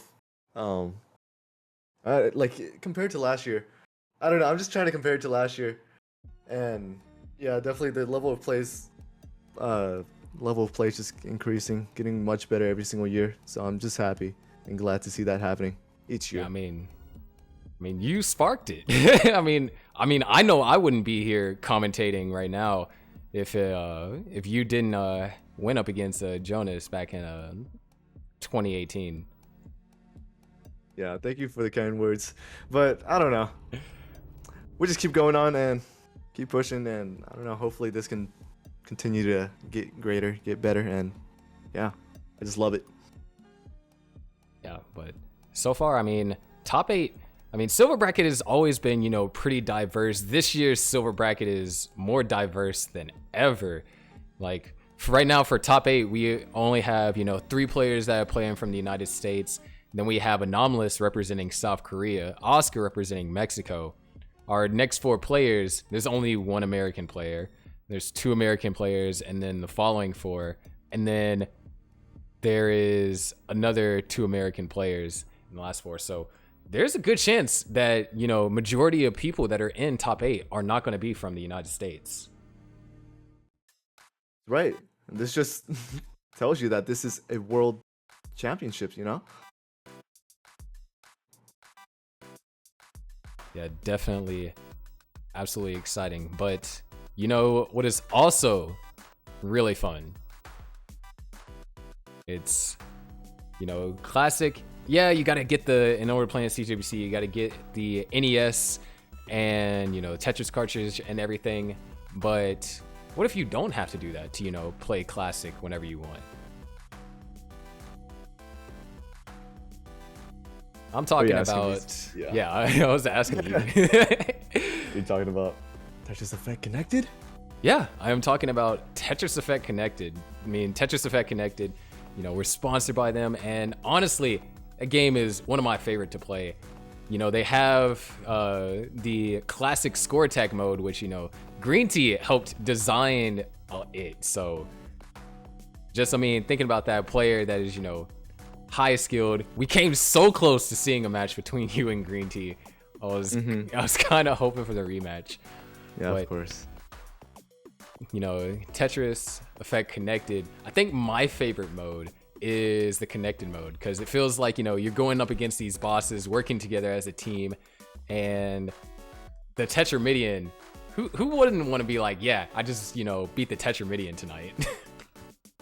That's right. So I might be a little bit biased because I'm a Classic player, but Classic is just the best in my opinion. So I love the Classic mode on.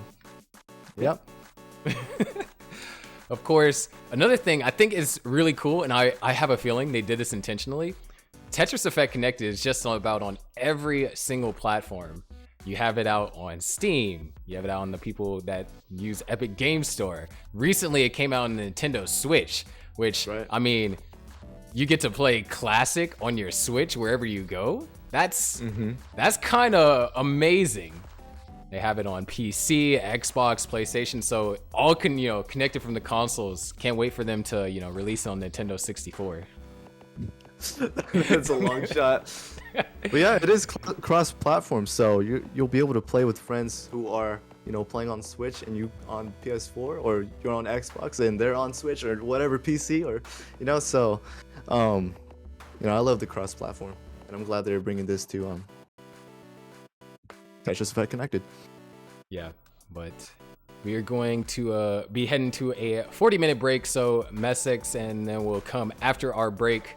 Meanwhile, why don't you enjoy this amazing commercial by Tetris Effect Connected.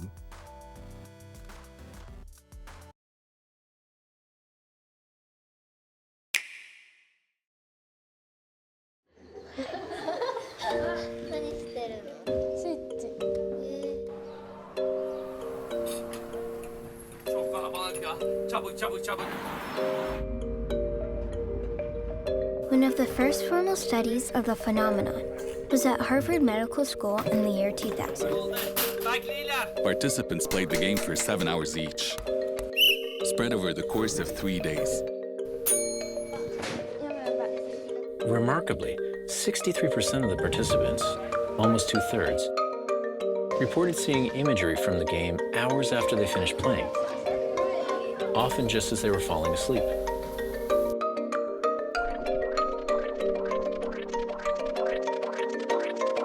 Blocks. They all saw blocks. There is no end in sight for us, nothing could measure the kind of strength inside our hearts. It's all connected. We're all together in this love, don't you forget it. We're all connected in this love. There is no end in sight for us. We're all connected in this.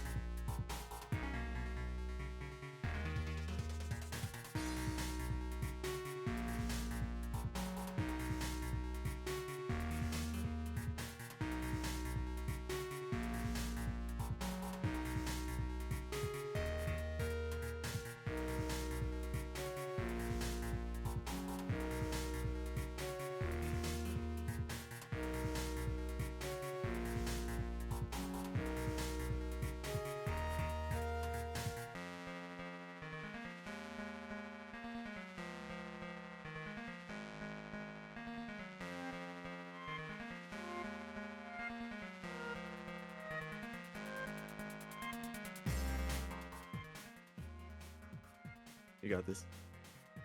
All right. Okay. Welcome back, ladies and gentlemen, to our 3/8 remaining of our bracket. We of course have Matt Martin versus Messex and Toby versus Dewey coming up. So that's going to be exciting. Then we obviously have a lot more players that are coming up. We still got 12 players left to play. We have, following this, we're going to have Heps versus Buko. Draco, aka Storm Norman versus Dimsey. Vischer versus Phantom. And Merker versus Alejo. So really good set of 12 players here. These 12 players are fighting for 3 spots, obviously separated within their own isolated brackets. Which one of the matches would you say you might be looking forward to the most? Oh, this is actually really stacked. Like, I'm excited to see. I don't know. I'm excited. Okay, maybe I might be a little bit biased, but I'm excited to see some of the like older players play, like Matt Martin, Matt Buko, just like the OG like CTWC players. But of course, we have like newcomers. We have Toby. He's a Guitar Hero player. I used to watch his video all the time when I was younger. Yeah, some of these players I see I recognize from Gauntlet, like Phantom. I don't know. This entire, like, the rest of the tournament here is stacked, and it's just gonna be great. So yeah, we'll see. Really think it's gonna be interesting, especially since Matt Martin is going to be playing Messex. Oh yeah. That's, Pinnacle Daz versus Tap. Because, I mean, Matt Martin, he's only like 10,000 points off of 1.3. I know, he has a 1.29. I mean, that's crazy. Him and Tugi both. Yeah. If you don't already know, Matt Martin, obviously from the USA, he placed 5th in 2019 C2WC. PB is obviously 1.29. What is Messex's PB? I forget. I believe Messex has a 1.3? 1.3? I think screenshot 1.3. I see. But yeah, definitely. Wait. It's gonna be Hyper versus Das, obviously, between those two players. Yeah, and Matt Martin, the only player here that is representing the United States. We have Messex representing Spain, Dewey representing Finland, if I'm not mistaken, and Toby representing Germany. Just, man, you gotta love the diversity. It's like, as opposed to just being mostly, Americans, we have so many players just from all around the world. Also, looking forward to, tomorrow's broadcast, which we have a lot of crazy players stacked up. We have Xeno versus Josh Tolles as going to be one of our matchups. And then Supermons versus Anomalous, which means that we could get a roller versus roller matchup in the semis for silver bracket. It's going to be insane. I don't know. We'll see. Will Anomalous and Josh come through? Or will Supermons? I don't know. We'll see what happens tomorrow. It's best of 5 I'm excited tomorrow. to see those matches. Since this is best of 5, you're going to be a little bit less pressure. We've seen today just the best of 3 format is brutal. That's right. Super fast paced. We're like incredibly ahead schedule, I feel like. But yeah, it's just been flying by, and it's hard. I don't know. This kind of reminds me of like the old C2WC. You're kind of just in and out, just like that. If you have some early top outs, or you just lose, and that's it. And I don't know. It's kind of giving me these vibes, but I don't know. I kind of like it too. It's fast paced, and I don't know. Yeah, I mean, this is formatted exactly like 2019 almost, except for there wasn't 40. There's not 48 players here. There's 32. But, it was top 8 got to do a best of 5, and that's what we get to see here. That's right.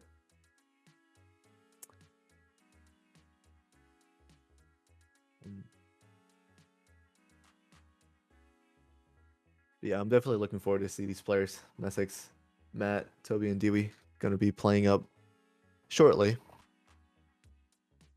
Yeah. They're all the players are, trying to get their last warm-ups in. We had a nice, healthy break. Mm-hmm. So they're just trying to get their last few warm-ups in, and then we'll be able to get started. Really, really excited. I mean, it's just crazy the level that Tetris is at now. And then if it continues to grow exponentially, imagine, silver up, cutoff for silver. You didn't get 3 maxes? Sorry. I know. I'm that's gonna happen next year. I'm pretty sure. Oh man, Bro, that's gonna be tough. it really is. I have no idea. The level of competition is just rising every single year. Either for the better or the worse. It's increasing. So I don't know. Glad to see that. Yeah. But while we're sitting here, we gotta give a huge thanks to the Tetris company. They sponsored once again all of the prize pools. Gold bracket having $10,000, the silver prize pool almost doubling from last year, and they're also just overall amazing. Like we wouldn't be here if Tetris company didn't exist. Exactly. So definitely do follow Tetris Official on their Instagram and. Tetris Official, and they starting to post player cards. I know Opox got his player card recently. They have your player card. I think Andy and Dogs. Yeah, just those 4, I think. Yeah, also makes sense because Opox is one of the few. I think the only Tetris player sponsored by G Fuel currently. Oh, that is so. I totally forgot about that. But yeah, he is sponsored by G Fuel.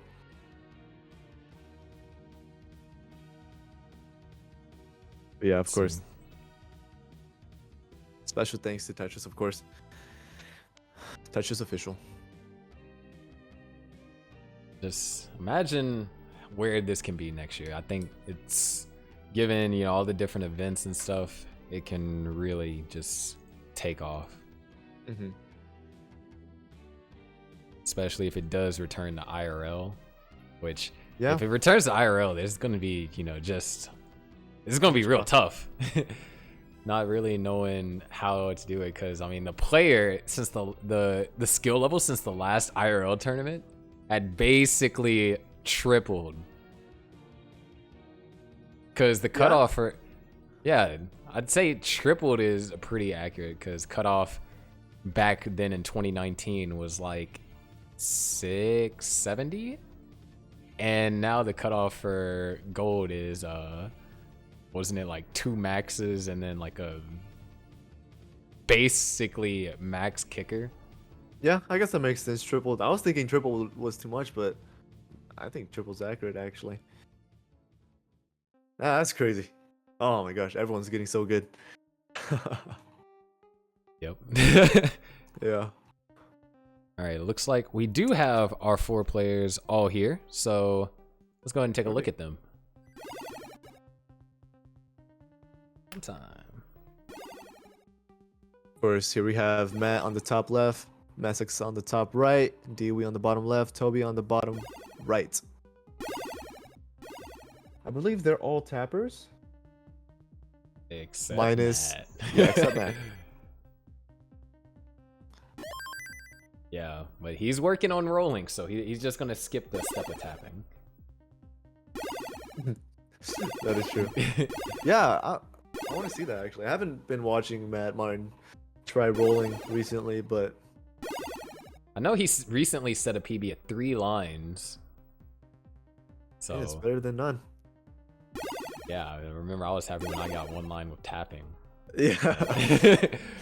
But I just can't tap left. It's just really hard. That's right.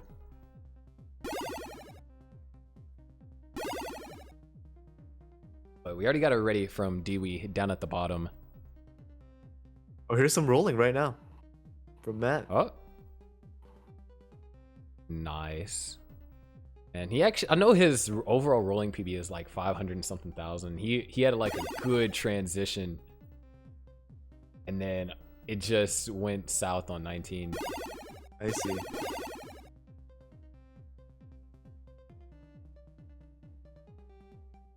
Rolling is the next big thing, I think. I won't say anything. we'll just let it play out. I mean, where can you go after rolling? Yeah, I think rolling is just. I can't think of anything after rolling, but I don't know. People are really creative, and there might be something that I'm just completely missing. I mean, this was Dragon Ball, you know. You have like your players that kind of like did, you know, a little bit of tapping, like slow tapping, and then broken dash, you know. Right. That's your Super Saiyan. And you had Daz players that, you know, were good at Daz. That's Super Saiyan 2. No, that was Super Saiyan. Then you had your Hyper Tappers, and then they come in and they're like, and this is Super Saiyan 2. And then your rollers are literally like, and this is to go further beyond. Yeah. Oh my goodness. Now we just got to figure out what combination is Ultra Instinct. I guess at that point that's TAS. Actually. All right. Well, it looks like Messix is gonna take a few more games for warm up. Looks like. Yeah. But, yeah. 3 or 4 We're ready players down are at the ready. bottom. Just need a ready up top.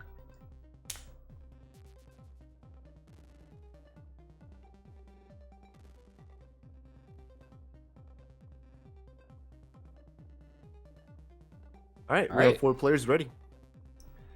Let's go ahead and get them counted down to our first match, or our second match here on the right or left side of the bracket. Here in 3, That's right. 2, 1, Tetris. And oh, double Z start down at the bottom. Yep. Gotta love the Z piece. Nice openers for everyone here. Looks like Matt has an S-Spin. There it is. Looks like having to do just a little bit of burning early on. No one going perfect. Everyone actually having to burn. And Oh, this is actually really bad. Yeah. We might be in a little bit of trouble. Nice spin. Oh, no. Oh, they went for the tuck. They need to get some piece over. All right, Okay, nice burn. This is the L. Nice I. All right, digging down now. Making some progress. Waiting on the J piece. Get it. We'll love an L. I piece will have to do. All right, perfect. I opened up. Could get his first Tetris here. There it is.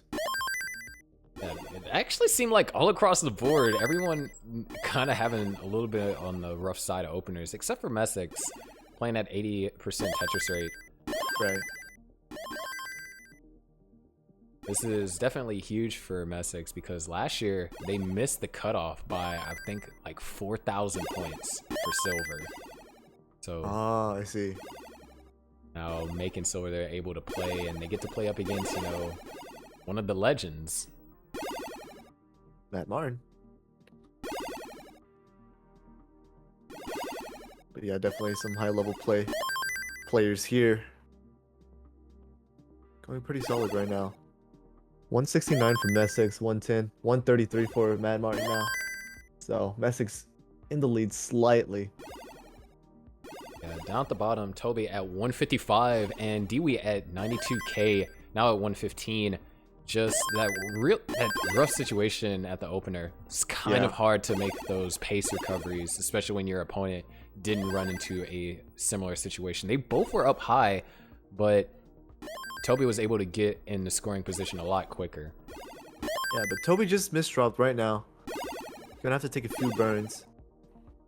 And wow, bad Z piece on the right there. Needs an I piece now. It's 2 eyepieces, and Toby should be out of this. Dewey looks like he closed the gap. Oh, Messix is gonna top out. Oh, Messix topped out. I totally missed it. I was looking at down at the bottom, but All right. Oh no, Matt! And Matt's gonna top out too. So Messix. Oh. Wait. whoa! Oh wait, I'm so confused. Wait, what just happened? Did I miss something completely? What happened there?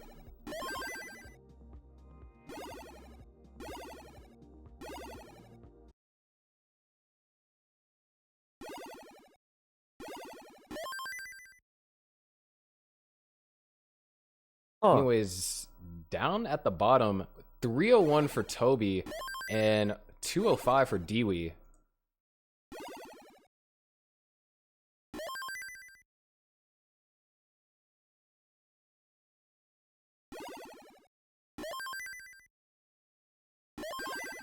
But game up top, still gonna go to Messick's. Messick's gonna have to do some recalibrations, however. all right. That seems okay then.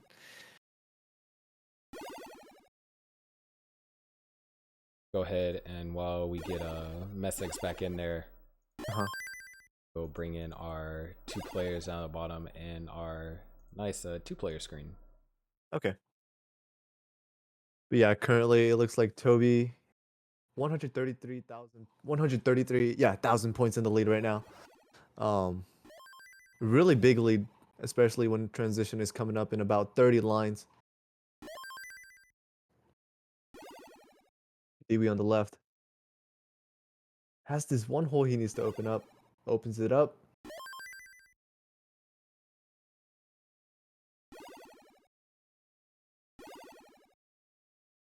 All right, and this is just a really powerful lead for Toby here.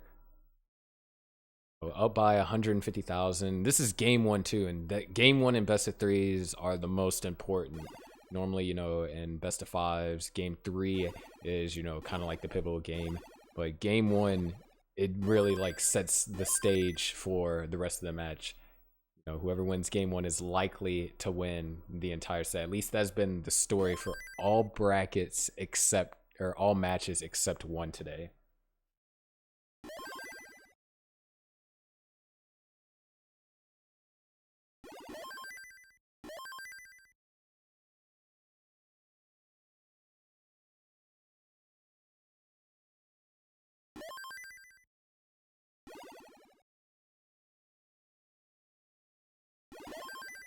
And there we go. Transition 385 for Dewey and 546 for Toby. Almost getting kind of approaching a 200,000 point lead. Yeah, here we go. Dewey's gonna have to make some adjustments here to, you know, just play more aggressive.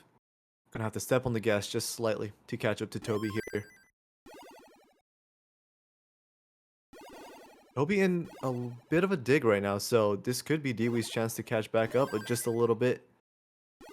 Yeah, you got to take advantage when you can when you're down by such a large amount. Match, you know, your opponent's efficiency and gain ground where you can. It looks like Toby was able to bring the lead down by around 30,000, give or take, you know, a line or two. Right. Yeah, Toby looking really good right now. Dewey making some misdrops. Yeah, it's gonna be tough. And nice taps over there. Yeah, really fast actually. And great gamble right there, but they need to get a piece over, and he can't that's do it. Dewey's gonna top Toby. out at 478, so Toby is good, taking a commanding victory of 170,000 point lead. Wow, just like that.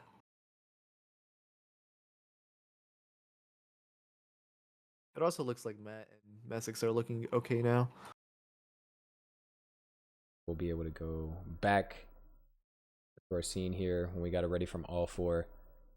Good to go. Alright, we're just waiting on the ready on Toby. We have 4 readies now. All right, let's get a simul countdown here. Let's give Messick's his heart. Here we go in 3, 2, 1. Tetris. All right. So this is game 2 for both matches, favoring the player on the right. And that means both players on the left have to win this in order to go to a decider. That's right. All right. Nice S-spin from Essex up top. Good openers by all players here. Really solid Tetris. And much different than what we saw in game 1, where everyone kind of had to do a little bit of burning at the beginning. That's right.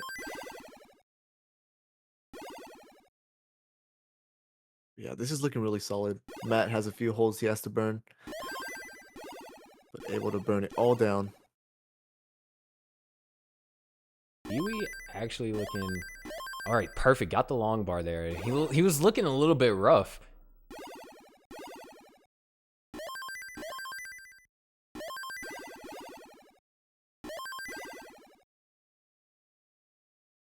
I'm just dead. Not too sure.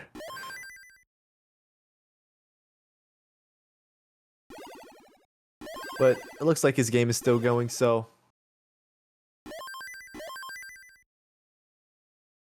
Messic's running into a little bit of a drought up here. Gonna have to take some burns. Gets that tee to open it up. And still in the lead by 55,000. 144 for Messick, 90k for Matt Martin. His cam is dead, unfortunately. Oh.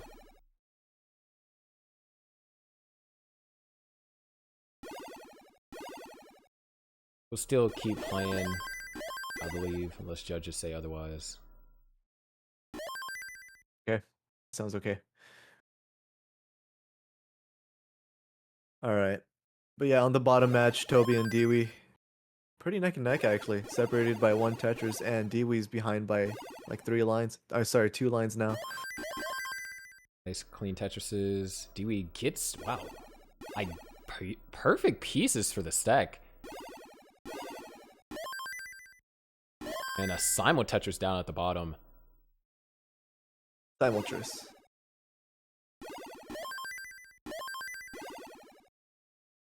Meanwhile, Matt looking for a J and it just isn't coming. Yeah, plays that T flat. Gets a long bar though. Nice.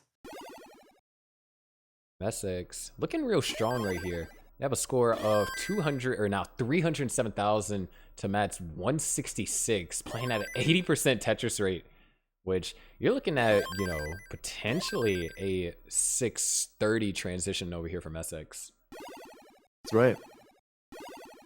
And this is looking really good for Messick right now. Matt could get eliminated right now if Matt doesn't step it up here, or if Messick continues to play at this aggression here. So some adjustments need to be made. Yeah, but right now Matt's keeping up with Messick. He is scoring Tetrises when Messick does, and that's, you know, the first step to trying to come back from such a massive deficit. Where Messick, they just staying clean. A lot of overhangs. They're getting solved pretty nicely. But down at the bottom, game is still really close. And wow, 3 Zs in a row over there for Dewey, running into a drought. Yeah, slight drought. Oh! Oh no. Wait, this is tough. Takes a triple. Nice. Okay. Wow, 30-piece drought though. That's rough. Alright, there is a single. Gonna just have to try to do the best that he can to burn this out. He can survive this now. So props to, you know, getting himself in a position of surviving this drought. But definitely. A little bit on the rough side of things. Okay. And that's gonna help open it up. And just like that, Dewey is open, waiting on the long bar, however. Still waiting. Another drought forming here. 19, 18. But yeah, as you see, it did set him back a little bit. Actually, maybe not. 50k lead for Toby right here on the bottom. Yeah, Toby also behind almost around, you know, a Tetris worth. So yeah, 50k lead, only got set back by a Tetris. So Dewey got out of that situation rather efficient. Toby was just unable to capitalize on how efficient Dewey got out of that dig. And oh, unintentionally setting up the left well maybe? Matt transitions at 458. Messick, they're looking for the right pieces that'll burn this out. Don't want to get into a rush situation at transition, then top out because of that. We've seen that happen plenty of times in this tournament. Nice pieces though, opens it up. One more Tetris to transition here. Gets it. Messick transitions at 519. Dewey at around 500, and Toby at a very powerful 570 transition. Yeah, really strong transitions from everyone here. Matt's got a lot of work to do, and so does Dewey. In fact, both the players on the right are just leading right now. Might end up, if things don't improve for Matt and Dewey's situation, they might end up playing each other. That's right. Toby's in a bit of a dig right now, but so is Dewey, so he's not going to be able to capitalize on this very much. He is set up for a Tetris, though, but the drought... Oh, there it is! Tetris for Dewey. I think that was a very critical Tetris as well. Toby's almost out. We can get one more, but running into a drought, and that T-piece doesn't help. Man, Toby's so fast, and Longbar comes a piece too late. All right, he's open again, and oh, knocks down the Tetris, but makes a misdrop, so close the gap down to only 19,000. Meanwhile, Matt getting up high. Knocks down a Tetris. Nice. Yeah, Matt only trolling by 71,000 points. 41,000 points now. Messic's board is not looking good right now. Very divided here. Sets up a Tetris. Column 4. Row 5. Oh no. It's a 20-piece drought. And that's it. And the long bar was next. Matt needs this next Tetris, and then he's good. Yeah, oh, Matt wait. Needs But I think 698. 698. He's going to need another couple of pieces. All right, he gets that over. Not even a Tetris at this point. 3 singles. There's 1, 2. One more. Gets it over, and that's going to do it. No. We have a decider up top. Just really scary. But down at the bottom, look at how close this game is. Toby still hasn't really recovered. I feel like he's been in this dig throughout all of post-transition. Dewey. Oh, no, Dewey. Oh, a lot of misdrops here. This is not the level to misdrop on at either. As Toby is now cleaned up. And not able to get anything really over to the left to burn. Dewey's going to top out at 679. So, Toby, you are good. And you are advancing to top 16.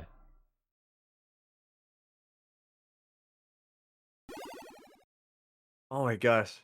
Single Elam. I hate it, but I love it at the same time.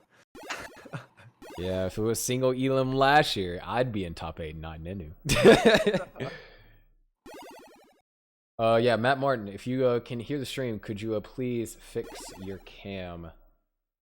I think he might be on it. Then send that to me, and then we can... Alright, there we go. Be able to head over to 2-player scene. Uh-huh.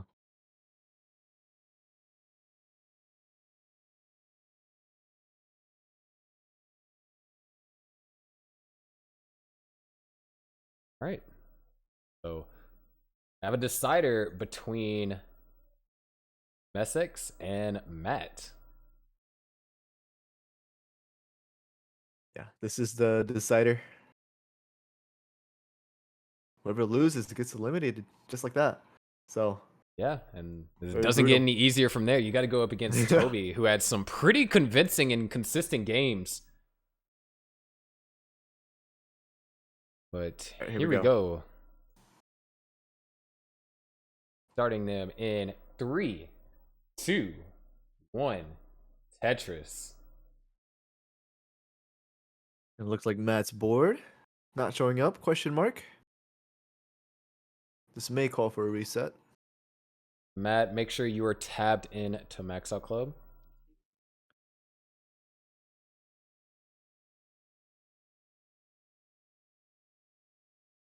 Okay, yeah, I think this might be a reset. Waiting on...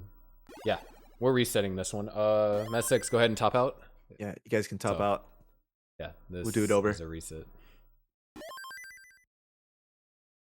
Like, fine with me. I'm just going to get 100% Tetris rate next time. 1.5.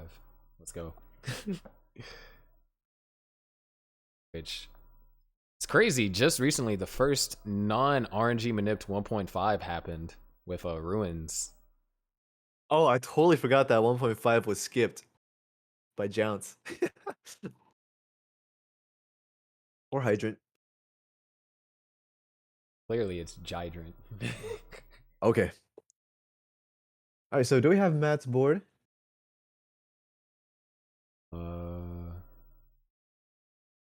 Judges are checking in. I'd recommend playing a 19 game or something real quick. Just to be sure. I mean, hey, what is a tournament without tech issues? Or a classic Tetris tournament without tech issues? That's why you have Tetris Effect connected. Yeah, and then you just have to worry about your console having issues instead of the game itself. Console or PC. It's all good. It's a really good game. That's right. All right, so we're waiting on Matt. Playing a 19 game. Looks good. Yep, showing up. So now we're just waiting on a ready from Matt. All right. We got 2 readies. Man, so many tech issues this set. But here we go. Gotta re-add hearts. Here we go in. That's right. 3, 2, 1. Tetris. Let's see if Matt could be the second person today to perform a reverse sweep. So far, the only person today to perform a reverse sweep is Superminds. Everyone that has won their first game has ended up winning their match. So let's see. That's interesting, actually. Let's see where this goes. Matt with the pushdown points. Yep, 7 points.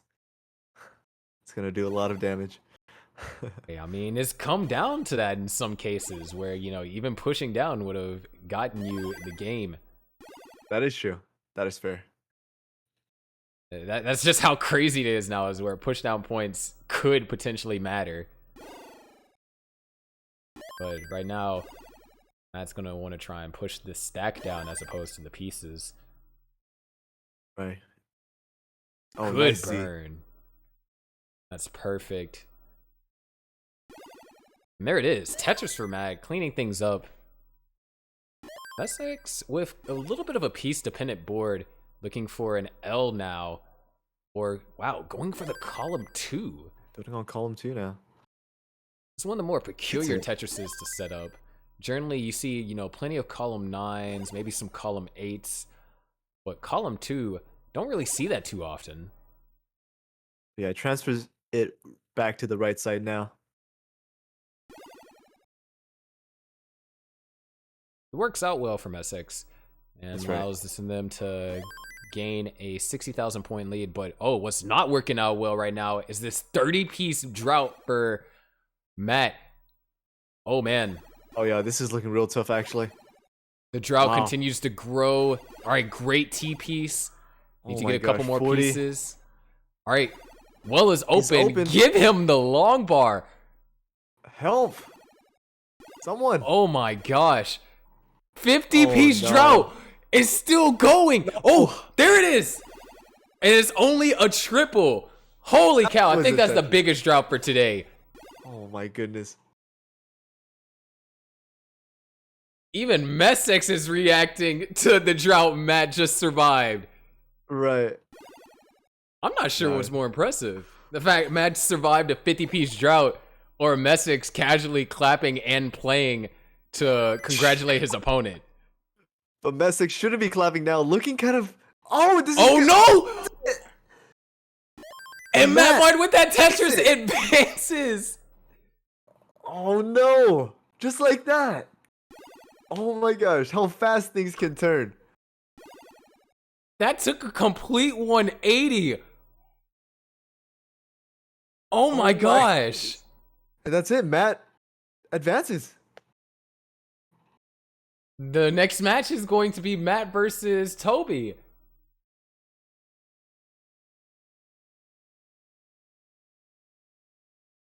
Let's take a look at our bracket. I think it still needs to be updated, but... Oh my gosh. I can't believe that happened. Yeah, that was really fast. Wow, can't believe it. But yeah, now we have Matt and Toby. They're gonna play next, top 16. Yeah, let's try and get Toby in. Definitely. Wow. Thanks for playing Messex, and we hope to see you next year. Yeah, it was amazing getting to see you play.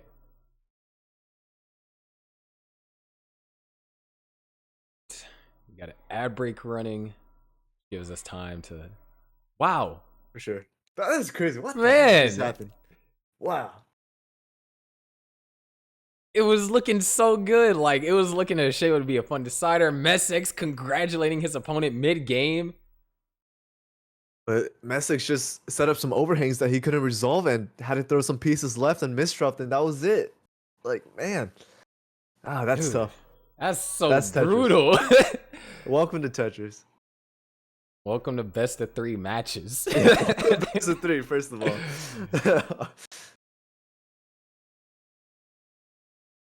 Oh man. But yeah, after this we're gonna have after Matt versus Toby, we're gonna have Heps versus Buko and Draco versus Dempsey. Yeah, that bracket's gonna be pretty cracked. Pretty cracked. Wow. I'm still kind of in a little bit of disbelief. Yeah. But someone probably actually needs to go count that drought because, you know, with Max Out Club, since it reads the capture, if it sees that a piece gets repeated, it won't add up the counter. So Matt could have actually got like a 60-piece drought. Yeah, that is possible. Man, that is just insane. All right, But so we yeah. do need to get Toby in CT1 top. Yeah, we're looking for Toby to join.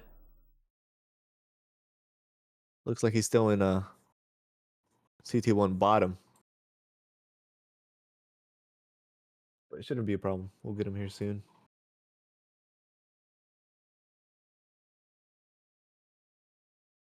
All right. Looks yeah, like he's here. he's in. We just if he could test his game for us real quick. Ow. I know that feeling.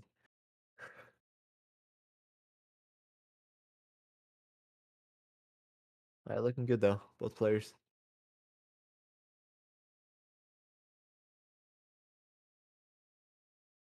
Yep, looking good.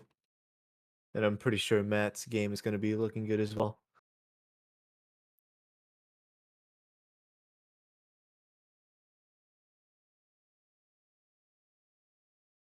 All right, so we're set to go. Man. Can't believe that happened.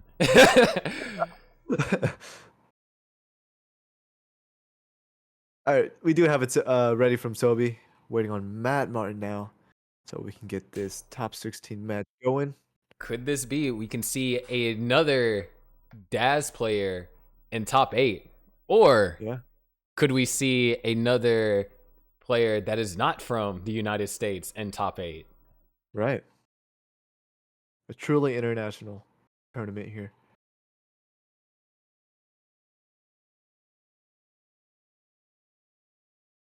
Waiting on Matt's camera to come back.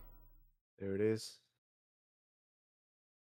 Watch, there's gonna be a controversy about Matt winning the game, and then we'll have to call it Cameragate.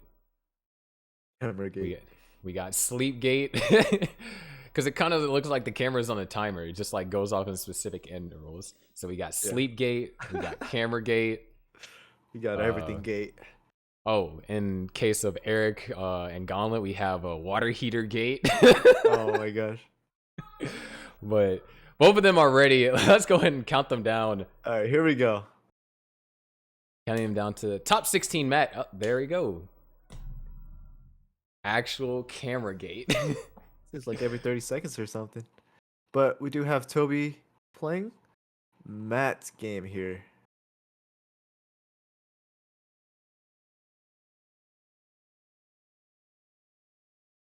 All right. All right, so Matt's back, but Matt's game is not here. This may call for another reset. but let's wait on that. At this point, we just call it Matt Gate. Yeah. All right, so yeah, this is another reset. All right. Yeah, we can get this match resetted. There's your new CTWC emote, Matt Gate. So yeah, Toby, if you can go ahead and top out, we'll try and get Matt's Max Out Club back and running.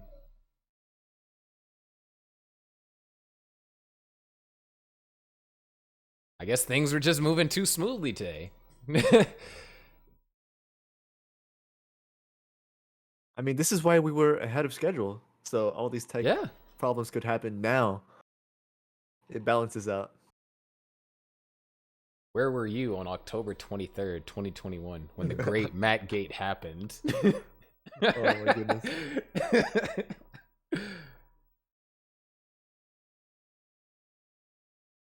Actually.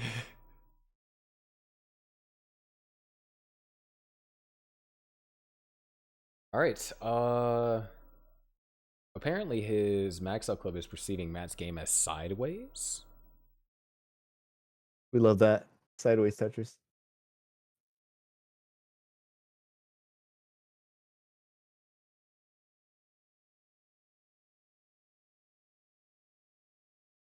Yeah. Homage to Game Scout's recent video of CTWC reactions from day one when Coffee started the video and he's like, how do you appear your camera not sideways? That is true. All right, we got Matt back here. Let's see. Does Moment of truth. All right. We got to. Okay, there we go. Yeah. It looks good. Just All gotta, right. Just hope. Keep your fingers crossed. All right, ready Should it for be called Toby? Ready for Matt Matt? Gate or Rogue Gate? I think Rogue Gate sounds better because it's kind of like stealing the show here. As long as we know what we're talking about. Yeah. Here we go. Both of them are ready. Let's go ahead and count them down. Hopefully no Matt Gate. Here we go in 3, 2, 1. Tetris.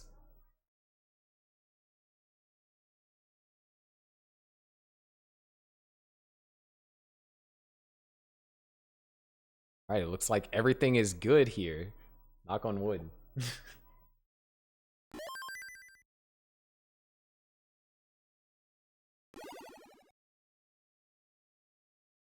So once again, both of these players right now, they're fighting for that spot in top 8. And they get to top 8, there's one more match and they are in the money here in the silver bracket. And looks like Matt finally Tetris ready. It's not getting the long bar when the well is open. Hopefully we don't see another... Okay, there it is. Knocks down the Tetris. I mean, we've seen some... I think in that last game, Matt had the highest drought that we've seen in silver. And probably needs to be counted again. Could be even higher. Right. Oh, Toby looking for a T-Tech or a Z-Spin. T-Tech it is. Oh no! But misses it. Yeah, honestly, that's one of the more annoying misdrops is either when you miss the tuck or you do the frame perfect inputs to untuck the tuck. Oh no, that's terrible. Untucking it is way worse than missing the tuck. Frame perfect misdrops, it's just when it happens, it's really hard to kind of like stay under control because it's like, what the heck? I don't think we've seen it in CTWC yet, but I want to see someone do a frame perfect unspin. I've done it before and immediately topped out because I couldn't process what happened. But yeah, that set Toby back 41,000 points. Wow. All because of that one little mistake. So, there's Tetris for you. Props to Matt for taking advantage. And both players are clean, and there it is, Tetris for Matt.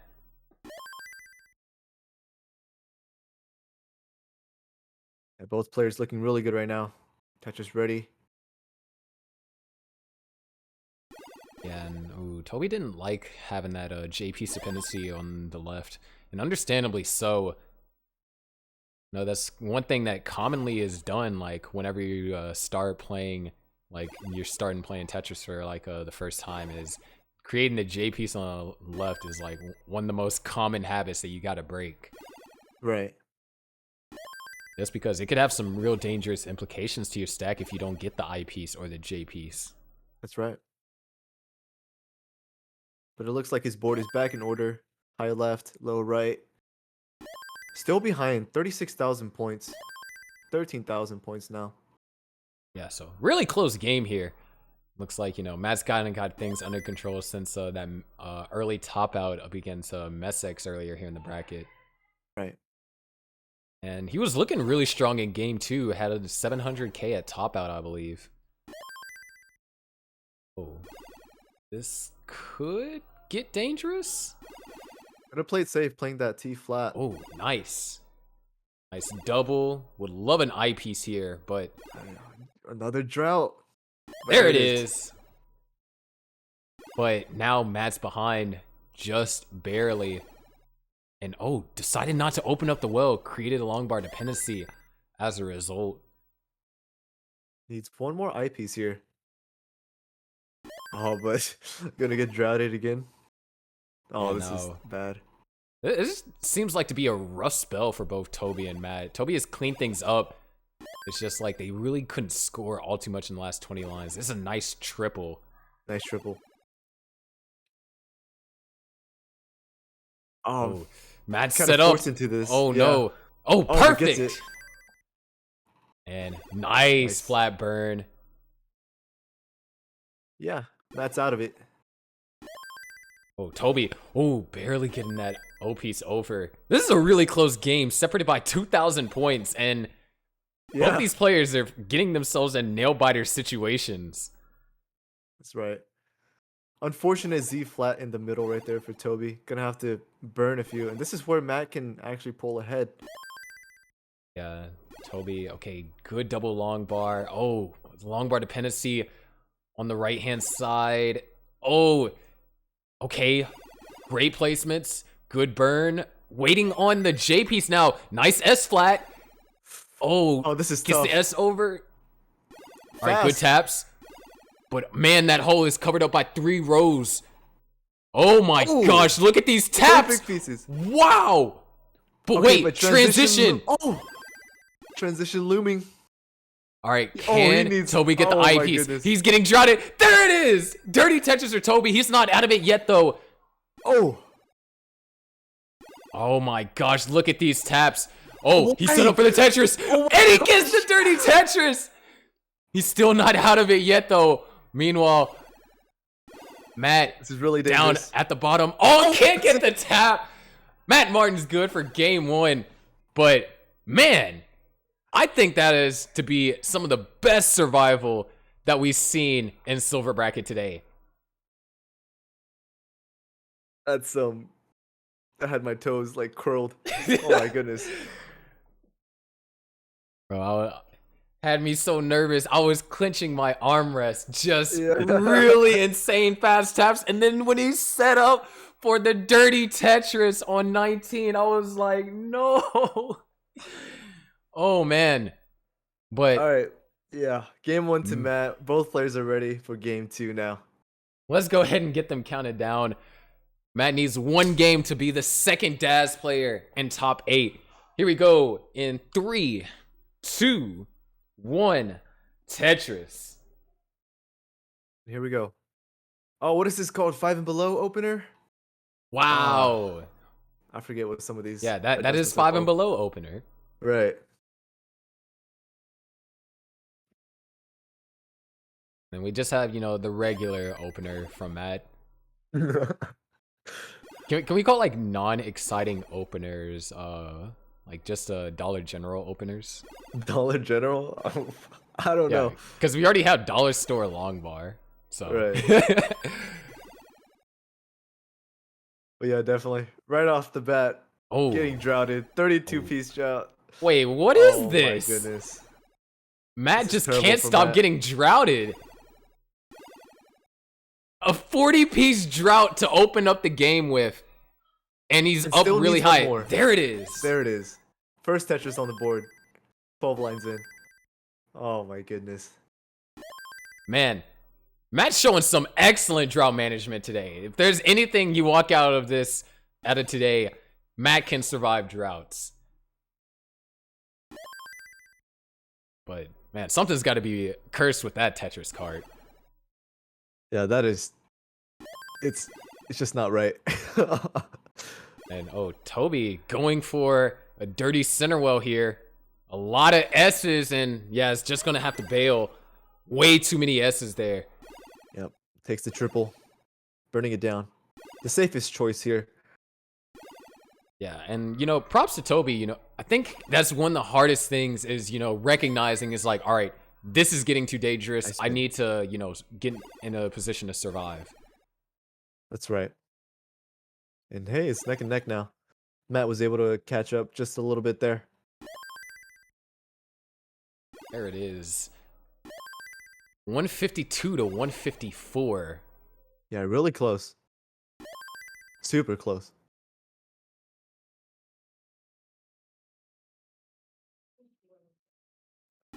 Yeah, but both players looking really good right now. Just decent, really solid stacks. Getting Tetris ready, taking a few burns, lowering their stack. Yeah, just textbook Tetris right now, and Really? both of them are looking at some pretty decently sized 500k transitions. Yep, Toby is on 65% Tetris rate, Matt 61%. So if they continue this, we could see it. Yeah, oh, Toby. Oh, decided many not O's to here? burn. Way too many O's. I'm actually curious to find out what the O count is after the game, because that was a lot of O's there. And actually, that O was pretty good. Yeah, that was, you needed that one. But yeah, some really nice dig there. Toby gets out, scores the Tetris. Yeah, 278 to 270. Toby has jumped ahead in lines. And oh, Was that an wow. investment? I can't tell. I don't even think that he meant to do that on purpose, but it worked out incredibly well. All right, looking for an S. There it is. Nice S spin to get Tetris ready with that L now. I think it's fitting that both players just aren't getting ideal RNG. It's not like one player is getting all the long bars in the world and other players running in the back-to-back 40-piece droughts. They're both having to deal with rough sequences, and I believe they're doing a fantastic job right now. Only separated by 13,000 points. They're doing just a great job dealing with these rough sequences. Yeah, really close to each other.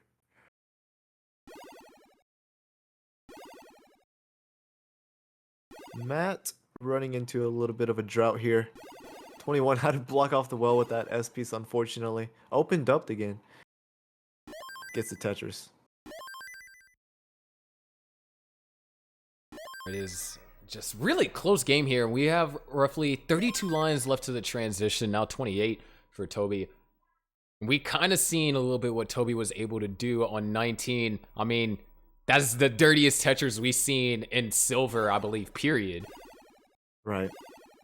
So imagine if he's able to apply that same tapping prowess to a regular stack. And there we go, Matt Gate. Matt Gate. All right, though. 445 for Toby. 420 for Matt Martin. 445 now. I just separated by literally just a single.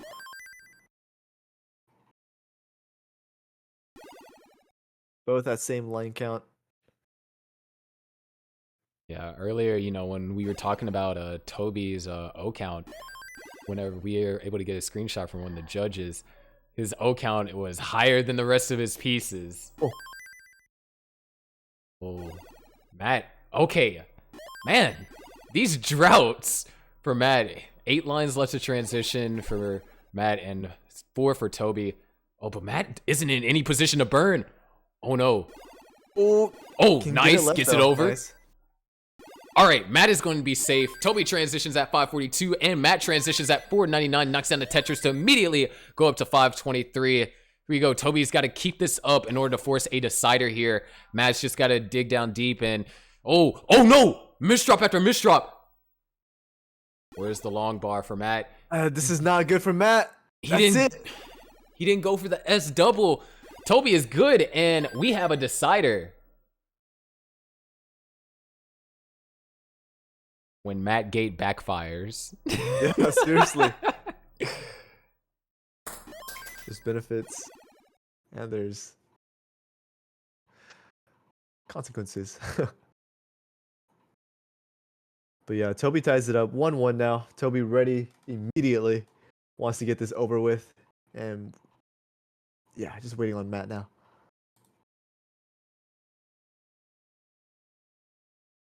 All right, both of them are ready. Will Toby be able to complete the reverse sweep? Or will Matt continue to win and go to top 8? Here we go. 3, 2, 1. Tetris. All right, here we go. All right, I don't see Matt's game. Okay, I This may call guess for another reset. Yep, typical Matt Gate.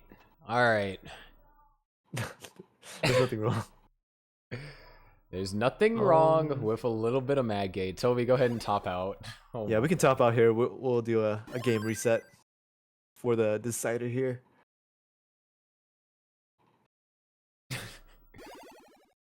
All right, apparently we can only get one, the game or Matt. That's how Matt Gate works. Goodness gracious. I think that sets the world record. Most game. I have no idea. I believe we've gotten like 5 Matt Gates so far.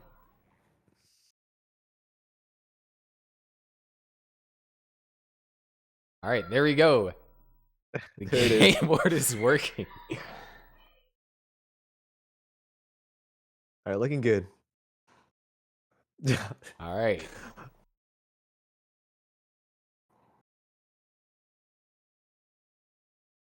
All right, so we do need hearts for Matt and Toby here. They are 1-1. They're ready once again. Fingers crossed for no Matt Gate. Like I said, don't come on Classic Tetris on October 23rd. You will witness some things. Here we go. 3, 2, 1. Tetris. All right. All right, here we go. You got the SZ opener. And nice flat stuff. Tucks by Matt Martin here to open up. Toby touches ready. Matt with the first touches on the board.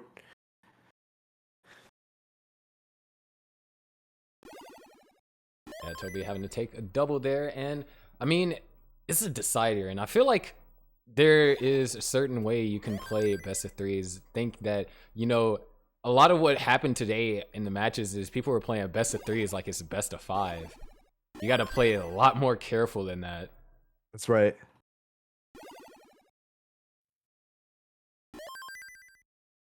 But, ooh, nice overhang over there by Toby.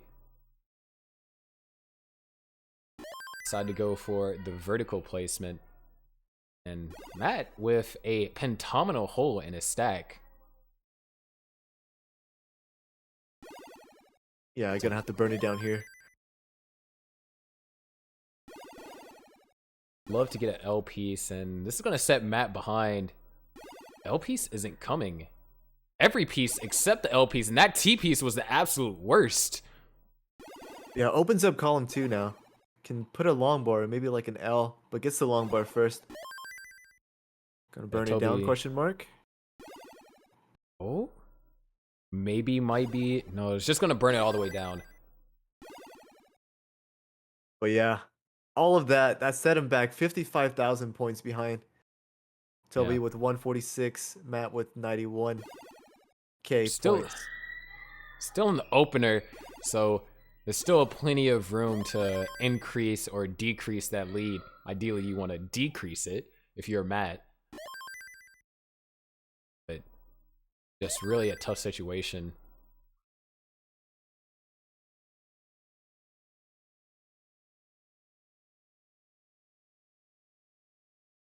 Yeah, some really nice stacking by both players here.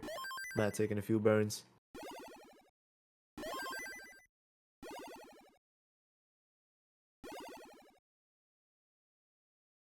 Yeah, 185 for Matt. Actually, it's closed the gap. Yeah. Toby in a drought. Just a little bit. Gonna use that long bar for the stack there. Fill in the dependency first. And using this one for the Tetris.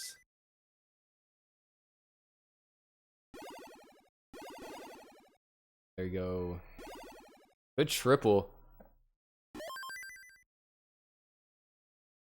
Some nice tucks by Toby. Vids! Oh, just kidding. No vids. I don't think Toby is going to avoid trying to do any vits because they topped out during the test check because they decided to set up a vits. Oh, is that so? Well, not a problem. Stack still is looking good right now. Running into a little bit of a drought, actually, though. And Matt caught up. Yeah, Matt swapped cards with Toby. So there it is. Tetris for Toby. That was a nice adjustment by Matt, known as water. Regardless, I really think that this is, is going to have to come down to post-transition play. They're really close. They're matching each other Tetris for Tetris. Actually, Matt was able to close the gap by Tetris. He's behind by 5 lines. Right.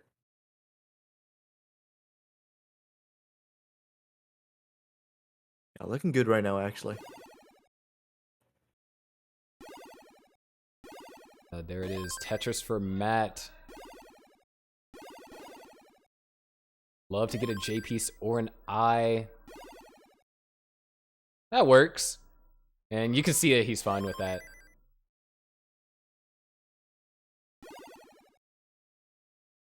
$336 for Matt and $393. We're about to hit transition in around 30 lines. Ooh, nice ice spin by Toby. Doesn't get the perfect clear though. Man, that was actually really close. An ice spin into perfect clear would be amazing. An ice spin in the perfect clear. That would easily be... nothing else can top that. If you get an ice spin in the perfect clear, you're goated for eternity. But we have seen a perfect clear from Anomalous earlier. And then, of course, Anomalous went to win that game. The perfect clear look. But regardless, Matt just really kind of set up a T-spin dependency, didn't get the T-piece, and falling behind 67,000 points. Is in the middle of a drought, but they're trying to get built up for to get Tetris ready, so I don't think he's going to be having any issues. Yeah, needs to burn a few pieces on the right to get Tetris ready here. Transition looming in about 10 lines. Yeah, and really strong game. Oh, Toby hits the S-spin. Just so nice. Oh, Matt, nice quick tap over there. A little risky.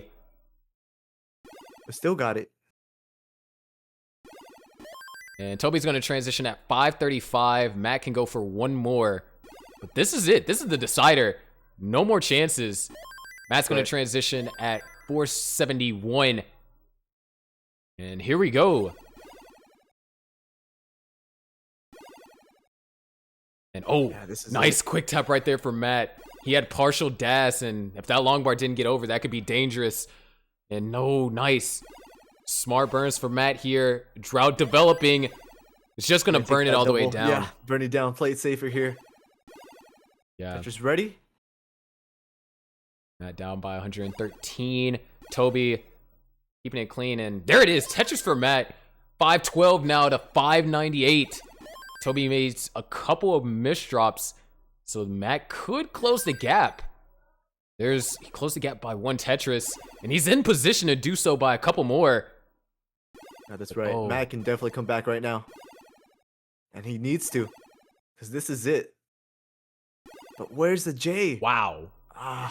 Really tough pieces, but Toby is not in any position to score if Matt can get an L. Perfect triple. Toby in survival mode. Matt ready to start scoring. He's 1 Mino off of being Tetris ready and has to take that triple. Toby right now with alternating burn shelves. And the holes are just getting more and more. right, this is looking tough for Toby. I think that's it. That's it. Matt needs to chase down. Oh no! Tops out this. Oh, Matt tops out as well, so Toby is going to advance. oh my goodness! What? Just like Right. that, Toby advances. And right now, Toby, you can see he was in disbelief there. But now we have a German in our top 8. And wow. Definitely GG's, both players. So let's Thank go you, ahead. Matt, for playing. Yeah, fantastic run. Man, you got dealt some really rough droughts. You know, if I go, I'll probably go drink a liter of water. Maybe get out the desert.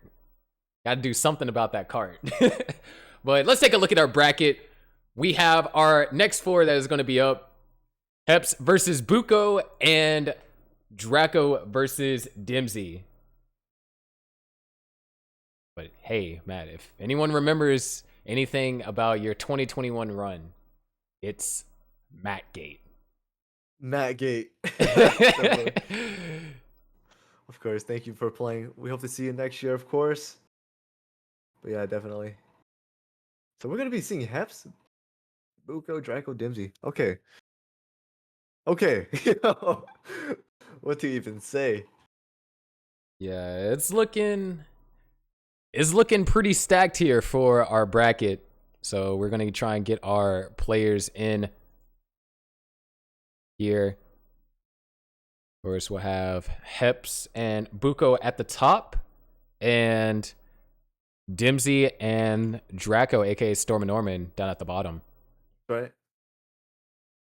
But I hope that becomes a meme. Mattgate, it has to become a meme. Yeah, perhaps, maybe. But yeah. definitely October let's move on 23rd is just a weird day for Tetris in general. There's been a lot of controversies that happen on said day. Okay, this is looking good though. All right. We got Buko's cam, and Buko is in the Max Out Club. There we go. So let's try and get the rest of the players' cams up.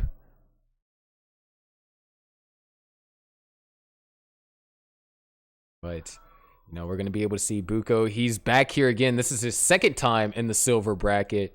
Maybe he can be the next Daz player to you know, make it out and potentially bring us to, you know, 2 veteran Daz players, because we will have Josh Tolles and we'll have Buko if he makes it out of this. Yeah, definitely. Of course, Buko, one of 2 Americans. Never mind. Buko and Draco. And yeah. So we have 2 Americans in this bracket. Heps is from UK. That is correct. I'm gonna get this Right. flag wrong. I'm sorry, I don't know my flags that well, but an international tournament. That's all. Yeah. You know, very diverse bracket. But I'm pretty sure.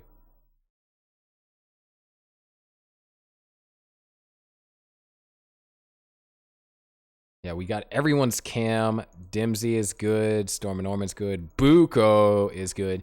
And Heps is good. So, now that all of our players are up and playing, let's go ahead and transfer over.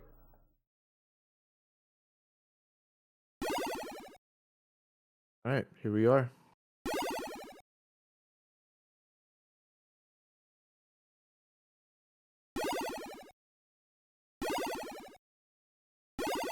But yeah, once we have it ready from all of these players, we'll be good to go.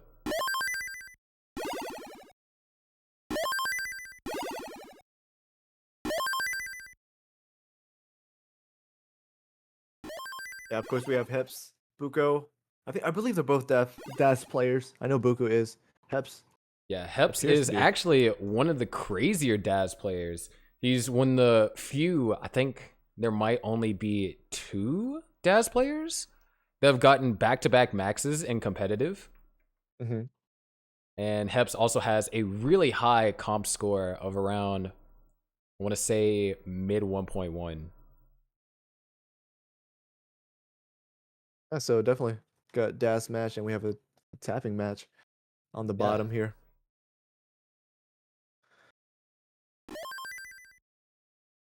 But we already got it ready from Heps.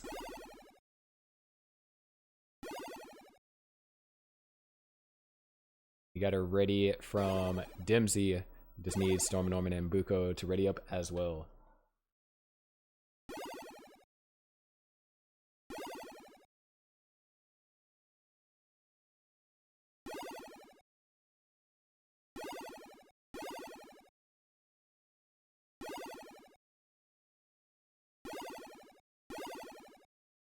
Yeah, everyone's looking good.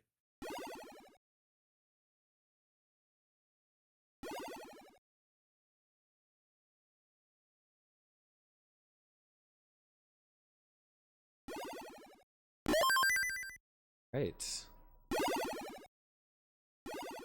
Look at the survival we hear by Storm and Norman while we're waiting on them. Also, friendly reminder, November 14th, top 8 for CTWC Gold. You're going to see the top 8 players going up against each other. I believe one of them is commentating right now. I can't be sure. He'll have to verify. Who's that? Who are we talking about? I don't know. Who are we talking about?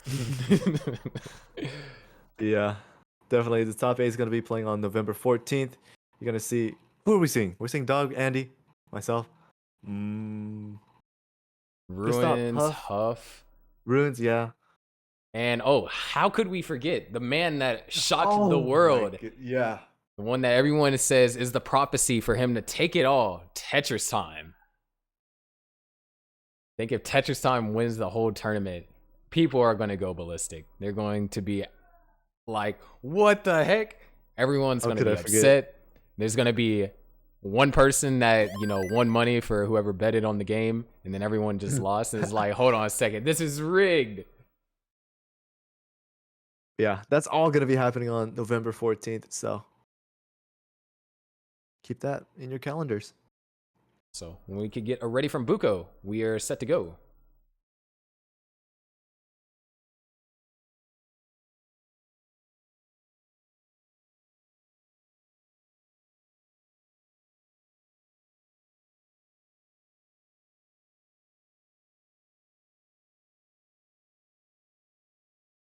Yep.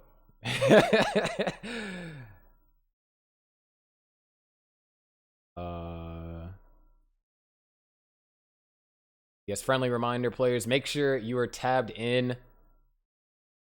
Right, otherwise we won't see your games. Okay. There should be a button on Max Out Club that says ready.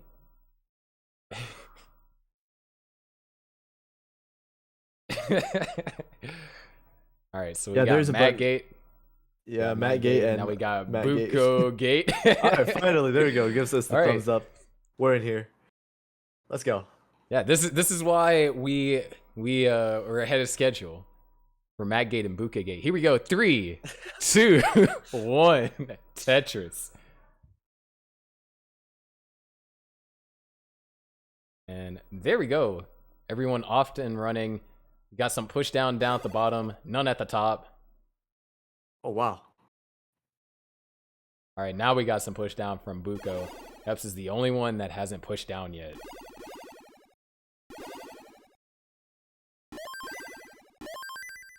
There we go. Everyone with the push down. And who knows, that push down could end up saving you.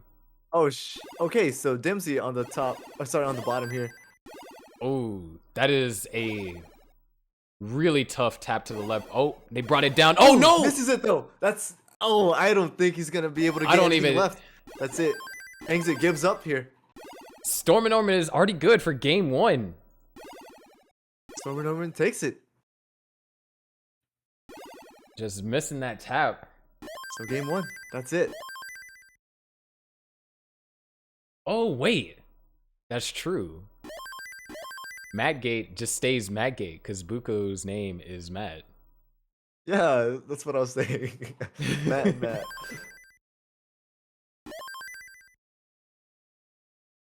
Okay, talk about Matt. Here we go on the left side. 141 for Heps. 85,000 points for Buko here. Yeah. And both players are already down at the bottom. So let's go ahead and get them counted down. Sure.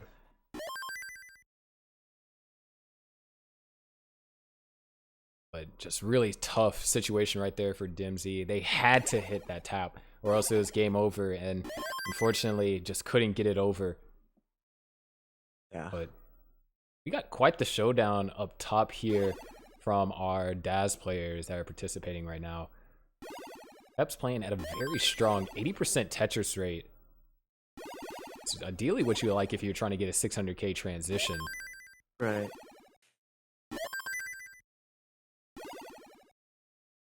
Buko with 50% Tetris rate. MZ with another misdrop on that eyepiece. Yeah, these game and eyepieces. Sometimes they don't come, sometimes you misdrop them. Man. I mean, what is worse? You never get the eyepiece, or you get the eyepiece and then misdrop the eyepiece? Both are equally as bad. But yeah, here 282 for Heps, 167 for Buko. Buko trailing by 114,000 points. Buko's gonna have to make some adjustments here too. Maybe just play aggressive, a bit more aggressive here. Yeah, Heps definitely one of the players you do want to be careful. Even though he plays with the playstyle of DAS, he has a lot of competitive max outs. Of course, we already mentioned how he has a back-to-back max out in competitive, but I believe as a career total over the games that have gone the distance, he's gotten 18 max outs. And you know, if you can do that in events like CTL and CTM, you can certainly try and do it here on the biggest stage of the world. That's right.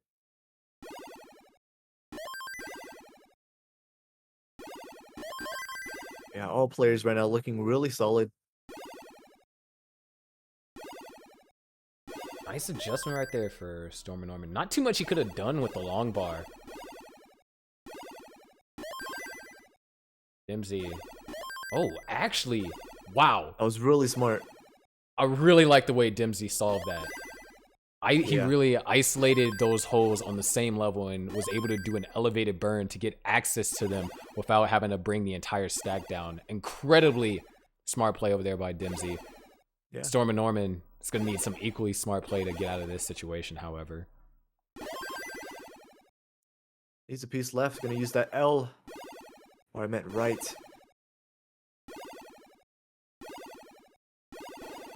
A drought forming for Dimsy. Nothing like what we saw in the last bracket. Oh man, those were numerous droughts. Yeah, but it's actually pretty tight. 194 for Storm and Norman, 190 for Dimsy. The only difference is Storm and Norman is 8 lines ahead. Storm and Norman is a push-down tapper. You don't really see too many of those. Right. And up top, 463 for Heps, 333 for Buko. Still trailing by about 100,000 points.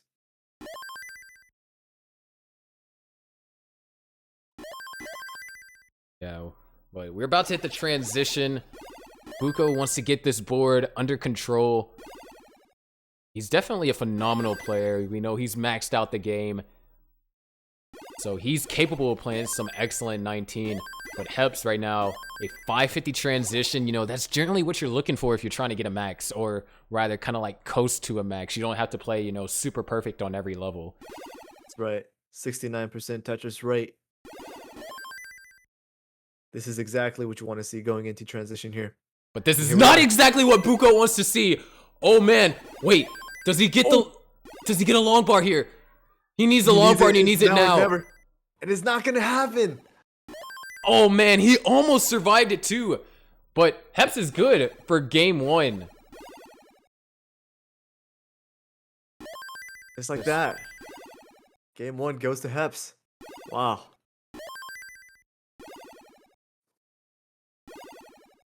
Just Definitely. really tough game right there. Tough transition. You definitely don't want to see that. So Meanwhile, hopefully Uko down can at the make bottom. adjustments there. Really close game. They were separated by a couple hundred points, of course. More than that, since Storm and Norman pushes down, you know, one of the few players, or a few tappers rather, that push down. Kind of makes me think of how Richard generally plays. You know, Richard was known for being a push down tapper back in the early days of CTM. Right.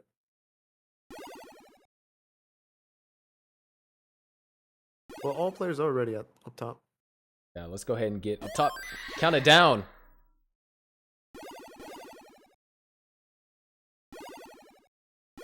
Here we go in 3, 2, 1. Tetris. And transition.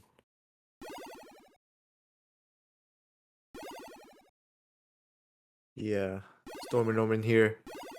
Transition with, I believe, like 430 or something like that. And Dimsy is behind in lines, but like a total of 10 lines. Transitions with 470 here. This is Storm and Norman's chance to, you know, take it home and advance to play the winner of Heps and Buko. Meanwhile, Dimsy trying to take us to a decider. Yeah, looking really good. Ahead in score and behind in lines.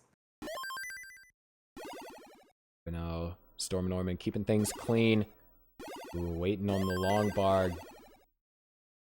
Might be running into a drought. Yeah, there it is. But 14 pieces. Knocks down a Tetris. 500,000 to 504. Yeah, this is some really safe touches being played by both players. Getting touches ready, but burning when they can. But still staying touches ready here. Buko actually in the middle of a drought. Fortunately, he's having to burn during the midst of this drought. So, you know, not necessarily wasting any long bars. But, man, you can see he's not liking those pieces. And after 32 pieces, finally gets a long bar. I think something must be going on with how the games are playing out later today. We're seeing a lot more droughts. Yeah, definitely. But yeah, here, talking about droughts. A drought forming for Storm and Norman. Finally gets it, but can't use it for a Tetris. Both players at the bottom actually having to do some burning. Storm and Norman is more in a perilous situation. They need, oh, no, they didn't decide to set up a delay burn. All right, look at how fast they're tapping. All right, burning it down, actually. He's doing really well. Perfect long bar. And I believe he should be able to start scoring within the next few lines. And Dimsy's actually having to burn this entire time, so Storm and Norman could close it out here. Yeah, he needs it right now. There it is, Simul Tetris. Down by 53,000 points. Yeah, 671 for Dimsy here. 619 for Storm and Norman. Trailing by 50,000 points.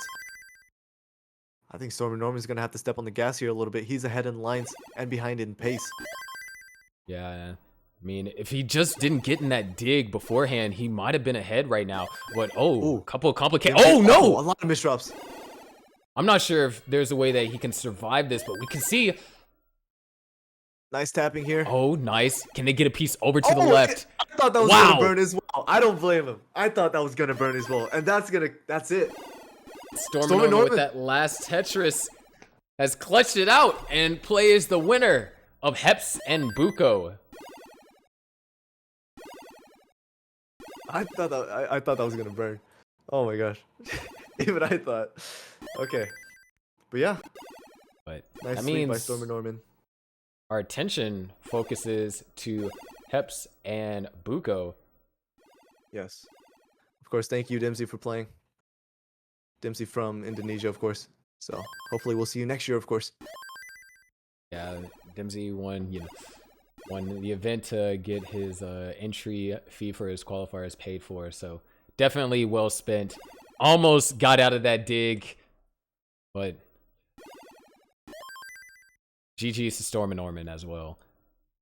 That's not the last we're going to see of him. But right now, Buko, it seems like we are running in back-to-back suffer games for Buko. Yeah, 20-piece drought now. There it There it is. is finally. Yep. So here we are. 351 for Heps, 293 for Buko. Buko trailing by about 60,000 points. Heps now looking strong for once again another 500k transition. Maybe even around like 570 if they can continue to play efficient.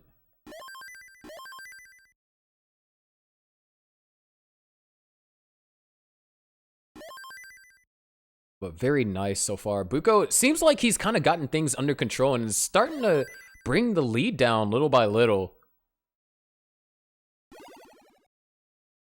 Yeah, slowly cutting into it. Only down by 36,000 points now. Yeah, Heps might be running into a dry spell here. Over the past 10 or so lines, he hasn't scored a Tetris. And just as soon as I say that, here comes the drought. Finally knocks one There's the down. long bar. Yeah, Buko completing the comeback here. Just brought himself back into the game, and that's what you got to do. You just got to continue to play efficient. And when certain situations like this where Heps, he's playing clean. He's not really in danger.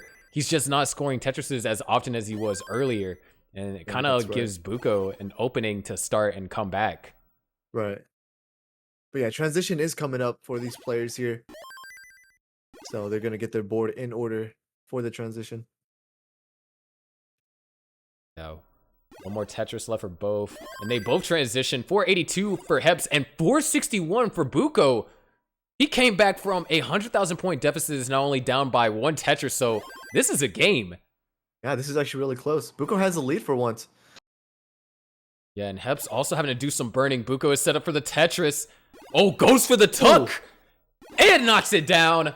512 for really Buko. Nice 419 or 493 for Heps. Heps still hasn't been able to score a Tetris, and so Buko could really be taking advantage right now, and he does so, knocks another one down. Another one.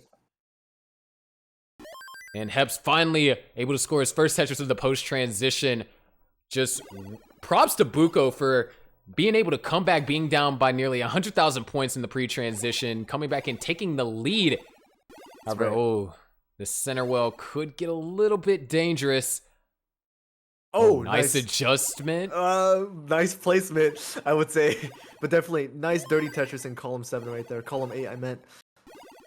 Up by 44,000 points now. Buko also has the cleaner board. Good delay burn. Sets up another one. Really excellent delay burns here from Buko. Oh, nice. All right, take safety triple. And, ooh, nice quick tap over there by Heps. 1 Mino off of being Tetris ready, and that's actually starting to hurt him. Buko's now up by 72,000. Ooh. Small misdrop. But not a problem. Gets great pieces there. Nice. And nice. Another Tetris for Buko. 650,000 now.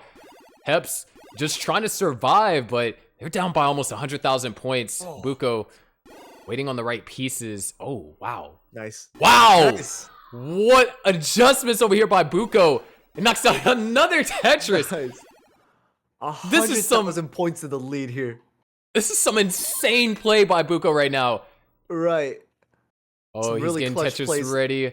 Very necessary. Come on. Oh. Nice, the S-spin. All right, he's going to need a little help here. Let's see if he can get it. Opens up the right side. Needs that. Perfect. Gets the J. Does he get an L? Yes. Nice. Gets it over. Oh, no, the misdrop. But that's and Buko's going to top out at 699. Heps has to chase down 700,000, and he's one Tetris and change. But, man, what a hot streak that was for Buko. All right, Heps needs 700,000 points. Yep. 78 points. Oh my gosh. One line. There it is. Heps is going to advance to face Storm and Norman. But, man, amazing play by Buko there. If it wasn't for that one situation, I think he would have taken that game. I definitely agree. But, yep, but Heps takes it this time around. course, thank you for Buko. Thank you, Buko, for playing. Of course, we hope to see you next year. I think Buko's played every single year. Am I wrong? I believe, yeah, he played last year. I'm pretty sure. Pumpy Heart could probably correct me, but I'm pretty sure he's played in every year. Maybe missed out on one earlier year, but yeah, let's take a look at our bracket here. All year. All years. Nice. Definitely a veteran player. And just the post transition up until he topped out, absolutely beautiful. The proper aggression, the dash control, the quick taps, the spins, the delay burns, all of that incredibly impressive. That's right. But now we got to get Storm and Norman Gotta get Heps. in. Yeah, Storm and Norman in here. Now, Daz versus Tap, it was going to happen, but let's see, can we get another Daz player in top 8? You know, actually, a lot of people are saying Heps is going to be the one that is supposed to take this entire tournament. Oh, really?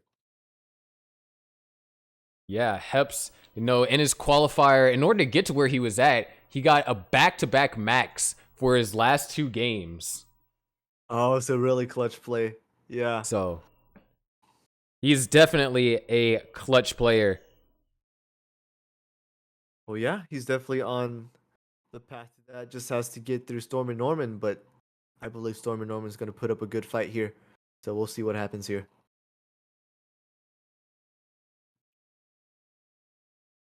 Yeah, looks like we got both players that are here. We get it ready from Storm and Norman. We're good to go.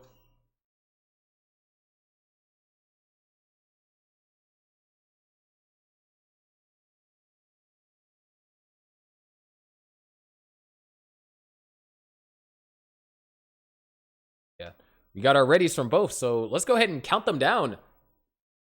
Here we go. Our top 16 match. Is Storm and Norman going to advance over Heps, or is Heps going to bring another Daz player into the fray? Here we go in 3, 2, 1.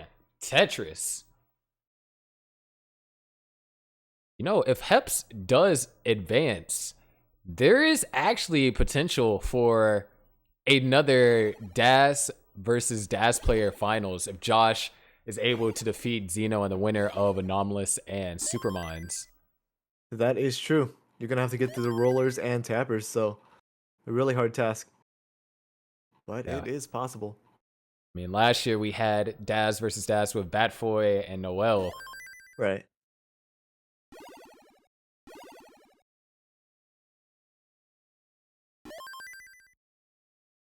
All right, now, so both players on the board. Some really nice stacking here. Heps in a little bit of a drought, but gets the Tetris. One thing also, Heps is wearing the CTWC shirt. Personally, I actually like that one. I like CTWC 2019, but they actually sold out. And that was the first time they sold out at CTWC 2019 of their merch. And it's kind of bummed. But it's not sold out right now, so if you want to get yourself a nice CTWC shirt, just type !merch. They got all kinds of styles and designs. But right now, really good opener for both of them. Storm and Norman, slight T-piece misdrop. And looks like they're just going to opt to go and just burn it all the way down. Might try and... not going to even go for row 2. That burns it down. Another T-piece to get kind of situated here. Needs more stuff on the left. Column 2, 3, 4-ish.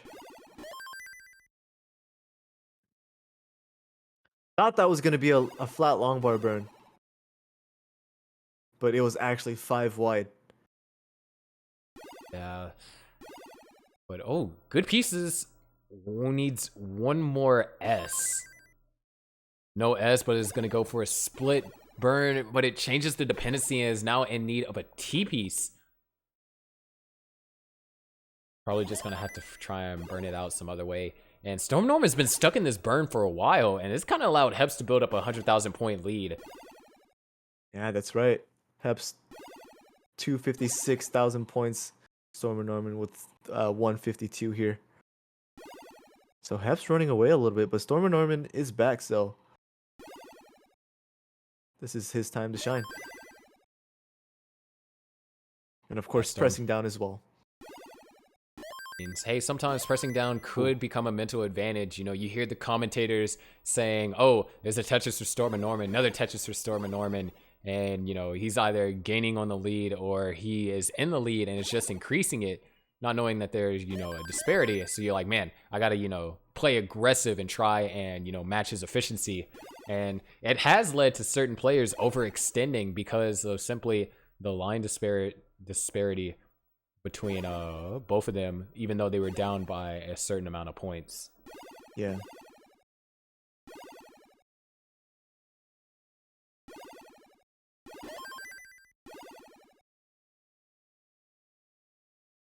There we go. Storm Norman's got the board under control. Hep's making that adjustment, and it looks like he didn't have dash on the J. But, wow. 3 Js in a row. And they all just fit in so perfectly as well. Yeah, that was picture perfect. Yeah, both players looking good right now. Stormer Norman kind of eating into Hep's his lead right now. It's kind of tough for Stormer Norman, but gets that long bar over. As long as Hep's can continue to score the way he does, he should be able to maintain his 100,000 point lead. But Storm Norman is not making it easy on him. Storm Norman has really picked up his Tetris rating over the last 50 or so lines. That's right. But remember that Hep's is about 10 lines behind, actually 5 lines behind now. Yeah, so lead is still around that 100K mark. Storm Norman, nice burns here. And there it is, another Tetris for Storm Norman. Interestingly enough, about tapping grips, Storm Norman has roughly the same grip as Anomalous, who played in the bracket earlier.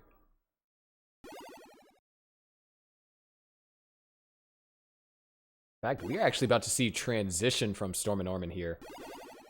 Yep, in about 5 more lines, 6 more lines here for Storm Norman. Good placements right there. Rough S pieces. This is... Oh. He's not getting the pieces to resolve it. It was actually a really clever way to attack that problem. But Storm Norman's going to transition at 427 just about. Hep's 5 lines away. Going to be able to score one more Tetris after the single. And Hep's is going to transition at 560. So huge advantage right now for Hep's. Ahead in score, behind in lines. This is exactly what you want going into 19. And we saw Hep's, you know, he had a strong 19 up against Buko in game 2. So that's right. Ooh. Some misdrops for Stormer Norman right here. Not sure what he can do. Ooh. It's a little bit of a rough spin right there. See how efficient he can try and get access to that hole, or he can decide to set up for row 2. Looks like that's what he's going to do. So row 2 slightly more dangerous on 19 than it is on 18. But yeah, but he's going to have to do what he's got to do. Definitely 84,000 points behind and a whole level ahead. You definitely need to step on the gas right here. And that's exactly what he's doing. Tough misdrop though. That's going to cost him some more burns. I mean, the important part is he's surviving. The issue is he's not being able to score Tetris while surviving. And he set up for the center well. And oh no, he won't be able to score off the center well. Oh, too many O's here. Eyepiece came a piece too late as well. I mean, Hep's hasn't really been able to score, so Storm Norman could... there it is. Tetris for Hep's. 673 for Hep's and 587 for Storm Norman. Storm Norman finally opens up the center well. 1 Mino off. And dang. There it is. Nice center well Tetris over there for Storm Norman. But the issue is they're, you know, a full level ahead. And he's running out of time. Yeah, time is ticking now. Of course, Hep's 707 on level 24 and 628 for Storm Norman on level 25. About 10 Heps- lines ahead of Heps. Heps keeps this up. We could see a max from Heps, and actually, Ooh, a tough hang. Sets up a vid Oh. setup. Can tuck it, yes. oh my gosh, does he get the right pieces? He set up for the left wheel Tetris at 7 high. Oh, this is tough. And nice down stacking so far. Right. Heps is looking to build right here. Oh, Norman, nice. actually. dirty Gets it. Tetris for Storm and Norman there. Sets up a triple right now. Gonna burn it down. Yeah, I think he realizes the triple as well. Yeah, but time is ticking. He needs this right now. He only has 1 line to burn, and after that, he has to play absolutely perfect. He can get 100,000 that's points, it. but Heps is He can go behind. perfect right now. Let's see it. Here we go. Oh, misses the tuck. that's going to Oh, do it. gonna- He's going to go to 29. Oh, and that's And- it. No matter what, Heps is going to be good for game 1. But impressive effort over there by Storm and Norman, taking the game to kill screen and Yeah, bringing it to definitely. within like a Tetris reach. But Heps is Definitely good great for game games. 1. Yeah, great games for both players here. Wow. Nearly double kill screen games. Double 800s. Of course. Heps is looking to go back in top 8 because if you remember, Heps is played in silver last year. That's right. He was semifinals, right? Yeah, semifinals. Yeah, he made Mm. top 4 last year and definitely wants to go back. You know, the second time around, maybe take it. Yeah, So- he had 2 one-off games as well. So he's Yeah, maybe that's right. maybe Right. trying to look to get a max here. He was poised in that last game. All right, both players are ready now. Let's go ahead and count them down. And in that last game, Storm and Norman had 101 Zs. RNG really trying to put him to sleep there. That's really tough out here. Of course, this is Storm and Norman's debut. Yeah, First time out here. CTWC debut. He's doing fantastic. I mean, took the game all the way to kill screen and played excellently there. Not much else you can really ask for.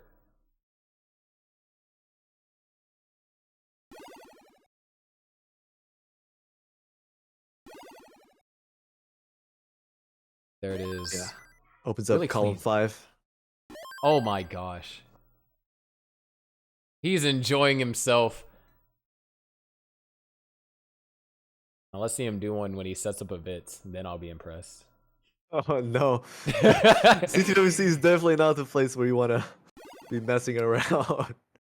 Yeah, you do Oh, want to man. have fun, but this is a very serious matter. This brings That's you right. one step closer to being in the money.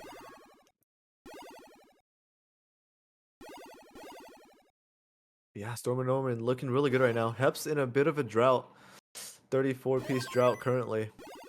And not And really after getting 35. not really getting two kind pieces either. He's finally set up though. Beautiful J. Now he's just waiting on the long bar. I guess someone should start their stopwatch. There's the drought counter. Let's see Yeah, how long there it we have is. to wait. Already 20 pieces. His board is in great All right. position. So yeah, 23 pieces. Not too bad. Just, you know, a slight annoyance. A drought is bad. Any drought is bad. But yeah, definitely. That set him back a little bit. 193 for Storm and Norman. 112 for Heps. So, trailing by about 100,000 points here. Storm Norman really taking it to Heps this game. You know, it is going to still be ahead in lines generally, but has a true lead of around 80,000 points. As long as he keeps playing like this, he can definitely have a strong lead going into the transition. And, you know, at the last game, it was kind of getting down to where it could have been neck and neck if Storm and Norman just didn't quite get in those prolonged digs. That's right. Storm and Norman in a dig right now, so Heps could come back just a little bit right now. Stormer Norman is out.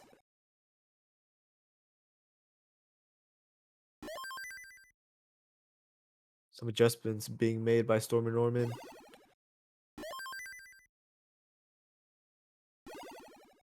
Has an eye dependency, but gets it right away. Yeah. Heps might... Oh, wow. Really rough square. There's not really too much he could have done except for set up an overhang. And, you know, sometimes setting up, you know, a bunch of convoluted overhangs could end up leading to a top out. And Heps, he wants to close it out right here and now. He is down by 124,000, but ideally, he's up one game. He can afford to lose this game, but he wants to close it out now.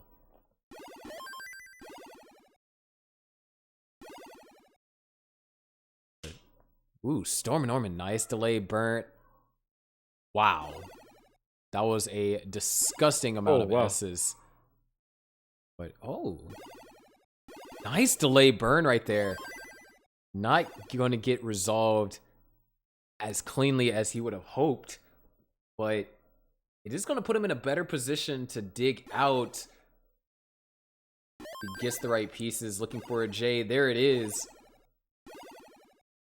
So he is slowing down just a little bit right now. Heps cut into his lead.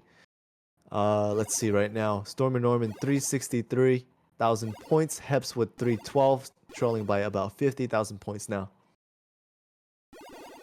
Yeah, and Storm Norman actually not in position to score Tetrises. Looks like he might try and go dirty. Heps has closed the gap more, down by now only a little bit over a Tetris.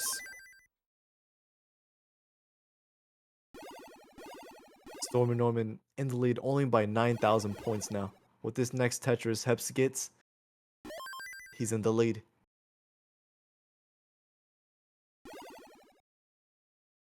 Storm Norman opens up the... Wow. Oh! Double long bar. Very fortunate right there. Storm Norman will transition within the next 11 lines. And is looking for a lot of specific pieces to kind of clean this up.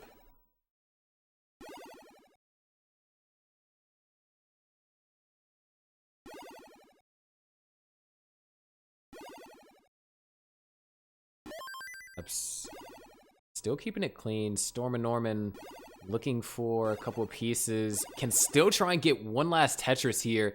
But it looks like Heps is going to have the lead going in the transition. All right. 431 transition for Storm and Norman. And a 441 transition for Heps. So separated by 10,000 points. But Storm and Norman, oh, they are going to need a long bar. Yeah, burning it down though. Gets that T right. Two long bar dependencies. Yeah. All right, good T burn. Trying to get it. If he can get one more long bar, he'll be safe here. Heps clean, gonna extend his lead by a Tetris. And man, long bar is always just one piece too late. Yeah. But Stormer Norman is digging down. No place for that O really. Had to place it in column 7 and 8. That T's gonna help out a lot though. And there it is. Storm Norman's back to scoring. Heps was up a little bit high. A Nice slightly risky delay burn over there for Storm Norman. Nothing too serious though. He's ready. But where's the long bar? Another drought forming here. Oh, this is bad. Oh. This is bad for both Heps and Storm Norman. Heps gonna have to get a 7 high left. And oh no, he hangs! Storm Norman needs one single. That's all he needs, one single. Take this game. But he does it with a Tetris. Ladies and gentlemen, we're going to a decider.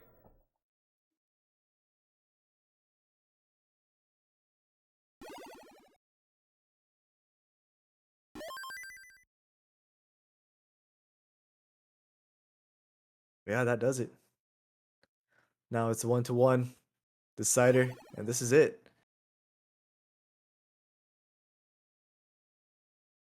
Yeah. We have a ready from both players. No, we got a ready from Heps.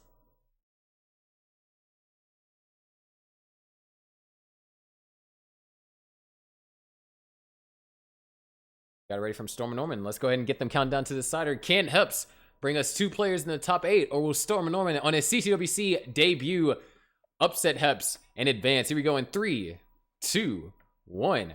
Tetris. Alrighty, here we go. Stormer Norman with the pushdowns right off the bat.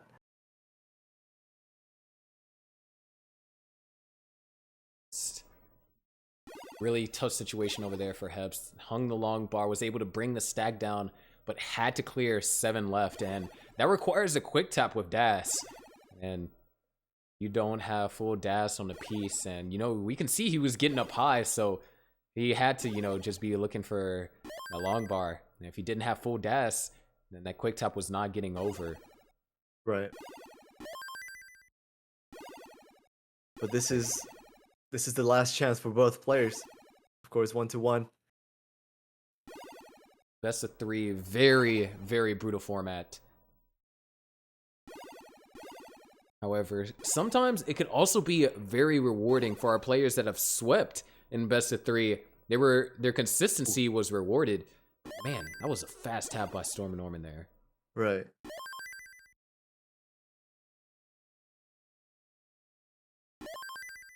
Yeah, both players right now really clean stacking. Very textbook looking like. Just solid Tetris being played right now.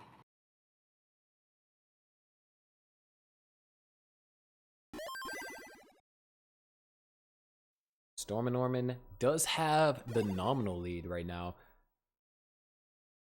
Is playing better in the opener. 64% Tetris rate. It's still the opener, so there's a lot more Tetris to be played, and we can definitely see that fluctuate down the line. But as long as Storm Norman continues to keep playing this strong, he's looking at a 550 transition. Yeah, definitely a 71% Tetris rate right now. 50% for Heps. Of course, we know that Heps has very strong 18-19. It just really, that last game just came down to a really, you know, a very frame-specific input. And, you know, missing that input guaranteed he's not able to get anything else over. Because, I mean, even then, very few tappers, or very few high-level tappers, can clear 11 high left. Yeah, that's pretty fast.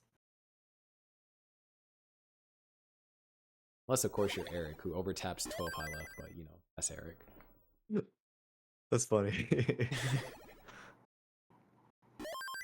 But, yeah, man, both players looking good right now. Yeah, a big lead right now for Stormer Norman. 115, 115k points in the lead right now. 333 for Storm and Norman, 217 for Heps, and there isn't that much line separating them. So Heps can definitely cut the lead down to size, but, you know, the Tetris rate can kind of give you an idea on how well Storm and Norman is playing. Like, a 75% Tetris rate. That's right. The 75% Tetris rate is kind of what you're looking for if you're trying to go for a 600k transition. And I don't think we've seen a 600k in silver today. Well, this game could be the first. Usually by 100 lines you want about like a 400k, but here we can see 400k by 89 lines and more. Yeah, as long as you keep playing this is definitely easily 550 game. Is gonna have to play or try and maintain this efficiency in order to get the 600, but you know, you don't have to go that aggressive. You just having a sizable lead on your opponent, making sure your board is, you know, in a good shape. That's all that might be needed for him to take the game. It's just playing smart, disciplined Tetris.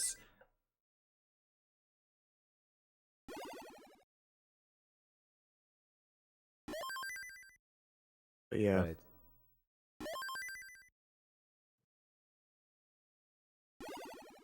381 for Heps, 479 for Storm and Norman. Heps is actually starting to increase his Tetris rate. Is bringing it closer and closer. Storm and Norman just kind of went through a small rust spell, so 600k is barely on the table. What is more likely, we're going to see like a 560, 570, somewhere around there.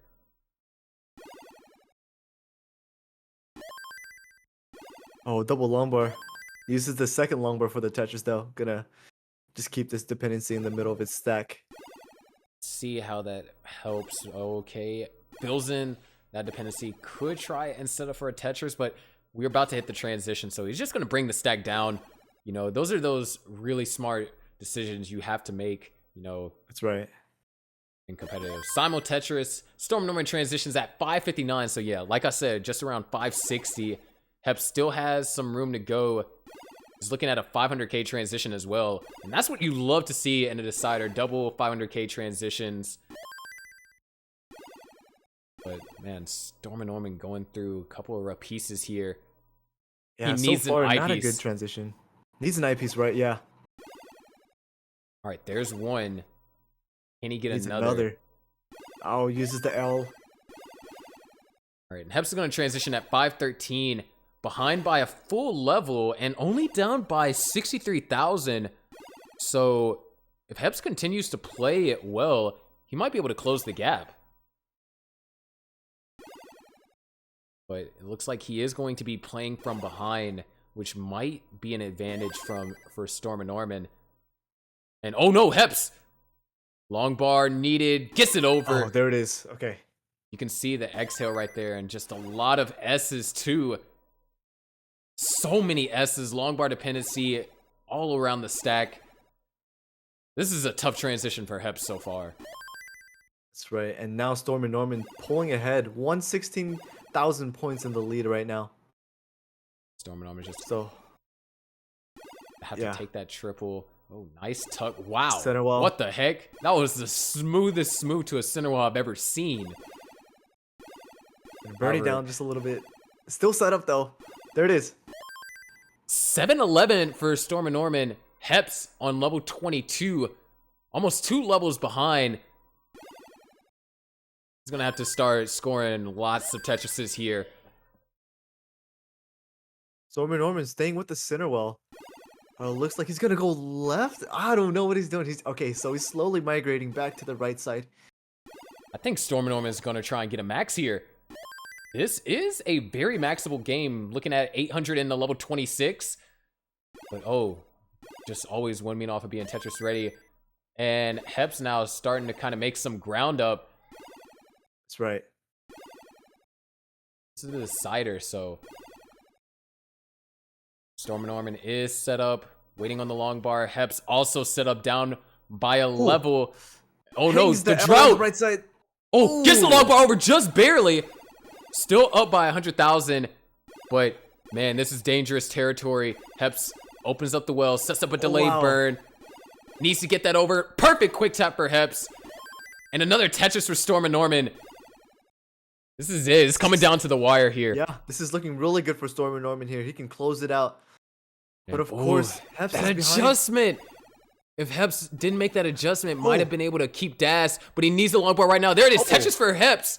He's down by 123,000. He needs to get out of this to survive. Storm Norman looks like he's in the process of topping out, but Heps is going to give up. And Storm Norman is going to advance to top 8 for his CTWC debut, defeating Dimsy and Heps, pulling off 2 consecutive upsets. That's insane. What a big upset right there. But credit to both Heps and Storm Norman. Fantastic set right there. Storm Norman just played what he needed to do. Played very strong in the games that he won. Right.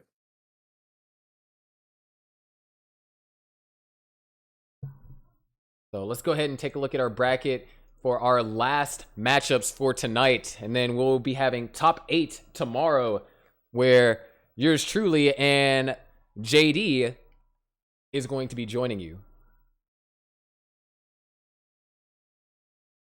So we're going to be bringing up Vischer and Phantom and Merker and Alejo.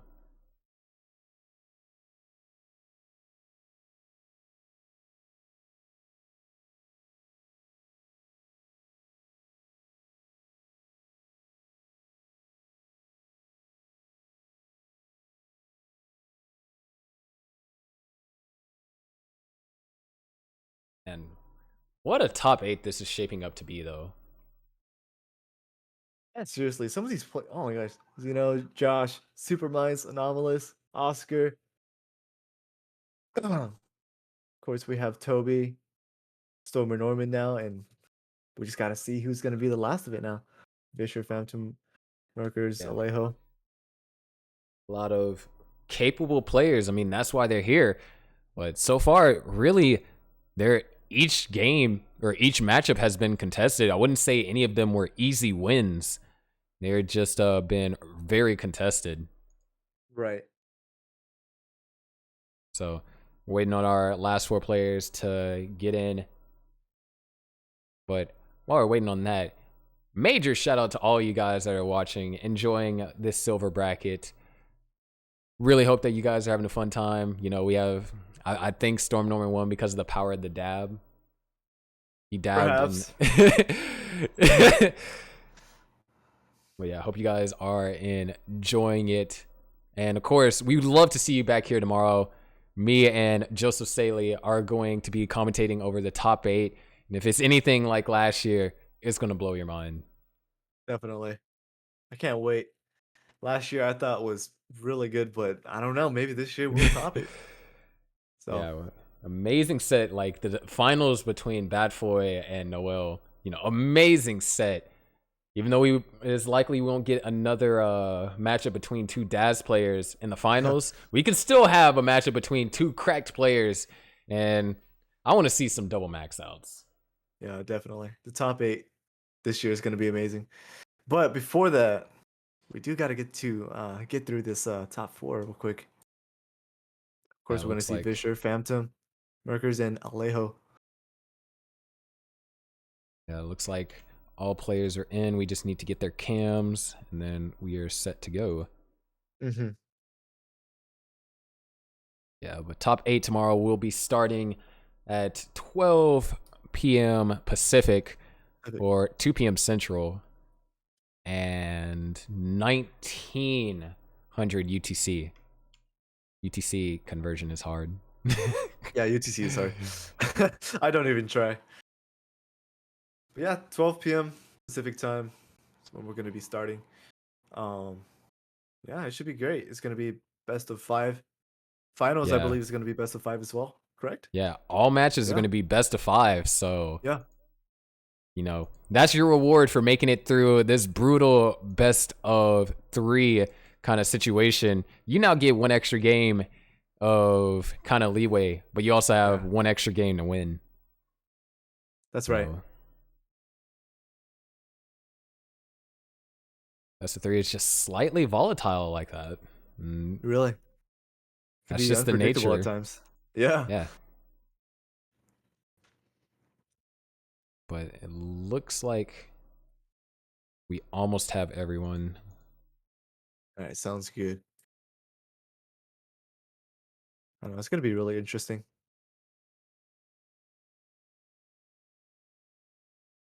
I'm trying to see. Do we have anyone back in the top 8? Let's take a look.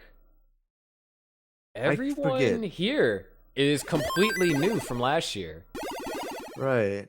Because Wing, he was taken out by Zeno. Let's see. Zombek was taken out by Superminds.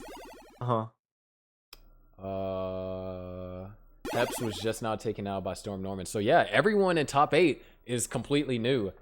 There are completely fresh top 8. There are no more silver veterans. Yeah. Oh my goodness.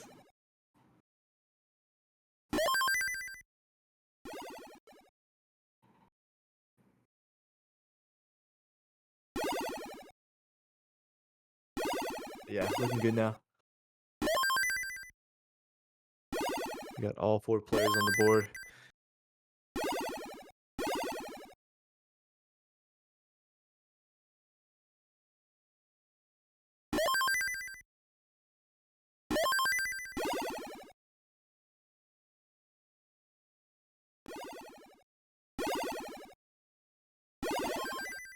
Okay.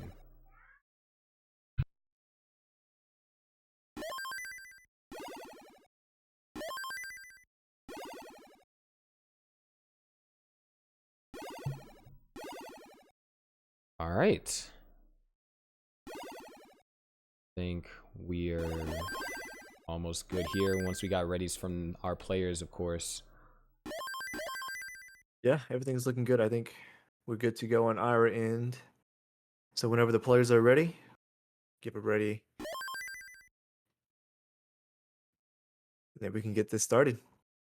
The last bracket of tonight.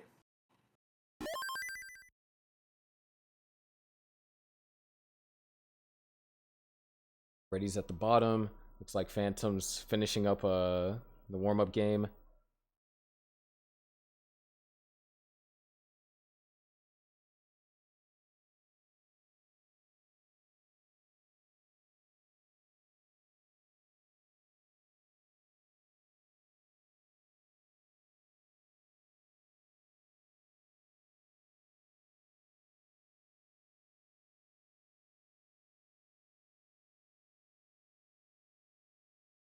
All right, all 4 players are ready.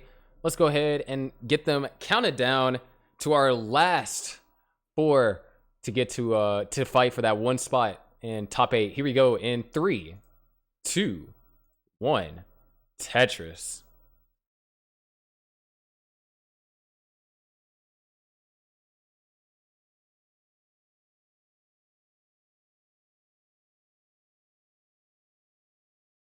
All right, so here we go. A completely fresh bracket. I believe. Wait, Phantom played last year. Phantom played in. Oops. Phantom played in the gold bracket last year. Oh, yeah, that's right. That's right. However, this is Vischer's, Alejo, and Merker's debut. That's right.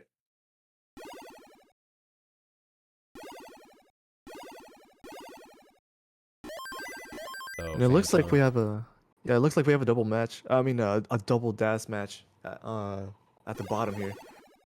Yeah, so I guess there is, there's a chance for another DAS player to make it. Just won't be a silver veteran. That's right. Which, I mean, hey, you get there after this year, all 32 players can say, yeah, I'm a CTWC silver veteran. Join Right. the exclusive club. Only 64 players are in the club.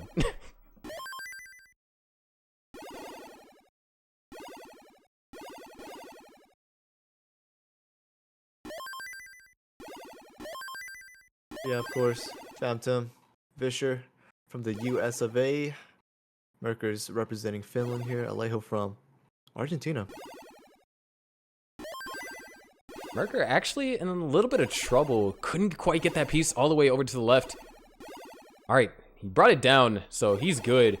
Alejo, however, very strong. Alejo actually the champion for one of the LATAM CTWC qualifiers. Mm-hmm. Yeah, the LATAM, actually just the LATAM qual in general, just, LATAM as a whole. So he's definitely looking to be another representative in LATAM. We know that LATAM community is very supportive of their players. That's right.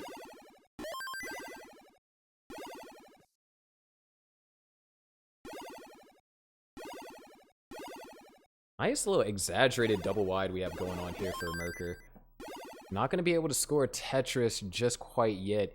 Oh, that's a little bit of a rough placement right there on the J's. Going to cost him more burning. And Alejo, really clean stack. Playing, pull ahead. Yeah. Up top, however, relatively close match. Vischer versus Phantom. Of course, both of them very experienced with in competitive. Vischer actually a Gauntlet All-Star, if I'm not mistaken, and Phantom a very consistent player. And during his time, he also was able to win an entire season of CTO by only losing 2 matches out of 12, which that's very impressive in my opinion.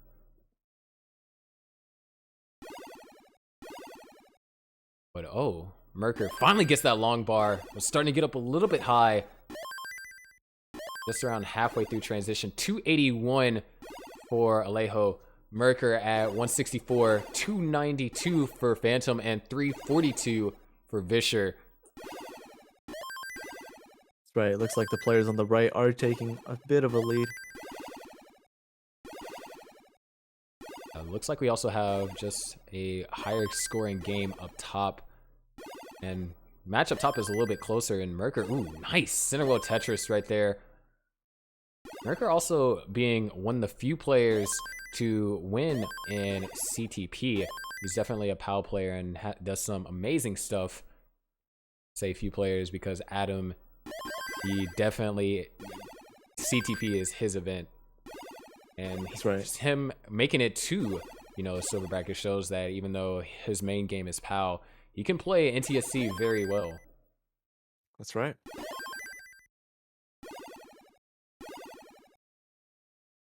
It's always so interesting seeing PAL players switch over to NTSC just for this tournament or any online tournaments. It's always a great thing to see. First match for today actually was Svavar versus Wing. Svavar at the 3-time CTEC champ and Wing the current CTEC champ, and Wing was able to come out of that in a decider. So I think it was nice to see a little rivalry that carried over from PAL into NTSC. Yeah, that's right. Here we are, nearing the transition for all players. Alejo kind of got into a rough situation. He's going to need a couple pieces to dig out, and this looks more than a 9-line burn.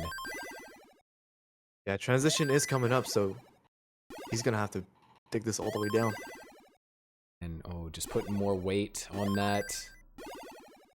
Phantom transitions at 453. Alejo transitions at 485. Merker at 372. And Vischer at 561. What a massive transition over there for Vischer. That's right. A really great transition here. 100k in the lead over Phantom.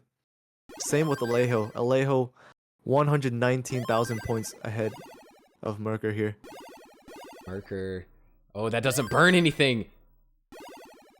Oh, And loses dash. Yeah, shaky dash right there. Nothing that he can do. Merker's going to top out at 378. So Alejo is good for game number 1. Yeah, definitely GG. A tough transition. Lost some dash right there. But of course, you still have one more game, so nothing to worry about just yet. Put in the position where he's going to have to try and come back from being down 1-0. Going to have to perform the reverse sweep.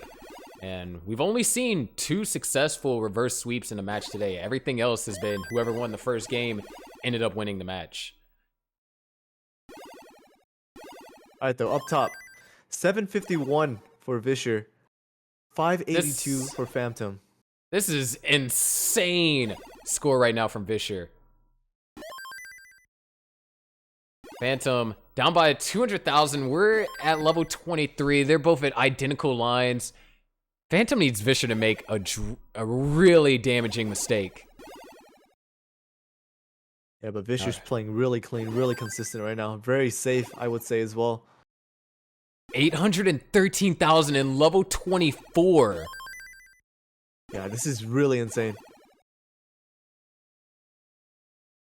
He's set up for another Tetris. Phantom just doing the best that he can to survive. Would love to get a J here. Oh, no J for Phantom. That's it. Phantom's going to top out at 631. So Vischer with a commanding 220,000 point lead. Let's see if he decides to play this out. But we'll go ahead and give him the heart, and we can get our players down at the bottom, counted down. No, Vischer decides to top, even though could have been 1.1. That's right. Hold the But silver wants to get the bracket match record. over with. Yeah. But that's all right. Wants to get the match over with. So just getting right back into it. Yeah, both players up top ready. All right, let's go ahead and get them started. So not going to hit transition at the exact same time, but we're getting there. But Players on the left need to win this game to force a decider. Players on the right need to win this game to face each other.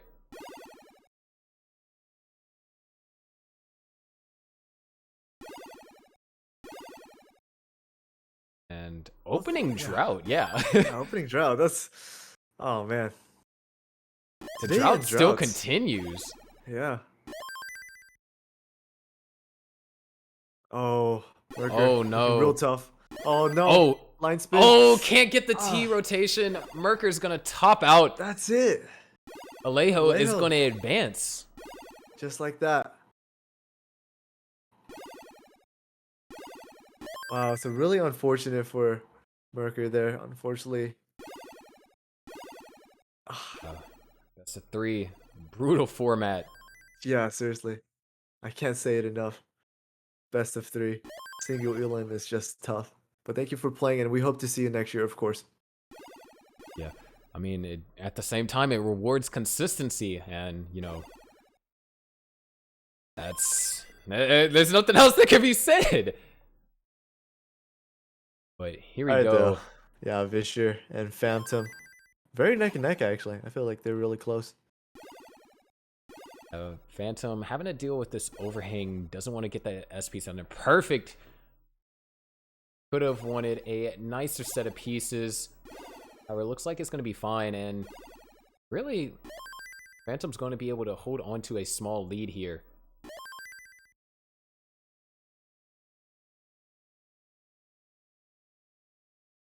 Some nice tucks over there by Phantom.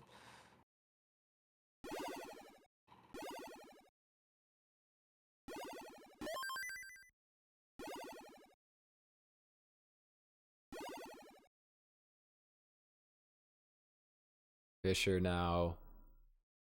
All right, great. Running actually into a drought, not hitting quite as hard. And couldn't use it for... Oh, there's another one. But we kind of see the table starting to turn in Phantom's favor. Seems like he's going to be the one that's going to be up. Not by an insane amount that Vischer had. I mean, Vischer at one point was almost on 1.2 pace in the previous game. But yeah, Vischer, this game, playing from behind. Trailing by 77,000 points right now. So this is actually looking really good for Phantom. If he continues to play at this aggression.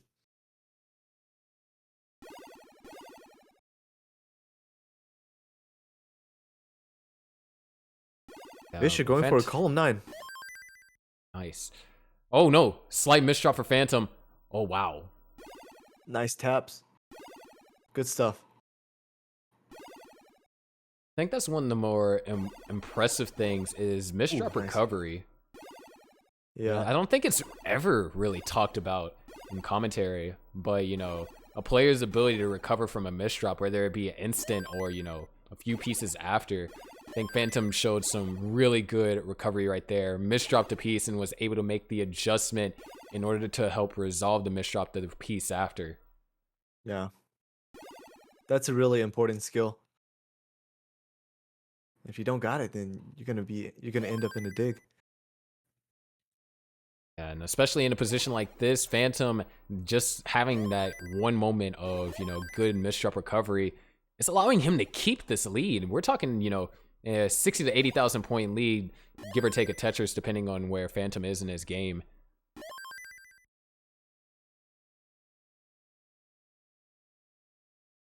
Yeah. Both players playing at similar aggression, similar pace right now. Oh, not pace. That was the wrong word. Semi-aggression. Yeah, and I mean, you know they have to. Because Phantom, he's being forced to, because he's like, I'm pretty sure, you know, what might be going through his mind is like, my opponent almost 1.1 on me. You know, I can't be put in a position to where I'm down by 200,000 in the last few levels. Because, I mean, last few levels, you can get like 250,000 points. However, that requires you to play perfect. And it is insanely difficult to play perfect on 19.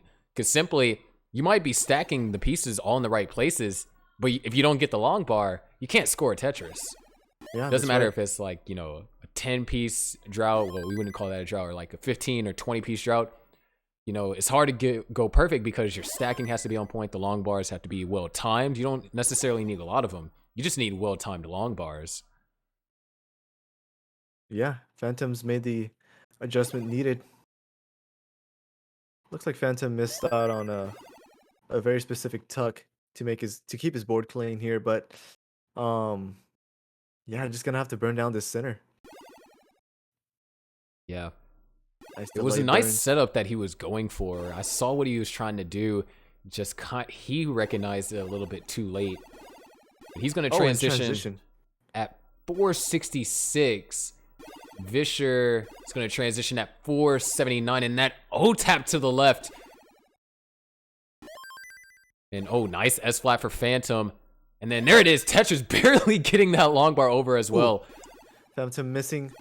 I believe that was like 7 left or something like that, or 8. I'm not exactly sure, but yeah, has to worry about that now. Yeah, but the game's close once again. Phantom. Yeah, Vischer took the lead for the first time, I think. Oh man, okay, if he can just get a couple more good pieces. Great TPs, burns a single, follows it with another single, opens up that left-hand side, gets the long bar over, and throws it on top, so now he has a little bit of cushion on both sides to burn from. This is looking real tough for Phantom. Oh my gosh. All right, nice. Good burns here so far. Nice, Perfect eyepiece. Wow. Immaculate sequence and meticulously placed. It's going to allow Phantom to open this back up within the next few good pieces. And oh, some wow. nice flat burns, yes. Whoa. That was amazing. What the heck? Oh, But what a misdrop right as soon as he was about to get out of it. Oh my goodness, this is real tough. Nice J and nice T to open up the well again. Where's the Needs a long bar. eyepiece? You got to give Where's this the man a eyepiece? long bar. What a dig effort. Not Tetris ready. Takes the triple. He's alive, and he's only down by a Tetris and a half. Vischer was unable to capitalize, so Phantom is still in this. But he's got to start kicking things into high gear now. And he's doing just that. Waiting on the long bar. There it is. All right, 580 to 659. And oh no, another triple for Phantom. He's got to start going for Tetrises. Taking those triples start to add up here in the last few levels where Tetrises that's are worth right. 30,000 points apiece. He's got to start doing something. Okay, so Vischer slowed down just a little bit. So Phantom has some room. He's Tetris ready, and there it is. Tetris for Phantom, 626. And then, you know, he has this issue with his max out club. So bear with us. And that's the Tetris, down by only 13,000 points now. Vischer opens up column 8, looking for a And column another 8 Tetris for perhaps. Phantom. They're separated by 2 lines. Vischer needs the long bar here for this column 8. But a 16-piece drought and counting. Oh no, gets it! In the lead by 15,000. But I'm not Mr. sure how you Tuck. could recover this. You can only clear singles and doubles from this point on. And that Tetris for Phantom might seal the deal. I think that is it. Vischer is going to top out right here. Oh, wow. And ladies and gentlemen, we're going to a decider. What an excellent game played by Phantom and Vischer there. But man, Phantom just surviving that dig. A lot of really creative burns. And I think that's one thing that, you know, we can attribute that has evolved over the past like 2 or 3 years is just the way that people think of downstacking. It's not like a Right. lot of rigid downstacking methods. They're very creative with their burns and it allows them to be a little bit more efficient. Definitely. What a great game. Both players are ready now. All right, let's get them counted down to the decider. Here we go. Who is going to advance? Is it going to be Phantom or Vischer? 3, 2, 1, Tetris. Oh, what a great game, though. Playing ahead and then falling behind and coming back right when it mattered. Yeah, but now, oh, really rough pieces for this opener for Phantom. Oh man, I'm disgusted. Yeah, Vischer now gonna have to pull off what he did in the first game. See if he can get another, 1.1 pace game or something like that. This opener for him isn't going that well as well.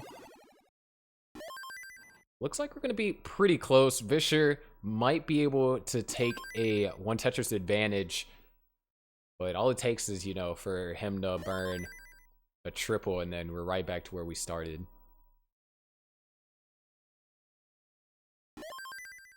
But just an excellent game. The down stacking by Phantom. I mean, we're talking about, like, what was that? A 3-4 level dig? That's right. I mean, just, especially I feel like the longer you're in a dig, the more prone you are to, misdrops. Because it's like, yes, I'm almost out of it. Oh, misdrop. Now I got to burn more lines. Yeah, that's right.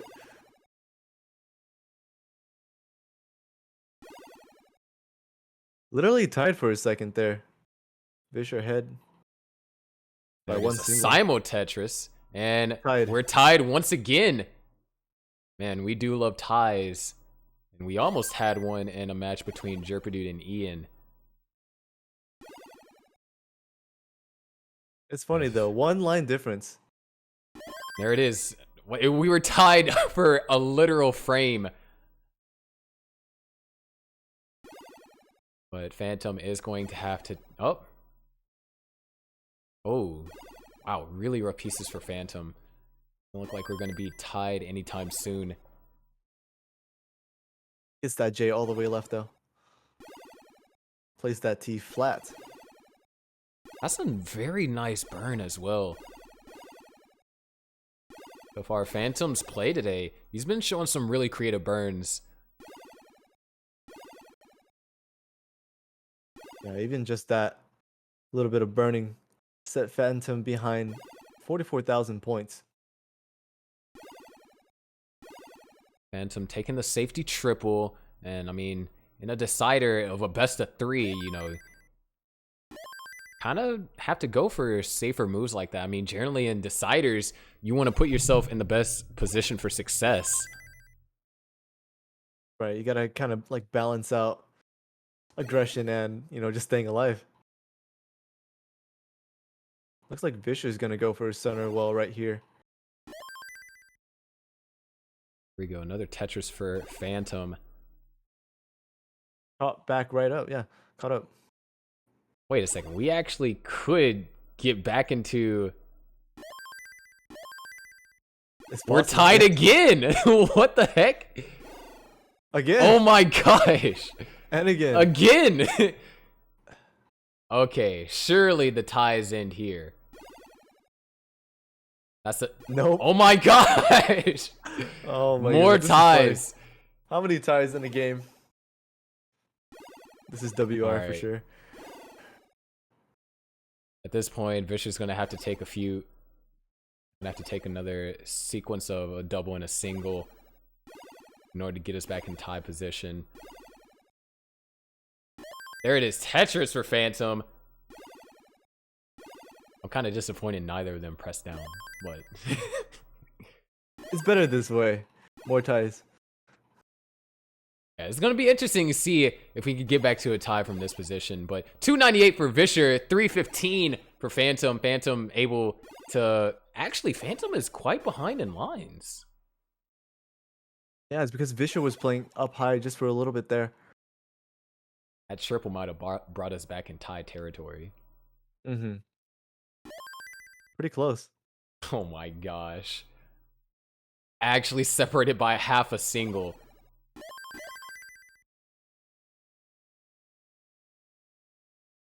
This is just ridiculous here. And it's funny how they're so close but at different line counts. I know, right?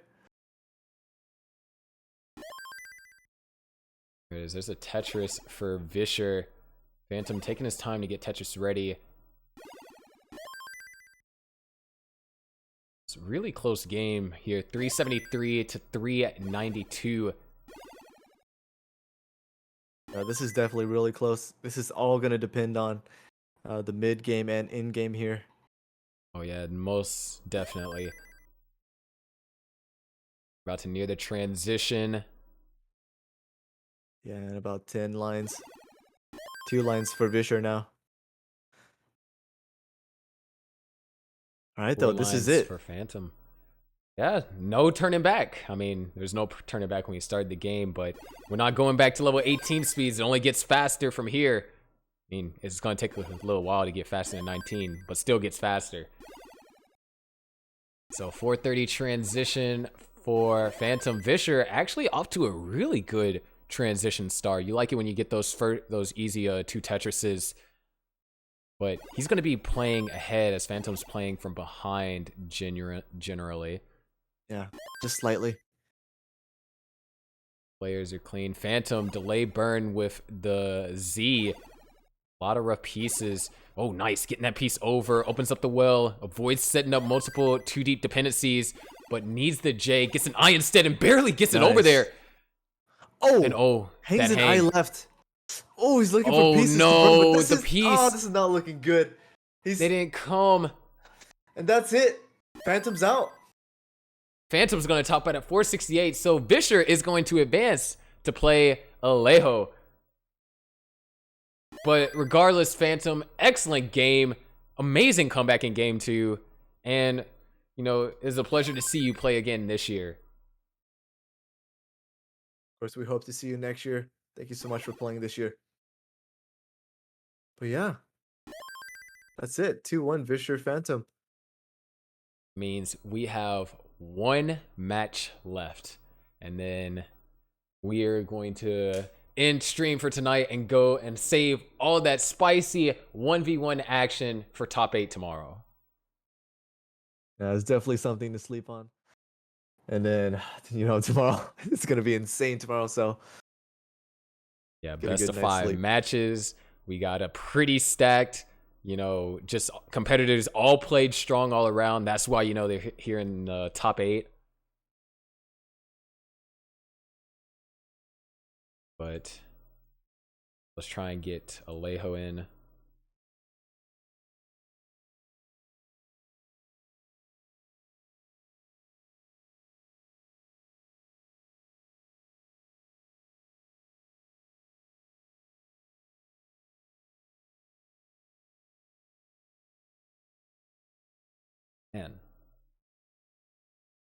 And I think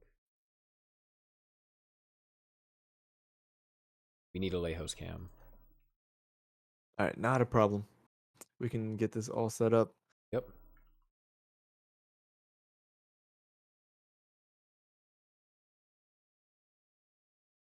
While we're waiting on Alejo's cam, just really excellent play. We've seen a lot of gold tier matches here today. And I mean, that's kind of, you know, what you expect when some of these players, they're what you think would, you know, get in gold. It's just, man, almost 3 max outs didn't make it. Yeah, I don't even know what to say. Like, the level of competition, like, I can't say it enough. The level of competition is rising every single year. And just got to do what you got to do to stay in it, you know, stay relevant and stay, you know, competitive. Yeah, especially, you know, it'd be different if it was, you know, like a linear increase. This is just straight up exponential. Yeah, Like, literally. How do we Just, like, double? Past 3 years, like, oh my gosh. How do we double the amount of max outs and qualifiers over the course of a year?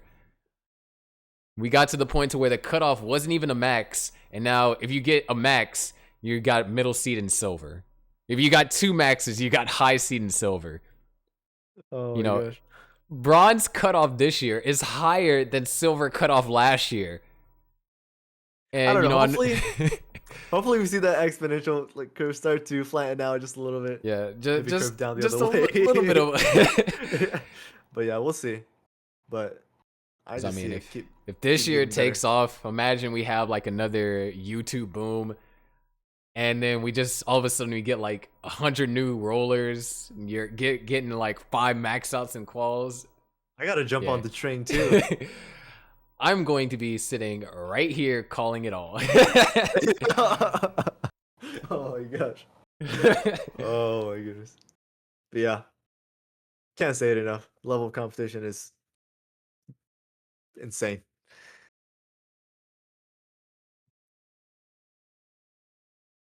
All right, looks like we're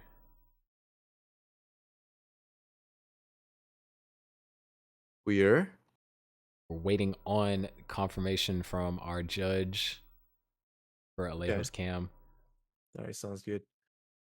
Yeah. As soon as we can get this set up, we can get this. This final match. Can Yeah, one the more final DAS match. player make it in the top 8? Or is it just Yeah. going to be Josh Tolles to have to fend for himself? I mean, he's going to have to fend for himself regardless, but And yeah, as well, Alejo's from Argentina, so he could be the first. The first? I'm not sure actually. Well, at least the only Argentinian in this tournament. yeah. But it's nice to have all the different representation, you know, pretty diverse top 8 we got going on. I mean, I'm pretty sure there was more diversity in silver bracket alone than there was all of last year for gold. That's right.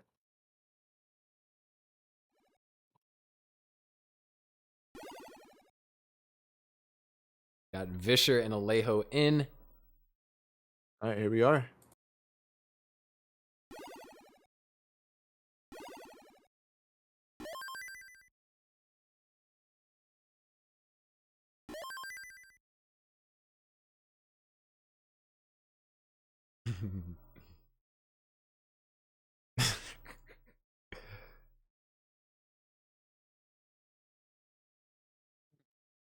All right, we got it ready from Vischer. Yeah. We just need one from Alejo.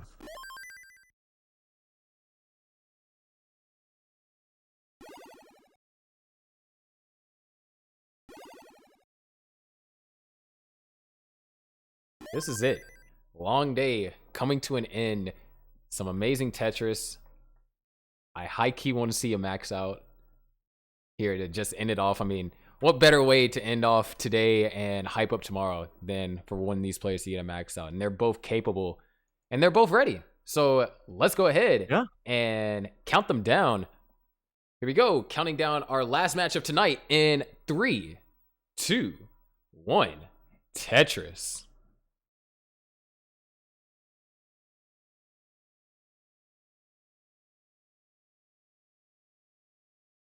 All right, some really nice openers for both players here. I'm gonna take a single burn. Looks like Alejo pushed down on a piece somewhere, so no ties. Unfortunate.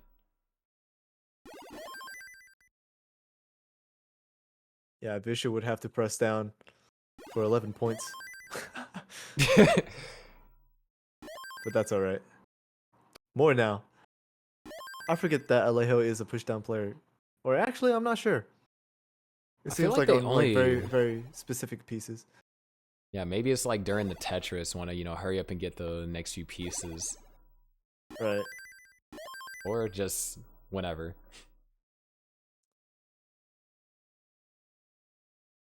Really. We need to have a situation where someone just pushes down for 1 point and wins by that margin.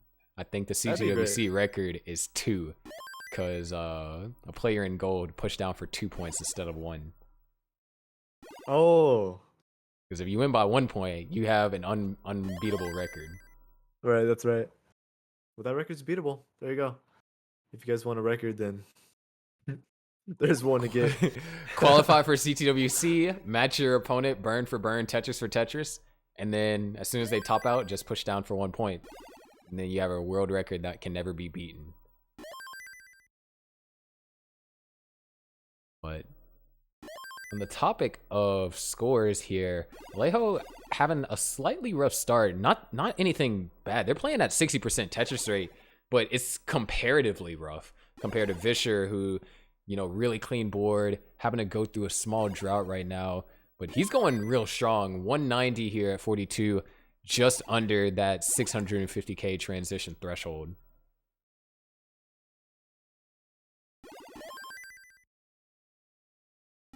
Yeah, definitely. Alejo just playing from behind just a little bit. Has the center well set up right now, but getting droughted. Nothing like as usual. Yeah, I mean, maybe you could be like the James Chin.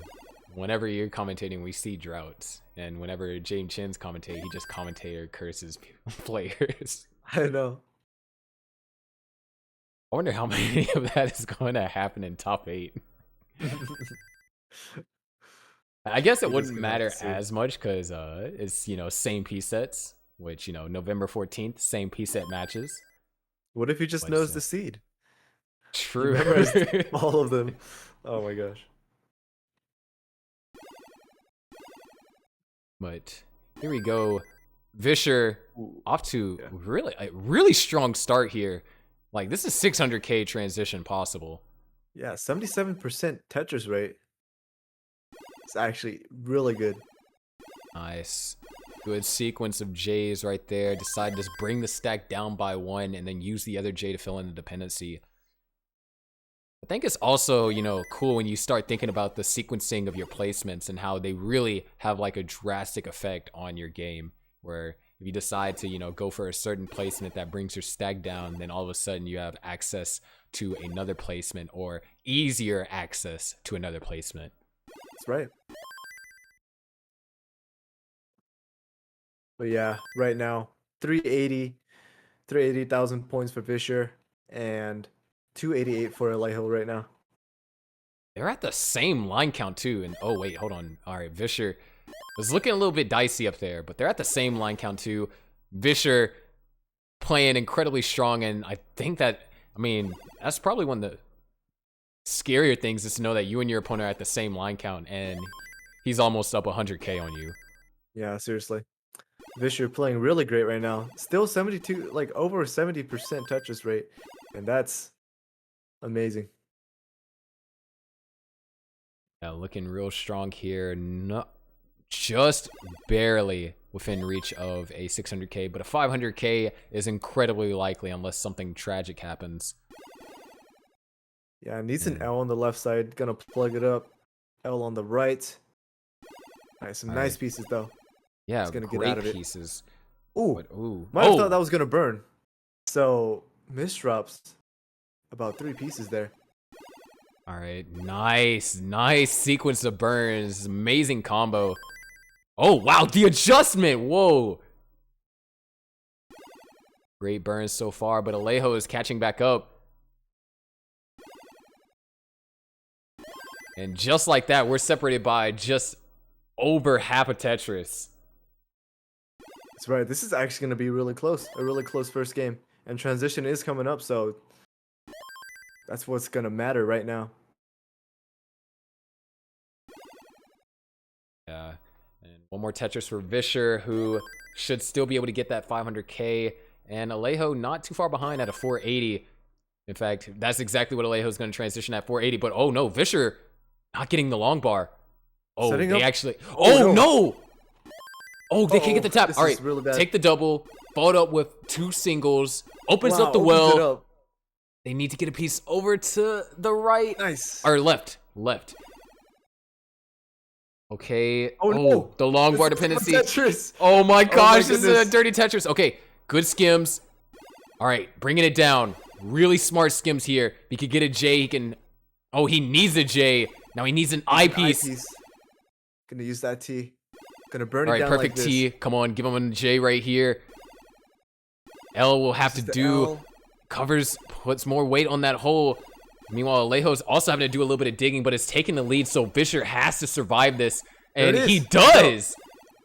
But wait, where's the long bar for the Tetris, though? He's still waiting on it. The drought is forming, and there it is! Tetris for Vischer. Down by 177 points. Both Yeah, players literally are so clean. close.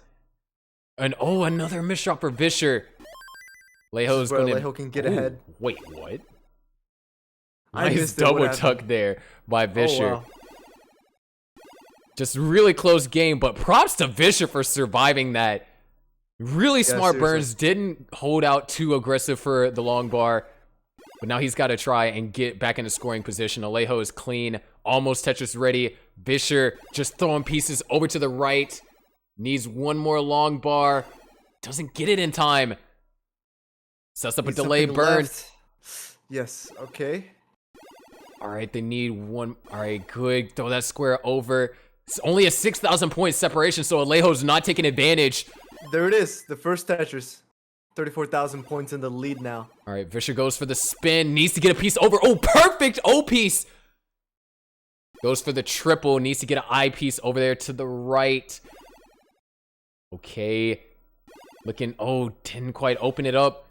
Alejo still not able to really capitalize. Only got that one Tetris. And Vischer brought it all the way down. Look at that inhale and exhale right there. I know I was holding my breath for Vischer, and he set up for the Tetris, and he takes the lead. 661,000 for Vischer, 658 for Alejo. Alejo almost back in scoring position. Oh man, Alejo's going aggressive.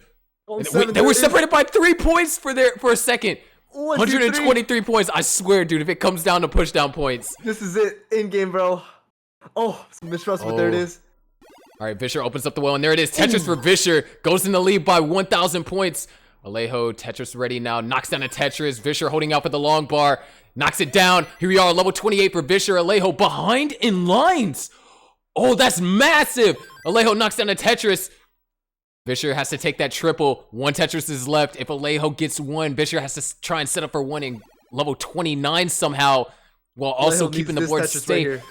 Oh, Tetris for Alejo. That might have secured it. Vischer is getting droughted. And he's got to get 20,000 points from this position. He's getting lines, but it's not going to be enough. What a clutch game. Incredibly close. Alejo takes game number 1. Game number one. Game number one. Oh my goodness. What an excellent game one that was. Vischer surviving that. We got to the point they were separated by 3 push down points. 3. This is just game one, guys. Double 800Ks for both players here. Alejo comes out on top. Oh my goodness. What?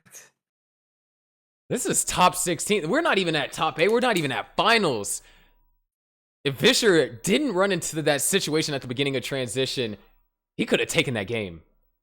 Right. But yeah, Vischer's ready for more now. Waiting on Alejo now. Oh, man. Alejo 1 game away from taking us to having 2 DAS players and top 8 here for silver.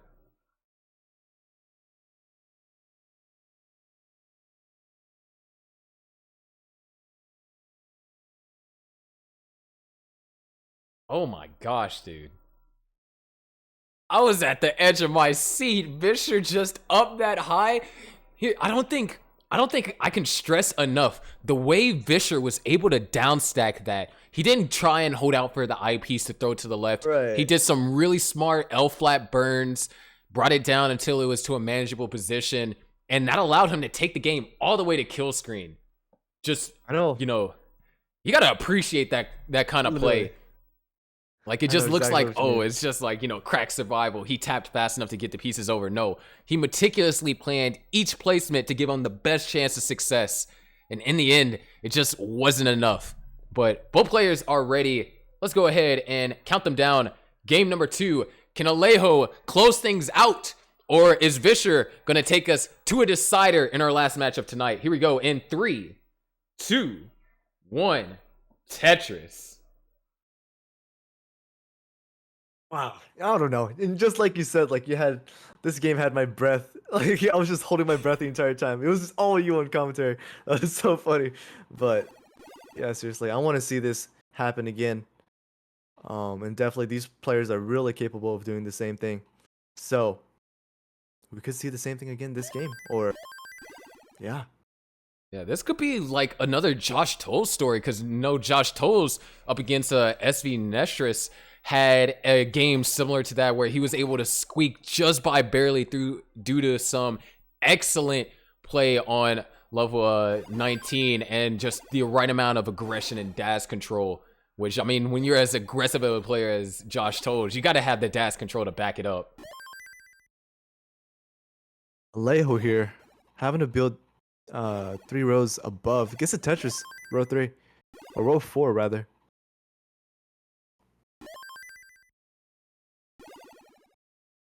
Yeah, Alejo gonna burn it all back down right now. Oh, nice. That's really good adjustments. Some people should learn.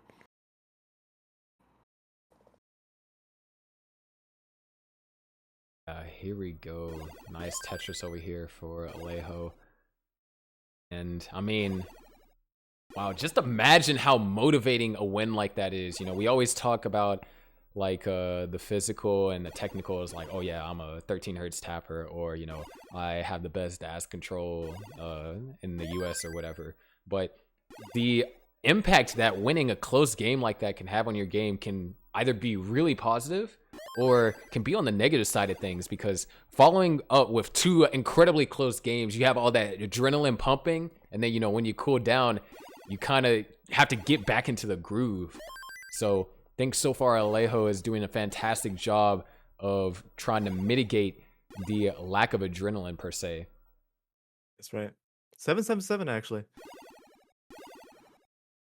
Oh, wow. However, Lucky number. Vischer not getting lucky here with the long bars.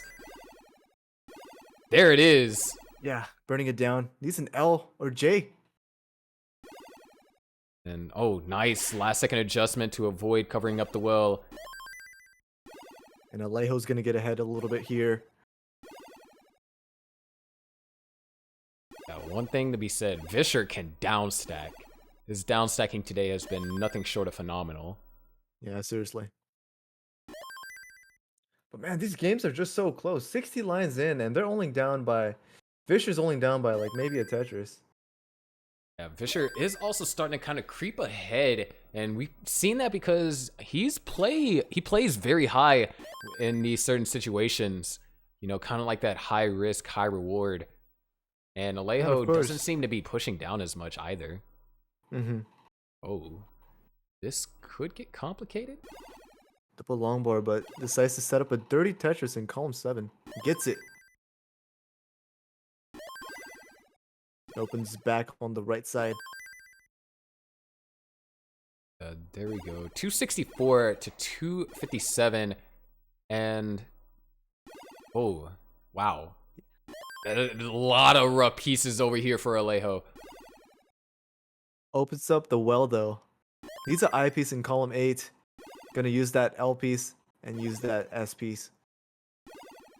And just like that, this game has taken a whole 180. Vischer is now the one that's in the lead. Yeah.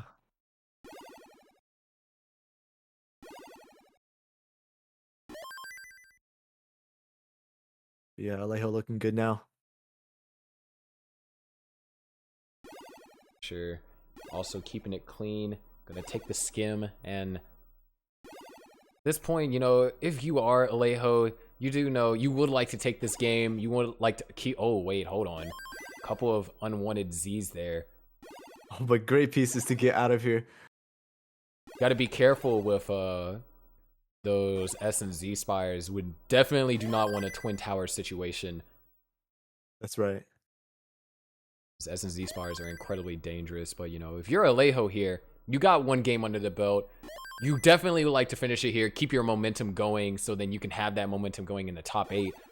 But you also don't necessarily have to win this game. If you're not having a good game, you know, just go the distance and then bounce back stronger and harder in game 3.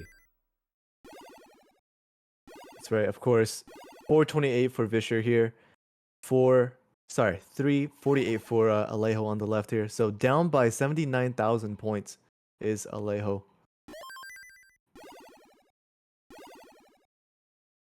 Of course, keep in mind what Sharky just said.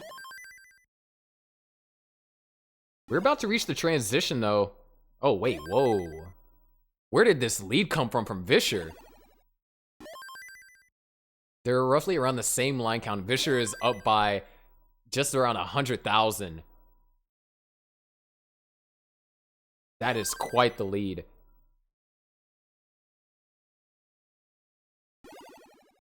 Here we go.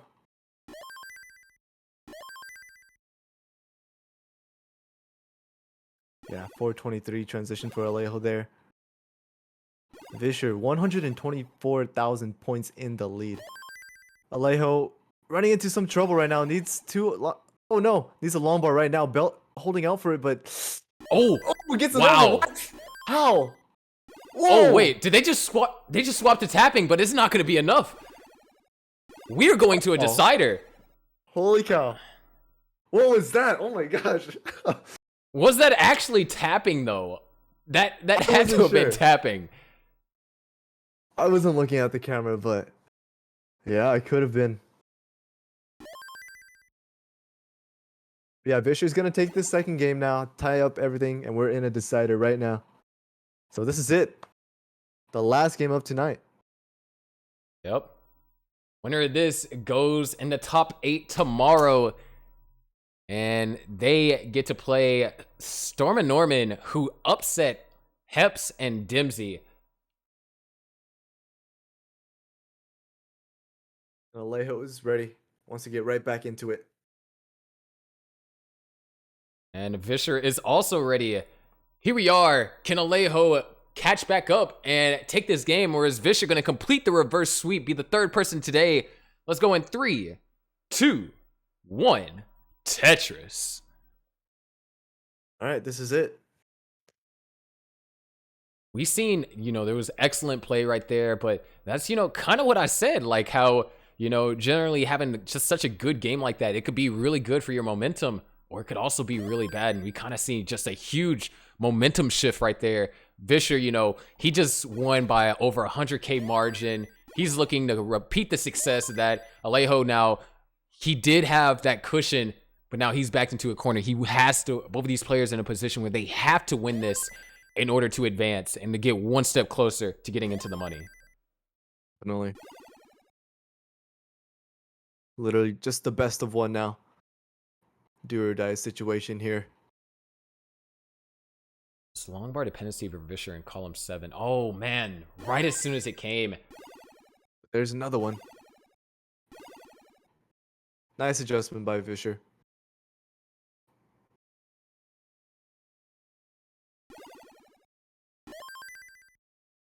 And just got to see how they play this beautiful triple right there. Separated by half a really Tetris nice. now.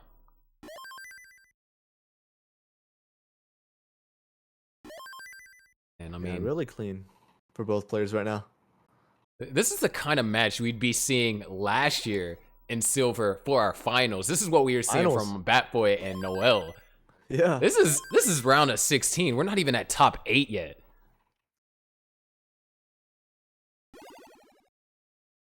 And I can't even, begin to imagine Silver next year where, we have double max outs being thrown around, kill screen battles because the rollers have taken over Tetris. That's right. Just gonna have to wait and see. Let time do its thing.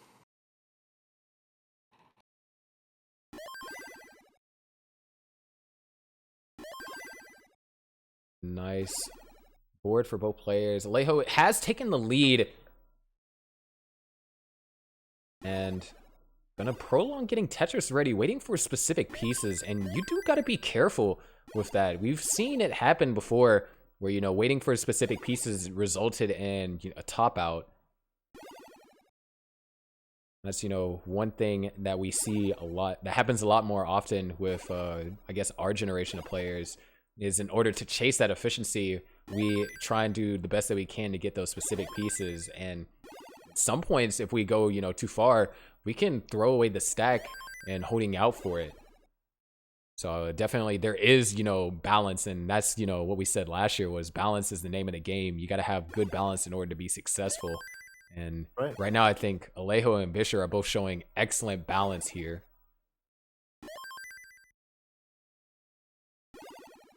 Yeah, both players actually really close to each other. 290 for Alejo, 278 for Vischer here. So only trailing by like 12K. Yeah, that hang on the left. Just going to be a It's another slight one. annoyance. You know, brought the stack down, so. But still, really close game. Nice. Fisher down by a Tetris and a half or so.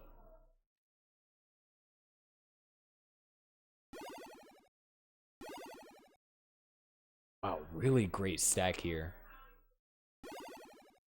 Run into a drought. Nothing too big. And, oh, nice adjustment right there for Vischer.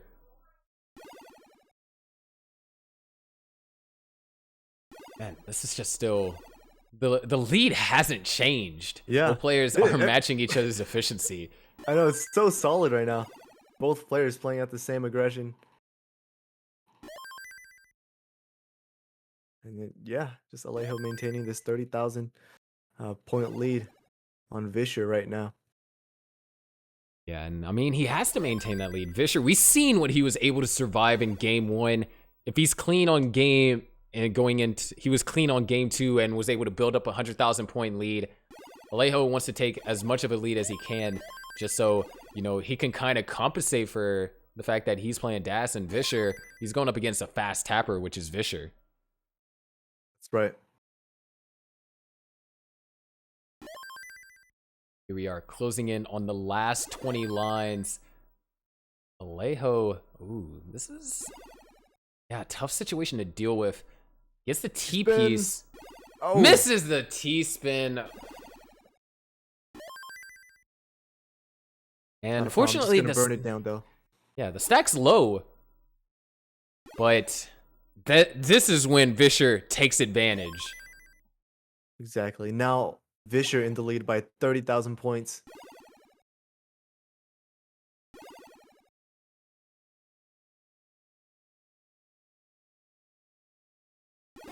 There's another Up by Tetris 49. for Vischer. A little bit of an awkward overhang. Yeah, kind of like a vid setup in column 4. We're gonna tuck it with the. Oh my gosh, the setup! a good That sequence was of pieces. That was good. And that was transition. amazing. Vischer's going to transition into 500Ks. Alejo's going to transition at 497, so basically 590K. Close games at transition. This is what we want to see for our last game for tonight. Nice tuck setup for Alejo. Gonna There you take go. that triple. Alejo's got to get back in the scoring position now. Vischer has already built up a 70,000 point lead. Alejo is behind by 7 lines, so we do got to keep that in mind. But as long as Vischer continues to play strong, that score gap is going to stay consistent. Vischer just burning down a little bit, waiting for the long bar. Not Tetris ready right now. Puts a column, puts it in column 9. Column 9, that's risky, but it pays off. Knocks in Pays a off. Tetris. Alejo can't seem to get a Tetris, though. Alejo in the middle of a 17-piece drought and counting. And, oh, these are not the pieces that you want either. Alejo now really setting up a center well. Okay, gets the long bar to burn down a triple. Yeah, but Alejo is trailing man. by 100,000 right now. 120,000 points. This is looking really Alejo, good for double Vischer. long bar dependent. Left is inaccessible. He's trying to switch to tapping. This is not looking but- good. I think he's gonna top out, and that's it. Alejo, unfortunately, is going to top out at 560,000. Vischer, welcome to top 8 for CTWC Silver. Yeah, just like that.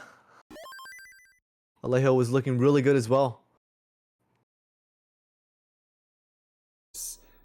Really close game at transition.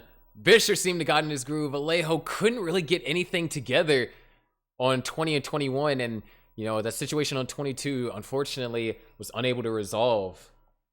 But see if our bracket is updated, and we can take a look at our top 8 here.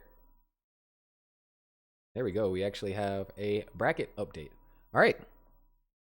So our top 8 for tomorrow is going to be Zeno and Joshua, Superminds and Anomalous, Draco and Vischer, and Oscar and Toby. We're going to be starting with Oscar and Toby first tomorrow. But that's not all. These players are competing for money. First place for silver gets $400. Second place gets $200. And third and fourth place both get $100. I'd say that's pretty good. Yeah, it's pretty good. Seriously. I mean, almost double what we had last year. First place got you 250. Second place got 100. And I believe third and fourth place both got 50. So doubles in some areas. So, you know, once again, huge shout out for the Tetris company for sponsoring the prize pools for CTWC. That's right, Tetris Official. Of course, you can follow them on Instagram, Tetris_official. Yeah, but yeah, special thanks for them for sponsoring this tournament, of course. Yeah, but yeah. Man, what a day today has been. You know, Kingsman commentating earlier. We had some hype matches there as well. And then, of course, we had today, like the last match between Vischer and Alejo. That was the match to watch, especially game one. Game one was absolutely insane. Yeah, I mean, all of these games today were amazing. I'm excited to see Vischer play. I feel like Vischer is capable of like 1.1 every single game from like what I've seen. Yeah, it looked like it was gonna happen. And I definitely think that with the top 8 that we have in silver, everyone here is a max out plus player. We have 2 rollers on the right-hand side. We could see a roller versus roller matchup. Josh Toll is the sole Daz player here, you know, and able to defeat Hyper Tapper with just amazing game 1, and SV Nestris could not recover in game 2. There's a lot of overarching storylines, and I'm excited to see how the pages turn. Yeah, seriously, it's just reading a book. I'm just gonna put the book down tonight and come back tomorrow and keep reading it. Seriously. Yeah.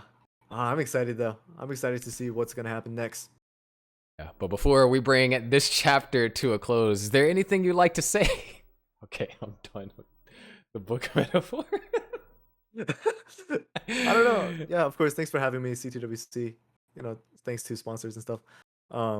Sharky, thank you. But yeah, I don't know. I'm super excited for tomorrow. I'm glad, you know, these players made it.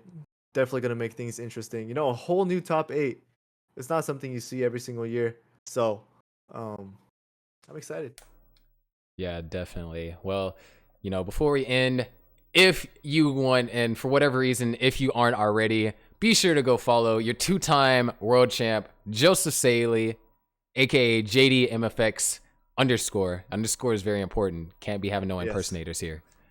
Be sure to go ahead and follow him on Twitch. Subscribe to his YouTube channel. Stuff like that. And of course, if you like to see more stuff from me, you know, you can follow me on It's Sharky. I do host events where JD is also a co-host of Gauntlet, so you can see more of our commentary after CTWC season, of course. We had to stop everything to witness history being made. I mean, double 1.3 from Dog and PokeNerd. Yeah. That's insane. I don't even know what to say about that. I can't fathom CTWC. I can't fathom losing with a 1.3. And only losing by 10,000 points at that. Absolutely insane. 1 point. I don't know. I don't know what to say on that. Seriously, 1.3 in competition shouldn't be happening, but it's happening. So there you go. You want to stay relevant? That's what you got to do. Yeah. So once again, tomorrow, top 8 CTWC Silver. You want to be there starting at 12 p.m. Pacific, 2 p.m. Central, and 19:00 UTC. Right. But let's see. Who are we going to give this lucky raid to? We got Matt Martin streaming post CTWC Blues. Yeah, that's right. Matt Martin, of course, played earlier. Unfortunately, lost to Toby. Yeah. Tomorrow is the top 8 for silver. The actual top 8 for gold is November 14th. $3,000 for the first place winner. Everyone has already made their money, but why make 500 when you can make 3,000? That's right. You're already in. Just go all the way, right? Yeah. But of course, that's a difficult task. Yeah. Easier, way easier said than done. Yeah. Just do it. Everyone there just basically has like, 1.3 million PB at least. Right. I know it's super stacked. And I'm expecting next year to be like everyone 1.4, everyone 1.5. I don't know. Yeah, but as you said, we got to let time do its thing. That's right. So, yeah, look forward to seeing everyone tomorrow. We're going to raid Matt Martin, give him some encouragement. Maybe we can see him do some rolling. Yeah, of course. Rolling is the next step, so it wouldn't be a bad thing to, jump on the train. Yeah, I mean, the train, it's starting to pick up steam. It's not, full force ahead. And from this CTWC to the next, you have a full year. And as we've seen with players that aren't even rolling, DAS players and tappers, a lot can happen in a year. Yeah, seriously. So I'm excited. But first, let's get tomorrow out of the way. Let's get November 14th out of the way first, and then we'll see what happens next year. Oh, yeah, definitely. Definitely. So, yeah. But anyways, we get to do the call out, JD. Call out? Yeah, the call out. Yeah. Go. Anyways, I'm your favorite underwater host, Sharky. I'm your favorite overworld host, JD. And we'll see you all tomorrow for CTWC Silver Top 8. See you guys.